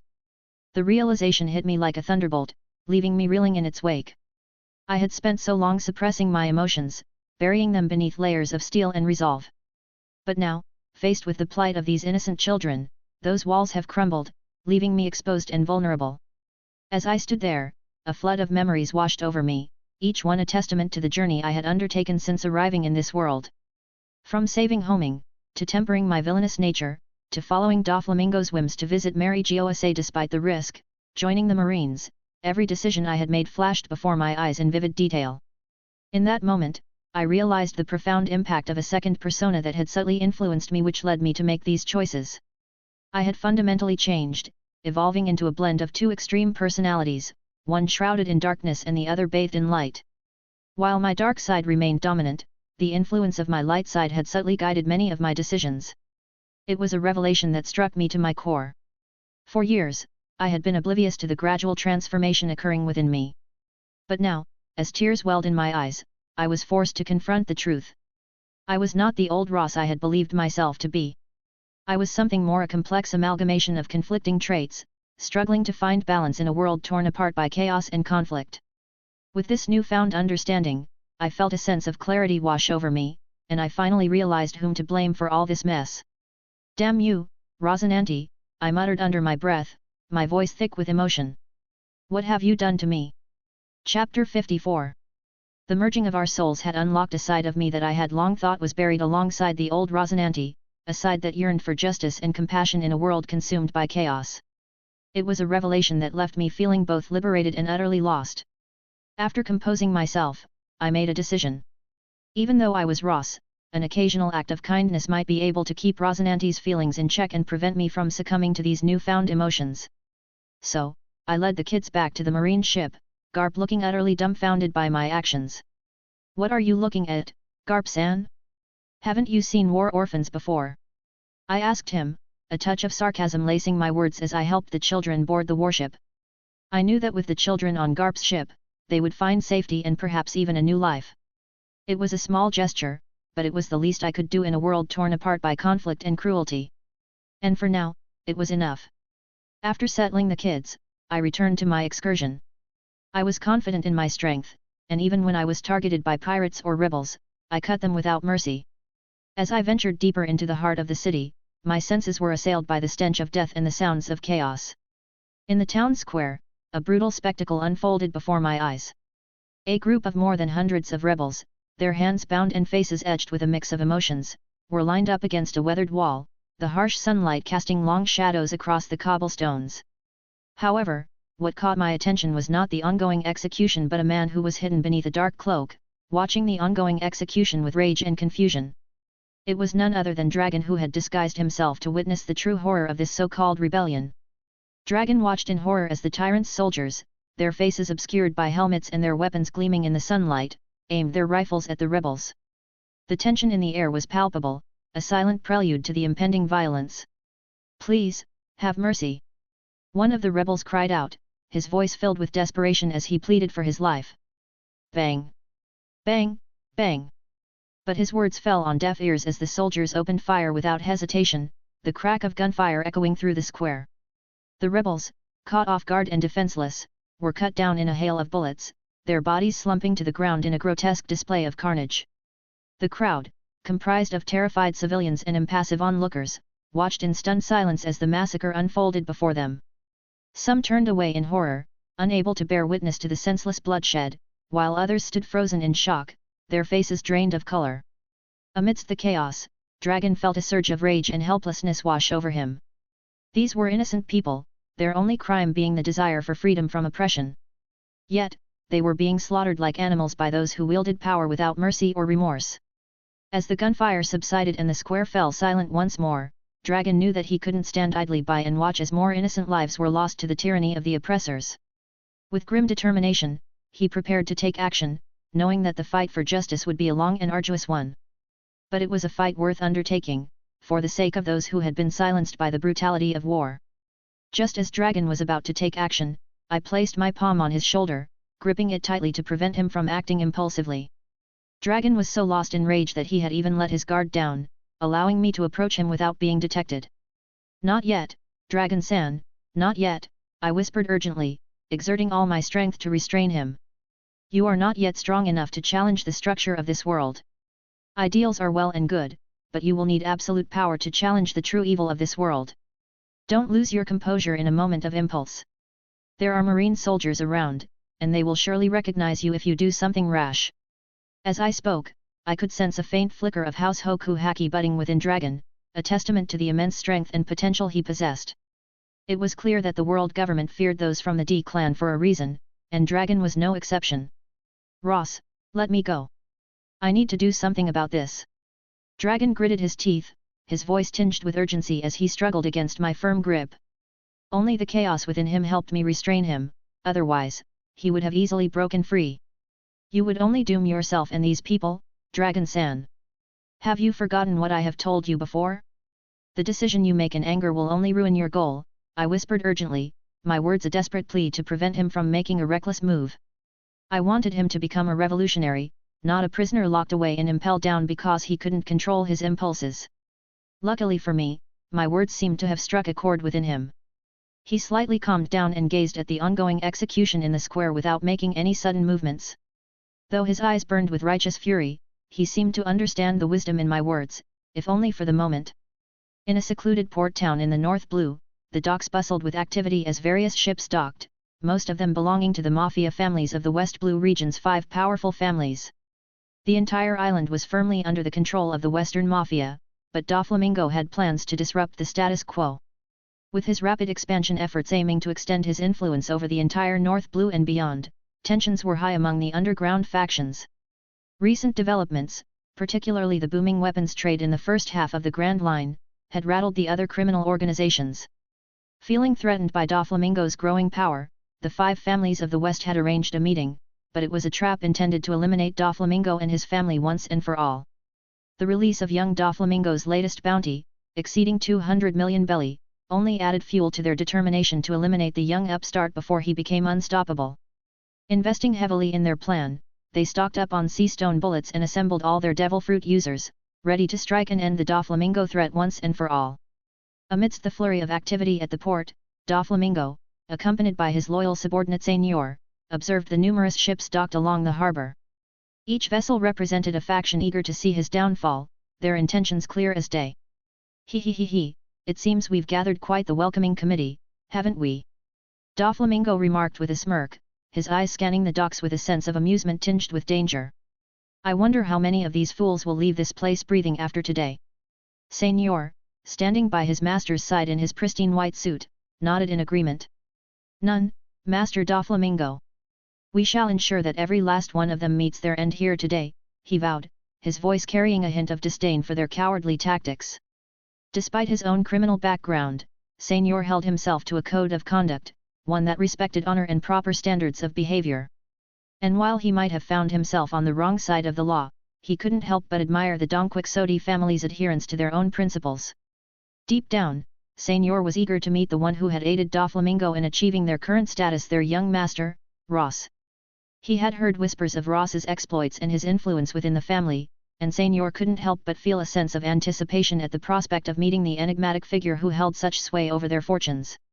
As their imposing galleon approached the dock, it dwarfed the surrounding vessels, a testament to the Donquixote family's wealth and power. Wolf, the mastermind behind its modifications, had spared no expense in ensuring its superiority. With its enhanced speed and formidable defenses, it was a force to be reckoned with, capable of outmaneuvering even the most advanced marine warships. For the meeting ahead, Doflamingo had chosen Diamante and Senor as his companions, adhering to the strict 2-aid limit imposed by the gathering's organizers. With over 100 influential figures from various criminal organizations in attendance, including assassin guilds and underworld syndicates, security was a paramount concern. There was even speculation of government agents lurking among the attendees, adding an extra layer of tension to the proceedings. The seemingly ordinary town, upon closer inspection, teemed with illicit activities, with even its civilian population entangled in the web of darkness. Doffy, all preparations have been made, including the jamming snails you requested, Diamante reported, seeking clarity on their approach to handling the civilian populace. Shall we spare them this time? Doflamingo pondered for a moment before delivering his decree with unwavering resolve. If we are to send a message to the world, we must show no mercy. They provoked us first, and we've already suffered losses. Those who perished will not have died in vain. Let these souls join them in the afterlife, wherever it may lead. His words carried the weight of authority, a stark reminder of the consequences of challenging the Donquixote family's supremacy. Today's events would serve as a grim warning to anyone who dared to cross them in the future, ensuring that their power remained unchallenged. As the ship glided smoothly into the port, they were greeted by representatives of the 5 families of the West, a clear indication of the significance of the upcoming meeting. Typically, such high-profile gatherings took place in neutral territories, but Doflamingo understood that the 5 families must have pulled strings to host it on an island under their complete control. It was a cunning move on their part, aiming to catch their rivals off guard within their own territory. However, any organization worth its salt wouldn't be foolish enough to fall for such an obvious ploy. The target of the meeting was clear, the Donquixote family. With tensions running high and the stakes even higher, Doflamingo knew they were walking into a trap, one that they were more than prepared to face head-on. As the representatives of the 5 families of the West approached, their demeanor was outwardly polite, yet beneath the veneer of civility lurked an undercurrent of tension. Doflamingo, with his trademark grin, greeted them with an air of nonchalance, though his eyes betrayed a hint of amusement at their thinly veiled threats. "Greetings, Donquixote Doflamingo," one of the representatives began, his voice smooth but laced with an unmistakable edge. "We are honored by your presence at this gathering." Doflamingo returned the greeting with a mock bow. "Ah, the honor is all mine, I assure you. It's not every day I have the pleasure of meeting with the esteemed 5 families of the West." The exchange was cordial, yet each word carried a subtle warning, a reminder of the power dynamics at play. The representatives made it clear that only 2 individuals from each attending faction would be permitted entry to the venue, while the rest would have to remain either in the town or on their own ships. "And what, pray tell, is the reason for such strict restrictions?" Doflamingo inquired, his tone light but with a hint of mischief. "Planning to off me under the guise of a meeting, are we?" The representative faltered for a moment, his composure slipping, but he quickly regained his footing. "Rest assured, Donquixote-sama, the 5 families have their honor," he replied stiffly, though the unease in his voice was palpable. The venue itself was an imposing Gothic-style building, its towering spires reaching towards the heavens like silent sentinels guarding over the proceedings within. Inside, the interior was adorned with ornate carvings and intricate tapestries, a testament to its rich heritage and storied past. Chapter 55. At the heart of the building lay a vast hall, whose dimensions were so vast that it could comfortably accommodate close to 1,000 people.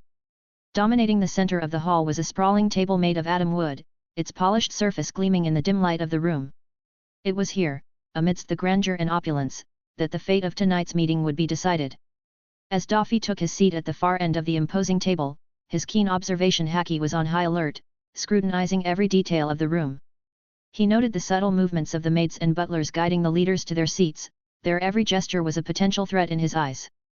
His gaze lingered on the large velvet curtain behind him, sensing the hidden danger lurking just beyond. Seated between Diamante and Senior, Doffy felt a sense of unease settle over him as he observed the goons stationed behind the curtain, their presence a stark reminder of the volatile nature of the gathering.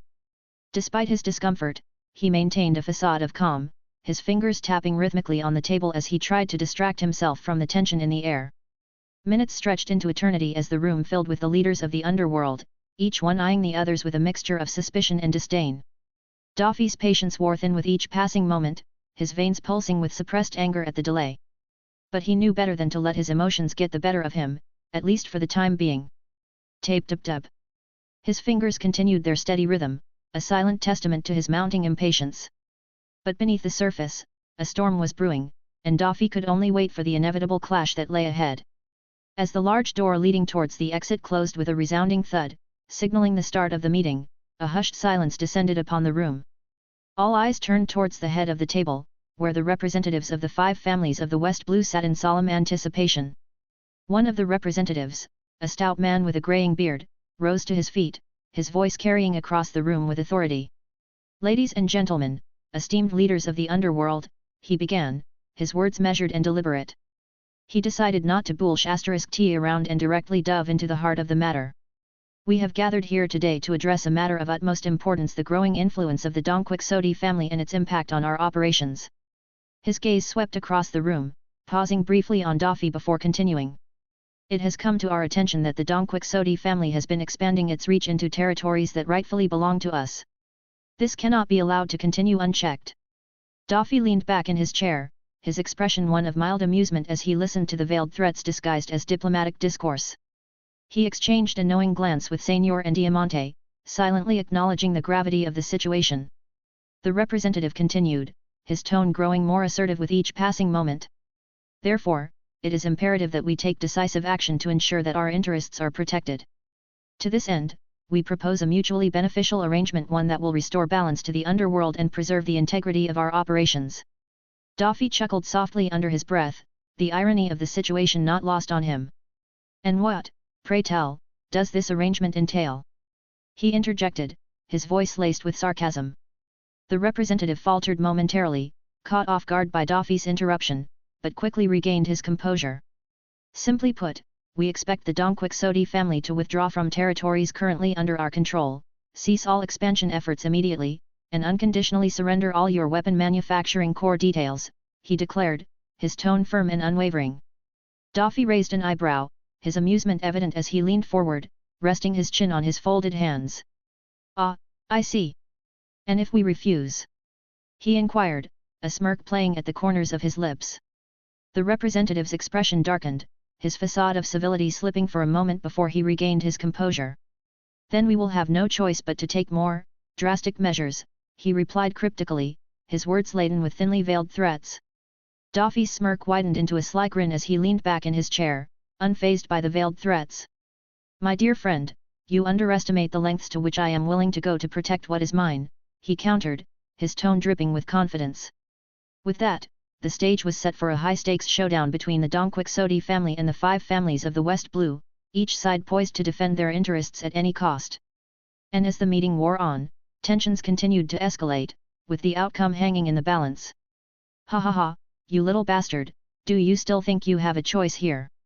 The man from the 5 families laughed out loud, his voice dripping with malice. "Do you really think it was only our authority that you truly challenged? No, brat, more than half of these people sitting here want your head on a platter," he declared, his words laced with thinly veiled threats as the eyes of many in the room focused on Daffy with cruel smirks. Daffy's smirk remained firmly in place, his demeanor calm and collected despite the mounting tension in the air. "Ah, but you see, my dear friend, I've always been one to defy expectations," he replied smoothly, his tone betraying none of the unease he felt beneath the surface. As whispers began to circulate among the attendees, another voice rose above the murmurs. It was a leader from one of the smaller gangs, his voice filled with righteous indignation as he stood up to address the assembly. "Are you guys trying to go against the code established by the underworld?" he demanded, his gaze sweeping across the room as he questioned the motives behind the 5 families' actions. "Have the 5 families thought about the consequences of violating the code?" The room fell into a tense silence as the gravity of the situation weighed heavily on everyone present.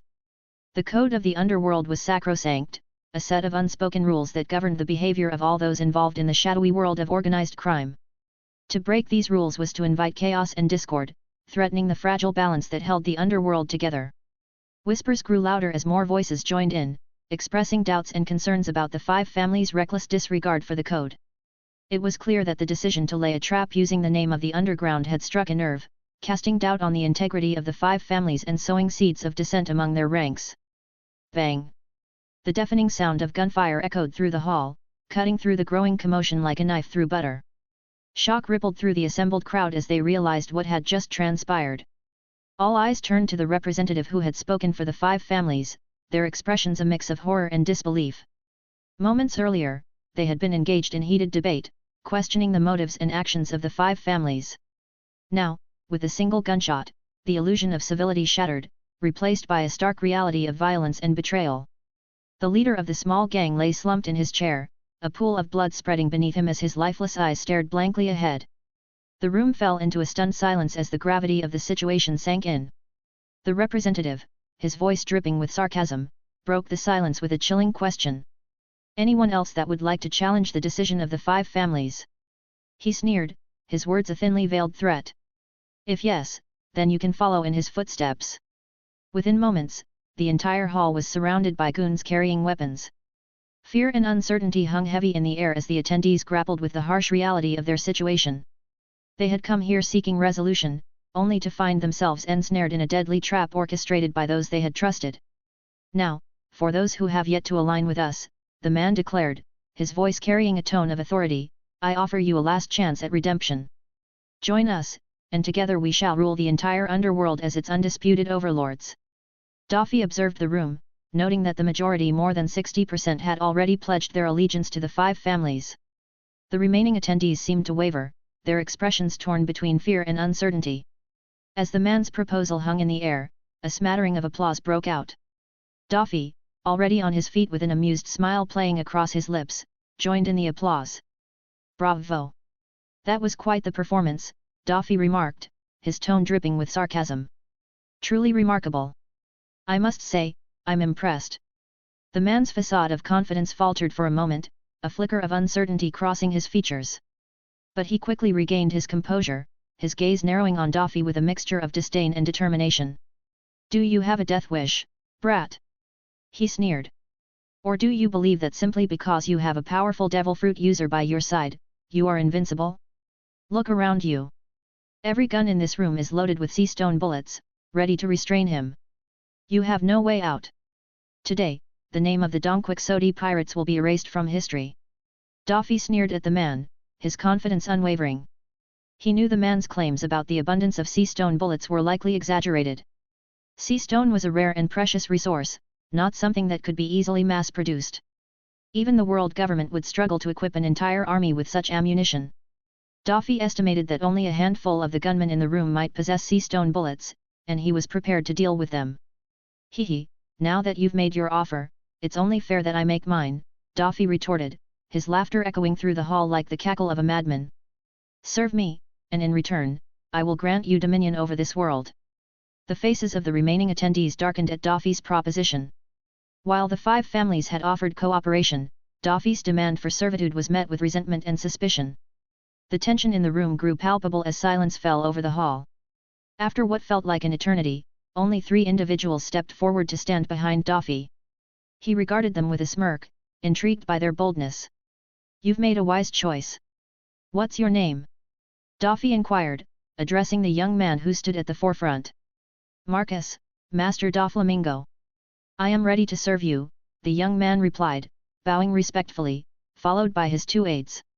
Before any further words could be exchanged, a gunshot rang out, aimed at Daffy's head.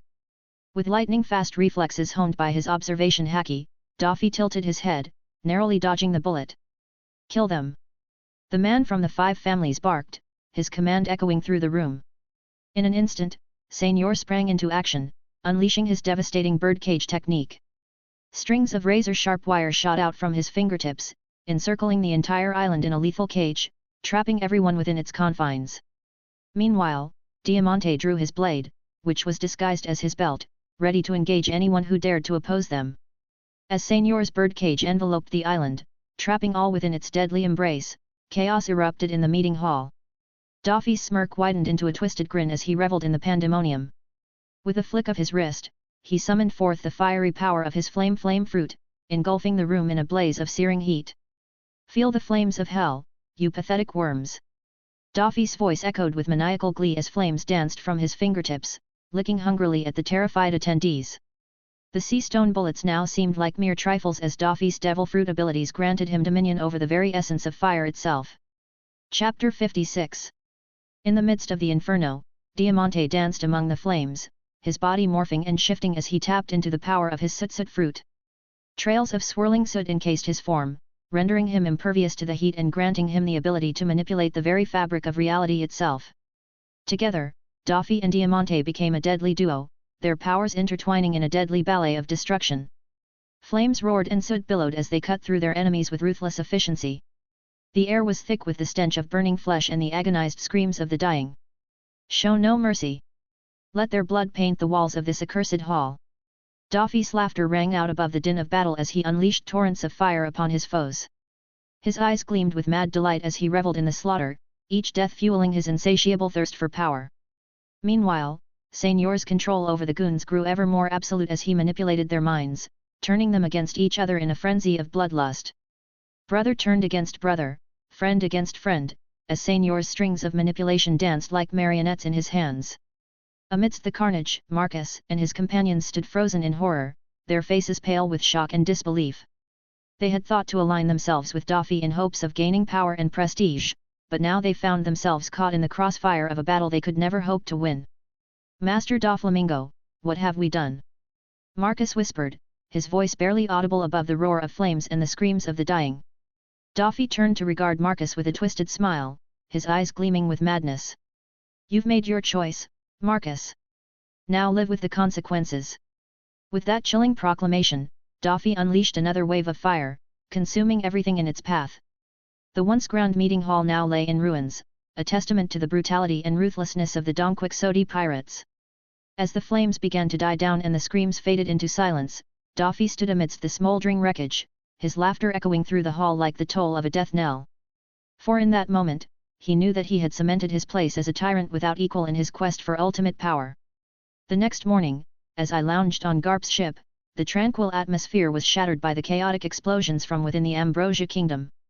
Despite the ongoing war, I had completed my journey through the ravaged country and returned to the safety of the marine vessel. Bogard brought a newspaper aboard, and as he flipped through its pages, a bounty poster tumbled out and landed near me. It was my brother's new bounty poster, and the staggering amount printed on it, 249,600,000 belly, immediately grabbed my attention. Confusion clouded my thoughts as I turned to Bogard, who was engrossed in the contents of the newspaper. He noticed my gaze and tossed the paper over to me. As I scanned through it, the reason for my brother's sudden increase in bounty became painfully clear.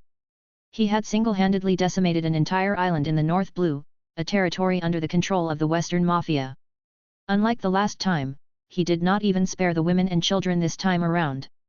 The newspaper featured a grim photograph of the island engulfed in flames, and speculation ran rampant that my brother had consumed a powerful devil fruit related to fire. Despite my brother's recklessness, I knew he had disregarded my warnings and consumed the flame fruit. With a sigh, I tossed the newspaper back to Bogard and pocketed the bounty poster. With heavy steps, I made my way towards my cabin, the weight of my brother's actions weighing heavily on my mind. As I entered the solitude of my quarters, I unfolded the bounty poster and studied the image of my brother's face. Mixed emotions swirled within me: anger, frustration, and a lingering sense of responsibility. I had always tried to guide my brother on a cautious path, but it seemed that he was determined to chart his own course, consequences be damned. I picked up the transponder snail and activated it, the snail flickering to life as the connection was established. After a few moments, my brother's expression appeared on the transponder, his expression unreadable.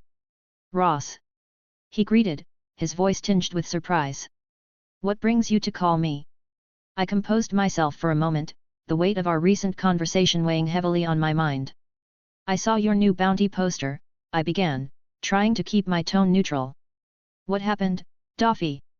A flicker of annoyance crossed my brother's features before he masked it with a practiced smile. "Ah, that. Just a little misunderstanding, Ross," he replied nonchalantly, as if the destruction of an entire island was a trivial matter. "Just a misunderstanding?" I echoed, incredulous. "Doffy, you annihilated an entire island, including women and children, and tell me, why did you rush to consume the flame fruit?" Doffy's smile faltered for a fraction of a second before he regained his composure. "Ross, you know how it is. Sometimes sacrifices have to be made for the greater good, and the rumble fruit seems too elusive," he said dismissively, as if his words could justify the senseless loss of life. I shook my head in disbelief, frustration bubbling beneath the surface. "There's nothing good about what you did, Doffy. You've crossed a line, and now that you have attracted too much attention to yourself, do you understand the consequences of your recent actions?" Doffy's expression hardened, his eyes narrowing with a hint of defiance. "Consequences? Ross, you know me better than anyone. I don't answer to anyone's rules but my own." His words struck a nerve, a reminder of the stubbornness that had always defined my brother. "You can't keep doing this, Doffy. Sooner or later, they'll catch up to us, especially those bastards from Mary Gosa who are looking for a chance to eliminate us. Do you even understand why I am pushing myself to death every day to grow stronger?" I warned, my voice tinged with frustration and concern. For a moment, there was silence between us, the weight of our conversation hanging heavy in the air. Then, with a resigned sigh, Doffy's expression softened ever so slightly. "I appreciate your concern, little brother. But you know me, I've always been a survivor," he said, his tone tinged with a hint of sadness. I wanted to argue, to make him see reason because he was attracting too much heat to himself. I already knew that Tsuru had set her sights on Doffy and the elders might try to take us out anytime just so that we know secrets, but I knew it would be futile to try to make Doffy hear the reason. My brother was set in his ways, and nothing I said would change that. With a heavy heart, I ended the call, the image of my brother's face lingering in my mind long after the call went dark. Year, 1498. For the next 3 months, we were stationed in the Ambrosia Kingdom, and true to my initial belief, Garp remained relatively passive, acting more as a bystander than an active participant in the conflict. Despite Dragon's hopes for him to take a more decisive role, he seemed content with observing from the sidelines, offering guidance when needed, but refraining from direct intervention. During this time, I dedicated myself to training, pushing myself to new limits, and striving to become stronger with each passing day. Garp's decision to stay passive didn't deter me, instead, it fueled my determination to make a difference on my own terms. Meanwhile, the dynamics of the conflict in the Ambrosia kingdom began to shift. With the presence of the Marines alongside certain pirate factions, the forces loyal to the king gained momentum, gradually gaining the upper hand over the rebel forces. Despite Garp's passive stance, his mere presence amongst the Marines lent considerable support to the king's forces, bolstering their morale and resolve. However, amidst the backdrop of war, a few prominent figures emerged on the rebel side, including the leader of the resistance, a Logia fruit user whose formidable abilities posed a significant challenge to our efforts for peace and stability. As the conflict continued to unfold, it became increasingly clear that our journey in the Ambrosia kingdom was far from over. Finally, after a back-and-forth stalemate, Kong's pressure compelled Garp to intervene personally, primarily due to the escalating loss of innocent lives. After 3 months of relative inactivity, Garp's direct involvement marked a significant shift in the dynamics of the conflict. I couldn't help but wonder why he hadn't taken action sooner, potentially sparing thousands of lives from unnecessary suffering. With Garp's intervention, the rebel commander was subdued, dealing a critical blow to the rebel forces. As their leader fell, the rebels' morale plummeted, and chaos engulfed the Ambrosia kingdom. The king's forces, emboldened by the defeat of their adversaries, launched a ruthless campaign against the remaining rebel factions. The once tumultuous streets of Ambrosia kingdom descended into further chaos as the king's loyalists hunted down any remnants of resistance. Amidst the turmoil, innocent civilians found themselves caught in the crossfire, their lives hanging in the balance as the conflict intensified. Despite Garp's belated intervention, the aftermath of his actions only served to deepen the devastation in the Ambrosia kingdom. At the end of the war, Garp and Dragon parted ways on sour terms, their opinions diverging sharply regarding the conflict in the Ambrosia kingdom. Dragon harbored deep resentment towards Garp for his intervention, believing it to be unnecessary and ultimately detrimental. He argued that the rebel leader, a formidable force in the New World, would have likely sustained the rebellion's strength had Garp refrained from interfering. Moreover, Garp's insistence on taking the rebel leader to impel down was met with resistance, resulting in the monarch of Ambrosia kingdom personally executing the rebel leader. Following the monarch's return to power, his reign was marked by increased aggression towards the remaining citizens, exacerbating Dragon's frustrations with the world government's complicity in such atrocities. The monarch's ruthless actions only served to fuel Dragon's growing disdain for the existing power structures and their exploitation of innocent lives for political gain. Out in the vast expanse of the New World, where the ocean's depths hid mysteries and dangers alike, the Oro Jackson sailed with purpose. After their last clash with the formidable Shucky, the Roger pirates were fully immersed in the pursuit of their ultimate goal, reaching the final unknown island. Despite their legendary exploits and the discovery of several poneglyphs, the key to unlocking the complete secrets of the ancient text remained elusive, as Roger's voice of all things only helped him understand the essence of these poneglyphs. As the ship cut through the turbulent waves like a knife, Captain Roger and his trusted companion, Raleigh, stood at the helm, their thoughts consumed by the pressing dilemma before them. "Raleigh, we might need to find a way to acquire more knowledge about these poneglyphs," Roger remarked, his eyes fixed on the distant horizon. "Time is running out for me, my friend. I don't know if I'll have enough time left to fulfill my dream." Raleigh's response was swift and emphatic, a mixture of disbelief and determination. "You bastard, what are you talking about? You'll live healthily until you have great-grandchildren. Don't speak nonsense." Roger chuckled at Raleigh's protest, his laughter carrying a hint of wistfulness. "Ha ha ha, that's a beautiful dream, Raleigh. But we both know that I don't have long. And honestly, I'm not afraid of death. I'm just worried if we'll be able to reach the last island in time." Raleigh's grief turned to anger, his grip tightening on the ship's railing with such force that even the prized Atomwood groaned under his touch. But before he could unleash further fury, Roger intervened, his voice calm yet firm. "Raleigh, don't go destroying our ship," Roger chided gently, his tone tinged with amusement. "Tom San would chase us to the end of the world if we wantonly destroyed it, ha ha ha." Chapter 57. "Sigh, you never listen, do you, Roger?" Raleigh's voice carried a hint of frustration as he tried to reason with his stubborn friend. "We can still find a way. Maybe, like Crocus said, we may be able to find the Op no Mi or the Chihu no Mi and help you recover. There's still a chance. It's not too late to look for the final island after we help you completely recover." Raleigh knew that healing Roger was no simple task. Even Crocus had admitted his limitations in saving his friend. Yet, he held on to hope, clinging to any possibility that could extend Roger's time. Raleigh, I cannot give up on my dream.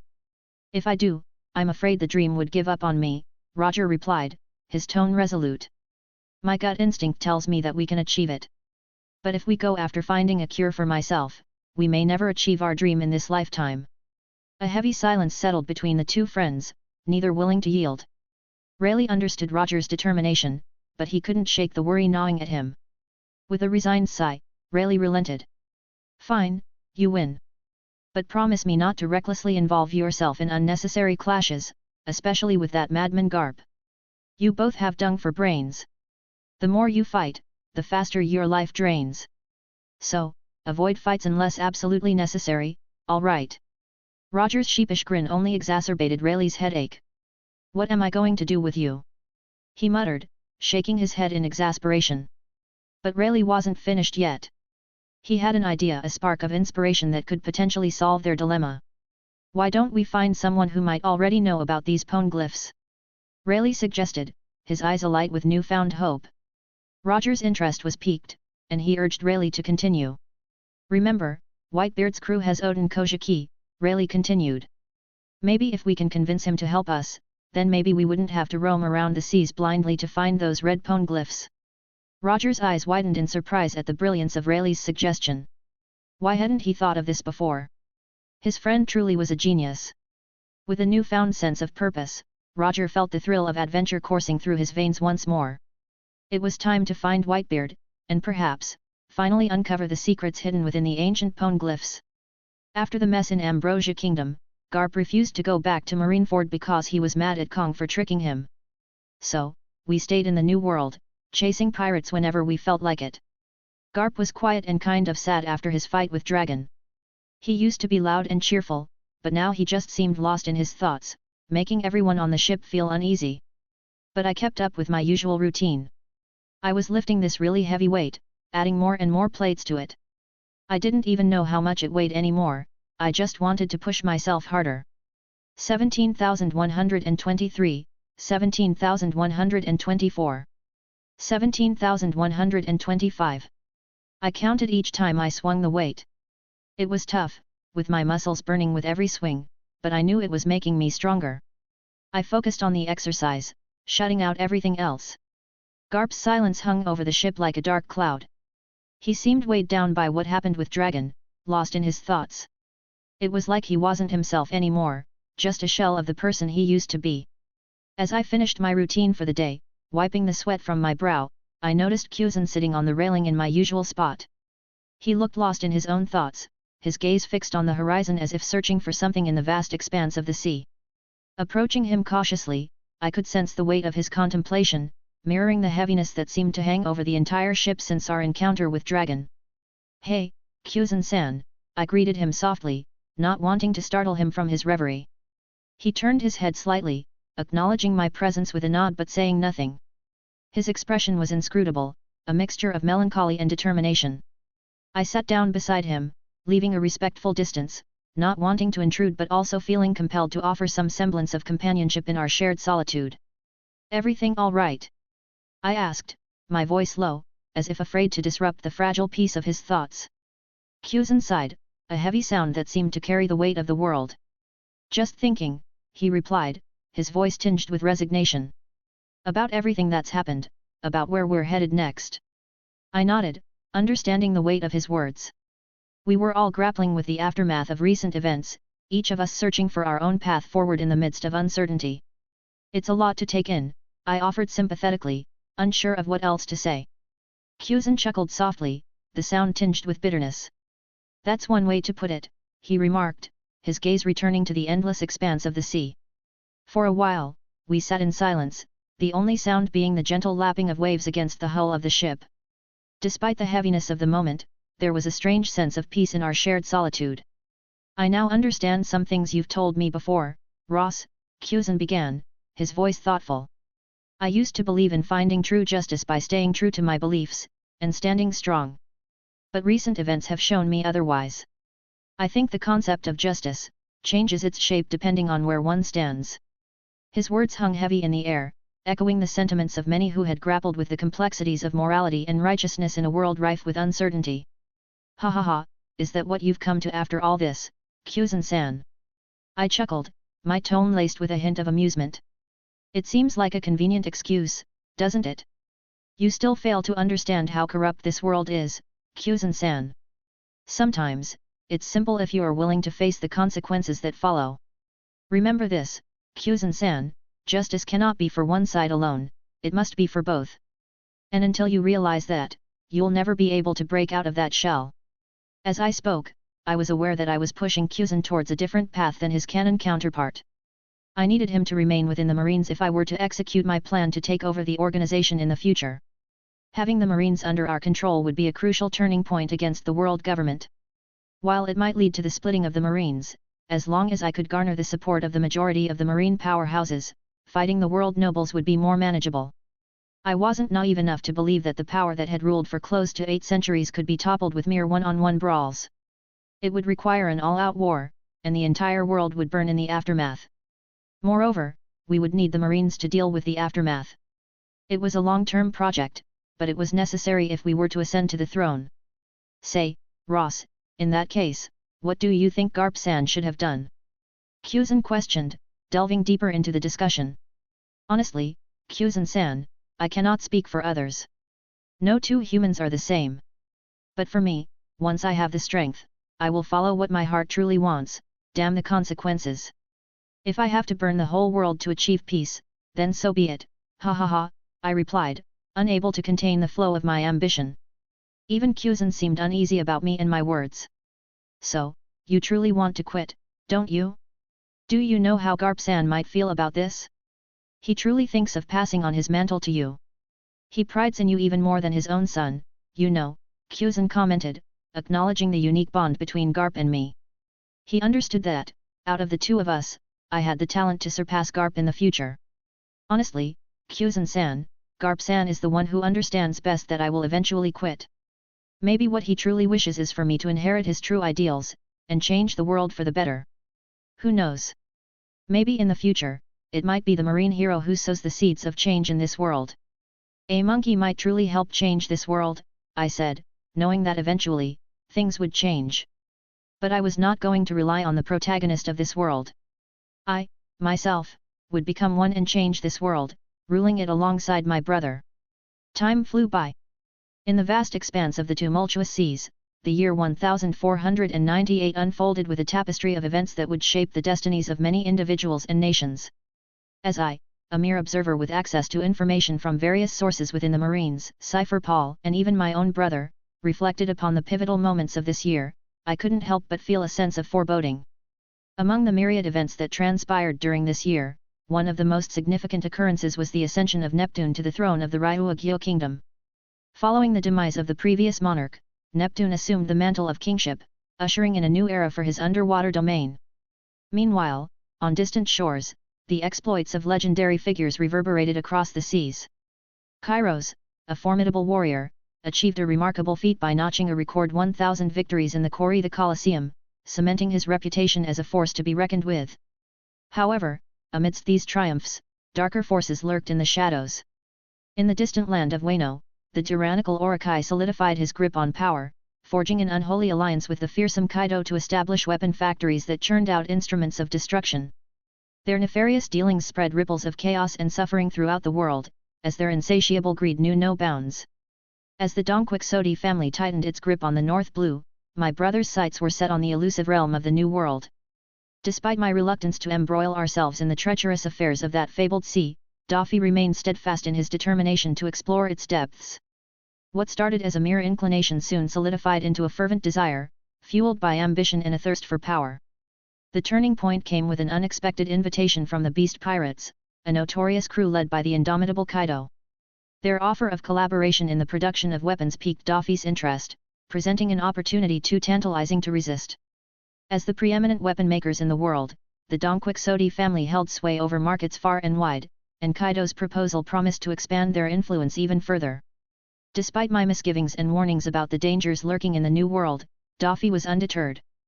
His eyes gleamed with the promise of adventure and conquest, his ambition driving him ever forward. Perhaps it was the allure of power or the thrill of the unknown that spurred him on, but whatever the reason, he set sail with his Donquixote pirates in tow, ready to carve out a new empire amidst the chaos of the new world. As they ventured into uncharted waters, I couldn't shake the feeling of foreboding that gripped my heart. The new world was a realm of untold dangers and untamed seas, where even the strongest of men could meet their end. Yet, despite my reservations, I could not dissuade Daffy from his chosen path. Perhaps he was being manipulated by unseen forces, or perhaps it was simply his insatiable thirst for power driving him forward. Whatever the case, I knew that the journey ahead would be fraught with peril and uncertainty. But as the Donquixote family set sail for the new world, I could only hope that they would emerge victorious, their ambition undimmed by the trials that lay ahead. Chapter 58. However, unknown even to me, amidst the vast expanse of the Grand Line, where the currents of destiny intertwined with the tides of time, the legendary Roger pirates sailed in secrecy, their exploits hidden from the prying eyes of the world. Led by the enigmatic Gold Roger, they embarked on a clandestine quest, shrouded in mystery and veiled in legend. Their journey was fraught with peril, as they clashed with the mighty Whitebeard pirates for 3 days on a remote island, the echoes of their battle lost amidst the tumultuous waves. On the 4th day, a fateful encounter unfolded, as Roger, with his charismatic charm, persuaded the formidable samurai, Odin, to join him in deciphering the enigmatic poneglyphs that held the key to unlocking the secrets of the world. Their odyssey led them to the ethereal realm of Skypiea, where they unearthed the long-lost poneglyph of Shandora, its ancient inscriptions revealing the location of the mythical weapon, Poseidon. With Odin's skillful hands carving an inscription to mark their passage, they forged an alliance with the enigmatic god Ganfall, who guided them on their descent from the celestial island. Meanwhile, far from the gaze of the world, in the bustling port town of Water 7, a young boy named Cutty Flam found himself cast adrift by the cruel whims of fate. Abandoned by his pirate parents, he sought refuge in the benevolence of the shipwright Tom, whose kindness offered him a glimmer of hope amidst the chaos of the world. As the Roger pirates traversed the seas, their journey took them to the Sabaody archipelago once more, where they overheard the ominous whispers of the Sea Kings, foretelling the convergence of 3 kings in the near future, a portent of events yet to come. Meanwhile, in the distant land of Wano, a tragedy unfolded in the shadows, as a man and his family met their untimely demise for daring to defy the tyrannical rule of Orokai and Kaido. Odin's valiant retainers attempted to confront the oppressors, only to face a ruthless assault that scarred Toki, the noble wife of Odin, leaving a mark on her soul that would never fade. Amidst the chaos and upheaval, the Roger pirates reached the ancient land of Zo, their final destination on their quest for knowledge and power. As they uncovered the last road poneglyph, a young Pedro sought to join their ranks, but Roger, with a solemn wisdom, bade him to wait for his time to come, knowing that destiny had yet to reveal its full hand. In the shadows of history, these events unfolded unbeknownst to the world, their significance hidden from all but a select few who dared to venture into the unknown depths of the Grand Line. And as the currents of fate continued to flow, the stage was set for a convergence of destinies that would shape the course of history for generations to come. Year 1499. In the heart of the Grand Line, where the winds whispered secrets and the waves sang ancient melodies, the Roger pirates sailed upon the waters, their sails billowing in the salty breeze. As they ventured deeper into the uncharted territories, a sense of anticipation hung heavy in the air, for they were on the precipice of uncovering the greatest mystery of all, the fabled final island, said to hold the ultimate treasure. Gold Roger, the enigmatic captain of the crew, stood at the helm of the ship, his eyes alight with a gleam of excitement. Beside him, his loyal crewmates watched in awe and anticipation, their hearts pounding with the thrill of the unknown. "We're getting closer," Roger murmured, his voice barely audible over the roar of the waves. "I can feel it in my bones." The crew exchanged knowing glances, their expressions a mixture of excitement and trepidation. For years, they had braved the dangers of the Grand Line, seeking clues and unraveling mysteries in pursuit of the elusive treasure. And now, their journey was nearing its climax. As they sailed further into uncharted waters, the atmosphere grew tense, the air thick with anticipation. Suddenly, amidst the swirling mist, a faint glimmer caught Roger's eye, a shimmering beacon of light, guiding them towards their destiny. "Land ahoy!" The cry pierced the air, ringing out with a triumphant fervor that stirred the very souls of the Roger pirates. With hearts pounding in anticipation, the crew sprang into action, their eyes ablaze with excitement as they rushed to the deck, drawn like moths to a flame towards the distant silhouette of land. "We're here," Roger declared, his voice tinged with a hint of awe. This is it, the final island. The crew erupted into cheers and applause, their faces alight with excitement. For in that moment, they knew that they stood on the threshold of greatness, on the verge of uncovering the greatest treasure in the world. But as they drew closer to the mysterious island, a sense of reverence fell over the crew, for they knew that they were about to bear witness to something truly extraordinary. And as Roger stepped onto the shores of the final island, a knowing smile played on his lips. This is it, he murmured, his voice barely above a whisper. The culmination of a lifetime's worth of dreams and ambitions. The ultimate treasure, the truth of the world. After meticulously exploring every nook and cranny of the island, Roger finally grasped the truth, a revelation that sent shivers down his spine. It wasn't just about what lay before his eyes, it was the realization of something far more profound, the truth of this world. As he stood amidst the ancient ruins, the whispers of the past swirling around him like ghosts, Roger felt a surge of enlightenment wash over him. Each crumbling stone, each faded inscription, seemed to speak to him, revealing fragments of a forgotten history that had long been concealed from the world. With each discovery, the pieces of the puzzle began to fall into place, painting a picture of a world far more complex and enigmatic than he had ever imagined. It was a truth that transcended mere knowledge, a truth that resonated deep within his soul, stirring him to the very core. And as Roger gazed out across the vast expanse of the island, his heart was filled with a sense of awe and wonder. For in that moment, he realized that he was standing on the threshold of something greater than himself, something that would alter the course of history and shape the destiny of generations to come.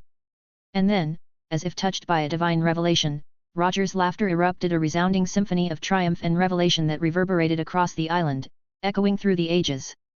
In that euphoric moment, amidst the whispers of the wind and the rustle of palm leaves, Roger beheld the enigma that lay before him, a revelation so profound that it brought tears to his eyes and a smile to his lips. For in that fleeting instant, as he gazed upon the mysteries of the final island, Roger understood. He understood the magnitude of what lay hidden within its depths, the significance of the journey he had embarked upon, and the legacy he would leave behind. And as his laughter echoed into the vast expanse of the unknown, carrying with it the weight of centuries of history and the promise of a new era, Roger knew that his quest was far from over. Though he had reached the culmination of his lifelong dream, he also realized that he was merely a harbinger of the greatest adventure the world had ever known. With a sense of awe and reverence, Roger turned his gaze towards the horizon, his heart swelling with anticipation for the future that lay ahead. For in that moment, as the Roger pirates stood on the shores of destiny, they knew that they had witnessed something extraordinary, a glimpse of the boundless possibilities that awaited this world, and the dawn of a new age in the annals of history. As the moon bathed the island in its soft glow, the Donquixote family stood at a crossroads, their future hanging in the balance. Diamante's concern echoed through the night air, his voice a somber melody in the midst of uncertainty. "Daffy, should we consider returning to North Blue?" he questioned, his words heavy with doubt. Marcus, ever the steadfast ally, stepped forward with unwavering resolve. "No," he declared firmly, his eyes alight with determination. "We cannot let fear rule our hearts. The new world may be perilous, but it is also ripe with opportunity. We must face our challenges head-on and emerge victorious." Daffy, the young master of the family, wrestled with conflicting emotions, his mind a tempest of uncertainty. But what if Ross was right? He pondered aloud, his voice tinged with doubt. What if we're not ready for this? What if we're walking into a trap? Marcus placed a reassuring hand on Daffy's shoulder, his gaze unwavering. "Daffy, you were born to lead," he asserted, his voice unwavering. "With our family by your side, there's nothing we can't overcome. We'll carve our own path through the chaos of the new world and emerge triumphant." Diamante nodded in agreement, his expression grave. "We've faced adversity before, and we've always emerged stronger," he added, his voice a steady anchor in the storm of uncertainty. "As long as we stand together, we can weather any storm." Señor, ever the voice of reason, observed the exchange with a hint of concern in his eyes. He couldn't shake the feeling that they were rushing headlong into danger, but he held his tongue, trusting in his master's judgment. As the discussion continued, Daffy's thoughts drifted to his absent brother, Ross, the enigmatic figure whose wisdom had guided them through countless trials. "Has Ross reached out to us, Señor?" he inquired, his voice tinged with longing. Señor shook his head solemnly. "Not yet, young master," he replied, his tone tinged with worry. "But I have faith that he will return when the time is right." Daffy nodded, a steely resolve settling over him. Then we'll press on without him for now, he declared, his voice echoing with determination. We'll face whatever challenges come our way and emerge stronger than ever before. But as Marcus addressed the issue of the dwindling sea stone reserves, a shadow of concern fell over the group. Daffy's frustration boiled to the surface, his patience wearing thin. What does that bastard Kaido want now? He muttered, his voice laced with venom. Marcus's grim expression spoke volumes as he relayed Kaido's demands. His words were a stark reminder of the precarious position they found themselves in. With their sea stone reserves dwindling, their options were rapidly diminishing, and the future seemed more uncertain than ever before. Fine, let me meet that bastard personally, Daffy declared, his tone dripping with defiance. Marcus, arrange for a meeting in a neutral place. We can't let Kaido hold us by the neck and dictate our fate. And Senor, just in case, make preparations to evacuate the New World. If we have to retreat for now, then so be it. Despite the reckless nature of his decision, Daffy's ego refused to back down. Born to rule, he couldn't tolerate such insults without taking action. He was prepared to exit the New World if push came to shove, only to return stronger and more formidable. Young master, you can't. Senor interjected, his voice laced with concern. We might as well leave the New World now. Confronting the beast pirates head-on is too risky. What if Kaido himself decides to attend the meeting? But Marcus, ever the strategist, chimed in with his support. Daffy's right, he affirmed, his eyes blazing with determination. If we retreat without a fight, we'll be labeled as cowards. Let's challenge the beast pirates and buy ourselves time to grow stronger. We'll retreat when the time is right. Daffy nodded, his resolve solidifying with each passing moment. Don't worry, Senor, he assured, his voice firm. We'll retreat immediately if they try anything suspicious. Marcus, ensure we have an escape plan, even if Kaido himself shows up. Chapter 59. With that, Daffy rose from his seat with renewed vigor and strode purposefully into his training room, ready to face whatever challenges lay ahead. After the meeting concluded, Senor and Marcus parted ways to attend to their respective tasks. As Marcus found a secluded spot away from prying eyes, his demeanor underwent a drastic transformation. His once expressive eyes turned cold and emotionless as he carefully selected a tiny black transponder snail and initiated contact. As the call connected, Marcus spoke with reverence etched in his tone. Elder Sama, this is Brutus, reporting in. The voice from the other end echoed with authority. Ah, it's you. I thought you had forgotten your mission and become completely immersed in the Donquixote family. So, tell me, have you completed the mission? The voice belonged to Elder Nusjuro, one of the Elder Planets, seeking an update on the mission status. Marcus, a skilled CP0 agent tasked with infiltrating the Donquixote family, understood the gravity of his mission. Since the day the two brothers had threatened the Elders with their secrets, the CP0 has been tracking them relentlessly under the Elders' directives.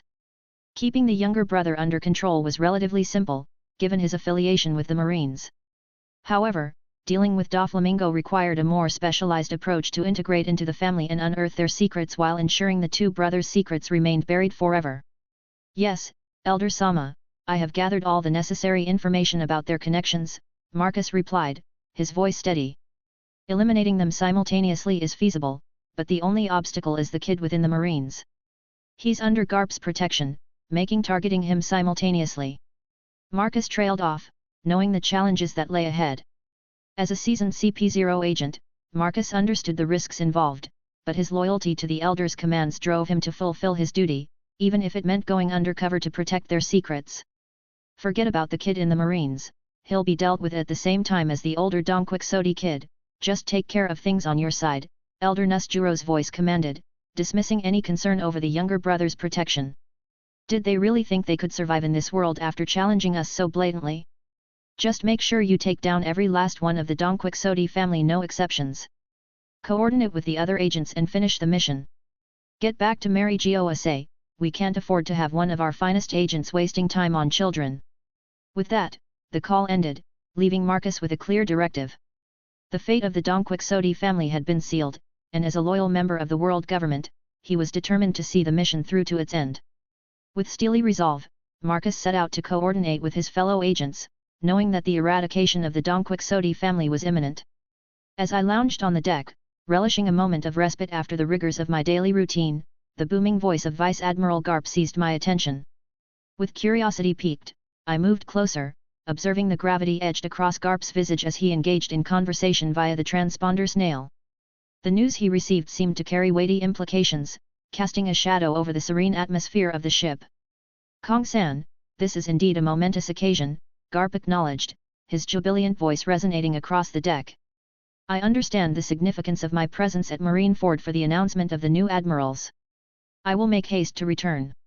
Fleet Admiral Kong's response was composed, yet beneath the veneer of calmness, an undercurrent of urgency lingered. "Your presence is crucial, Garp. With the recent developments in the New World, we cannot afford any delays in filling the vacant admiral positions. And let me ask you one last time, are you sure you do not want to reconsider taking the promotion?" Garp's resolve remained steadfast, driven by his unwavering sense of duty. "No, Kong-san, I am happy being where I am right now, and my son is going to be an admiral soon. I will depart immediately. But may I inquire about the identity of the second individual?" Fleet Admiral Kong's hesitation was palpable, hinting at the complexities underlying the decision. Garp's suspicion grew as he pressed for answers, probing into the origins of the second candidate. "Is the second one from the world government, recommended by the elders?" Garp's expression darkened with each passing moment, sensing a veiled truth lurking beneath the surface. Kong's response carried a tinge of resignation, acknowledging the constraints imposed by circumstance. "Garp, listen. We are left with no other choice at this juncture. You have declined the promotion repeatedly, and we have yet to identify suitable successors for the past decade. The world government has intervened to resolve the matter. We should be happy that they accepted my proposal to promote Dragon." Garp's dissent was evident, his frustration simmering just beneath the surface. "But Kong-san, Zephyr has been grooming potential candidates. Why not consider them?" Kong's sigh echoed through the transponder snail, a testament to the weight of responsibility he bore. "We both know, Garp, they are not ready. Give them time to mature. As for now, Monkey D. Dragon's promotion is imminent, as he is dealing with a rebellion. And as for the other, it will be someone appointed directly by the world government. There will be 2 admiral promotions, one in a week and the other in a month. The orders have already been passed down."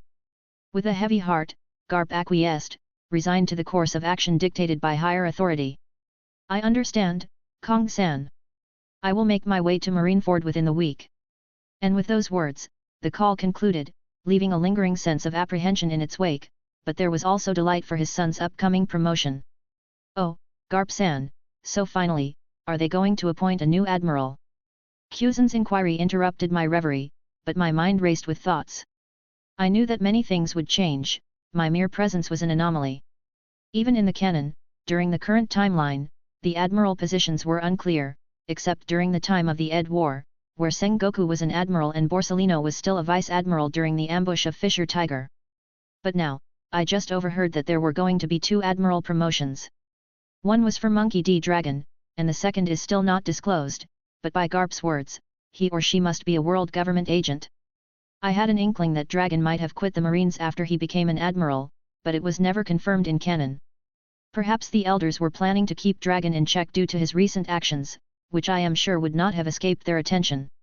Yet, an instinctual unease gnawed at me, as if my entire life stood at a crossroads. Even the voice of the world seemed chaotic, though I attributed it to the impending storm of news about the Grand Line being conquered. Still, something nagged at me from within. I wanted to caution Daffy and the family to be careful, and avoid aggressive actions during this time. Perhaps it was best for them to return to North Blue temporarily, for soon enough, the entire world would descend into chaos. Amidst the solemn halls of Marineford, within the esteemed confines of Fleet Admiral Kong's office, a figure of striking elegance and lethal grace reclined in her seat. Her presence commanded attention, a woman who seemed in her late 20s, possessed of snow-white skin that contrasted sharply with her blood-red lips, eyes, and hair. She had a lascivious and tall stature, standing almost at 3 meters in height. Clad in a crimson suit that seemed to exude power and pride, she emanated an aura of undeniable authority. By her side rested a blood-red katana, its blade sheathed, yet its potential for devastation palpable. She was Admiral Aganya, bestowed with the code name Akahabi, which translated to the Crimson Serpent. As Fleet Admiral Kong meticulously perused her dossier, he couldn't help but marvel at the depth of the world government's reach. Aganya was no ordinary admiral, she was a blood Logia fruit user, a master-class swordswoman, and her prowess had garnered high praise from the elders themselves. Little did Kong know, however, that Aganya harbored secrets far beyond what her profile revealed. She was a member of the fabled God's Knights, an elite cadre of warriors revered for their unparalleled strength and unwavering loyalty. Despite being relegated to the role of a reserve due to the Order's full roster, her abilities rivaled those of an admiral, if not surpassed them. Though she now found herself in the presence of the fleet admiral, she bore no deference. Her impatience was evident, her fingers tapping incessantly against the table a silent testament to her disdain for those she deemed beneath her. For Aganya, this meeting was a mere formality, a directive from the elders that she had no choice but to obey. In her eyes, Kong was inconsequential, she would not have deigned to grace Marineford with her presence were it not for the orders she had received. No matter how many times you review it, the orders will remain unchanged. Admiral Aganya's tapping echoed in sync with Kong's heartbeat, sending a chill down his spine.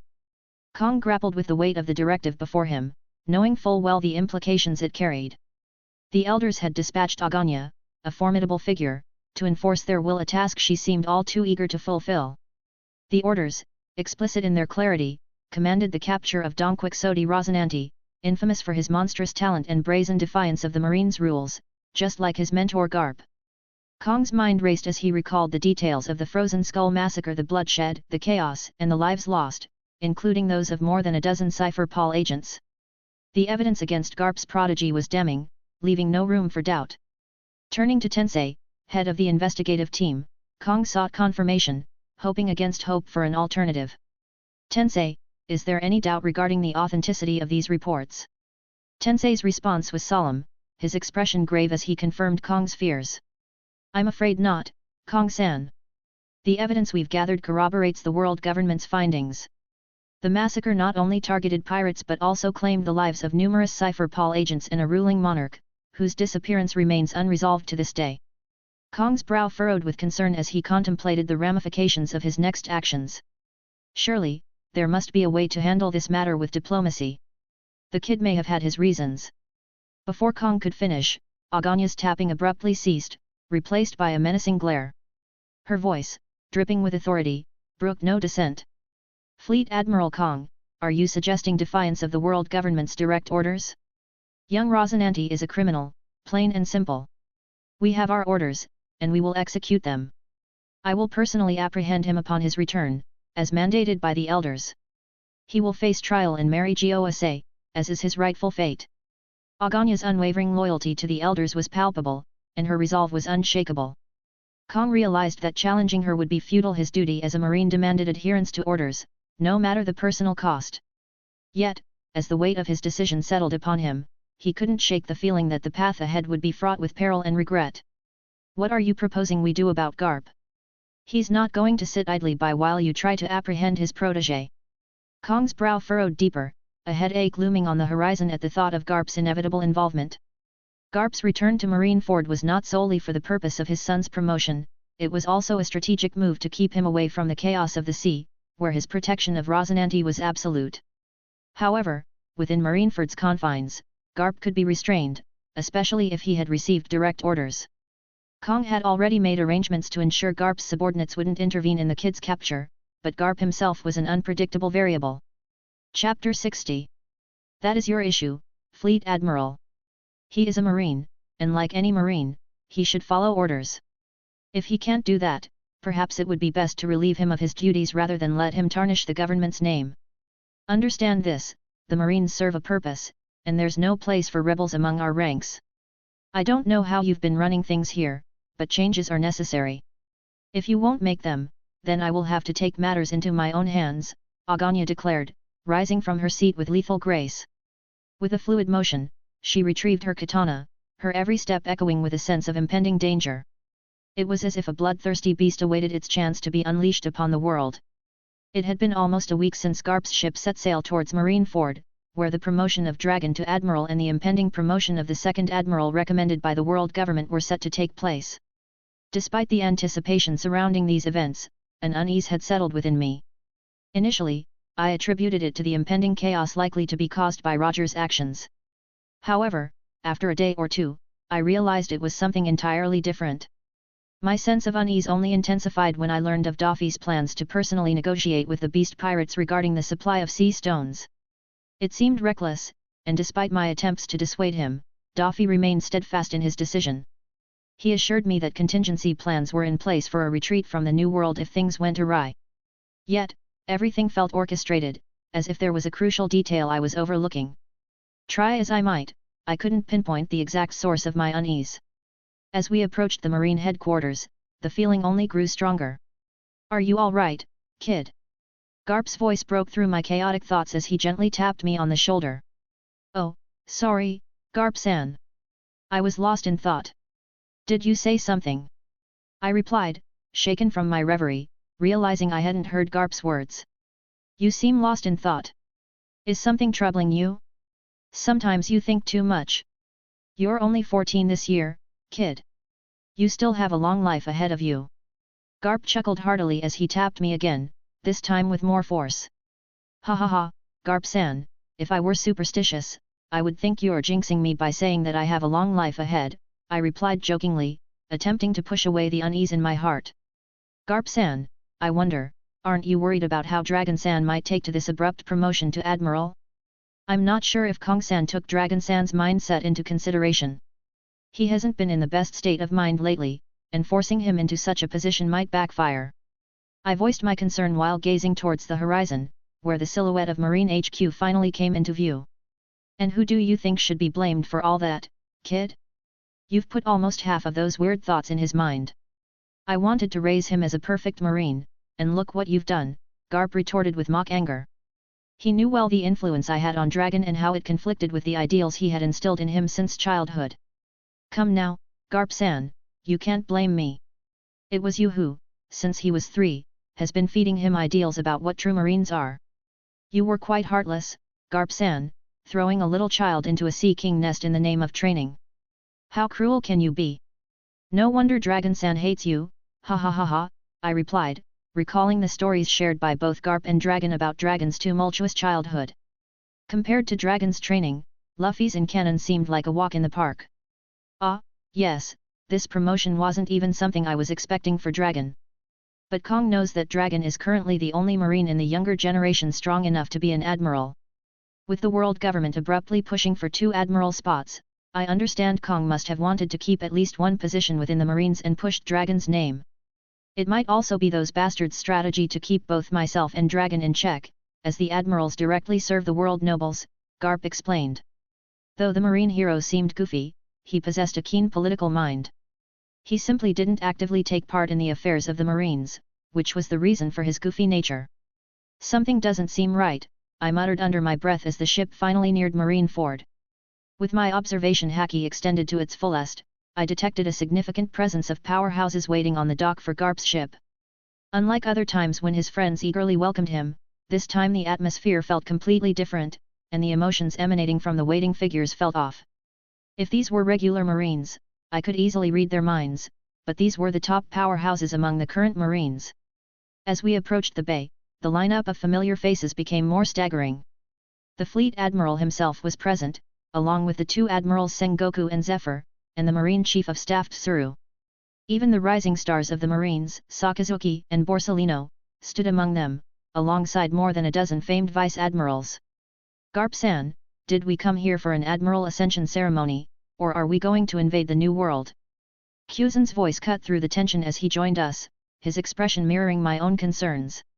Even Bogard, standing next to Garp, had already gripped his sword tightly, ready for battle. "Don't do anything stupid, let's understand the situation first," Garp advised, his tone serious. Without hesitation, he propelled himself into the air using Jeppo, moving towards the waiting retinue. Bogard and Kuzan followed suit, but my instincts told me otherwise.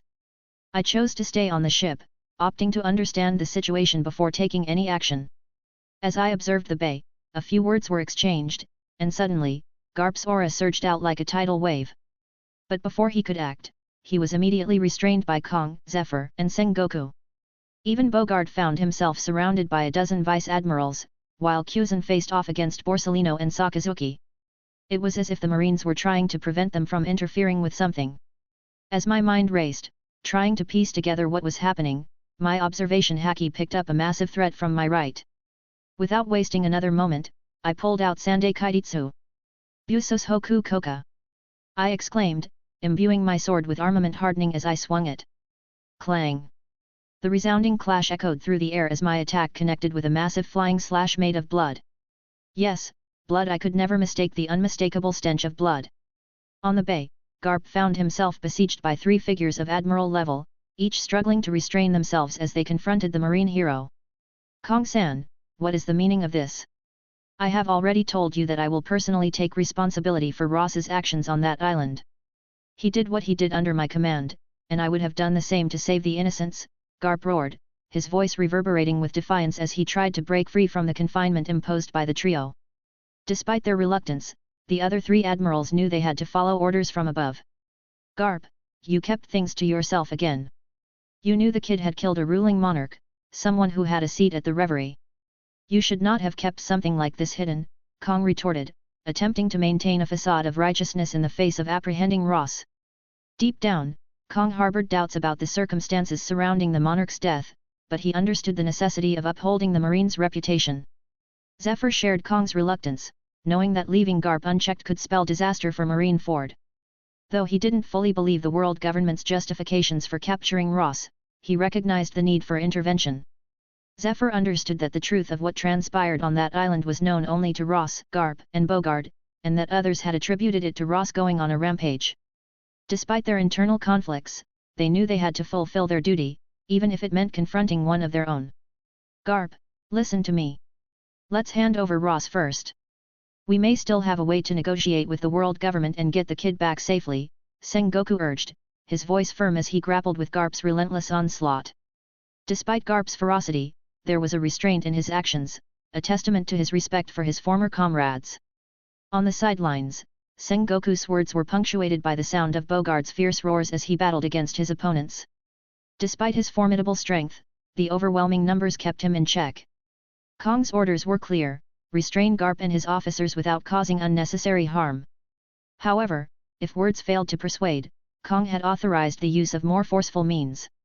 Kong understood the gravity of the situation. He knew that the world government perceived Ross as a threat, and they were moving swiftly to eliminate him before he could fully mature and pose a challenge to their authority. Despite his reservations about the orders, Kong knew that he had to act in accordance with his duties as Fleet Admiral.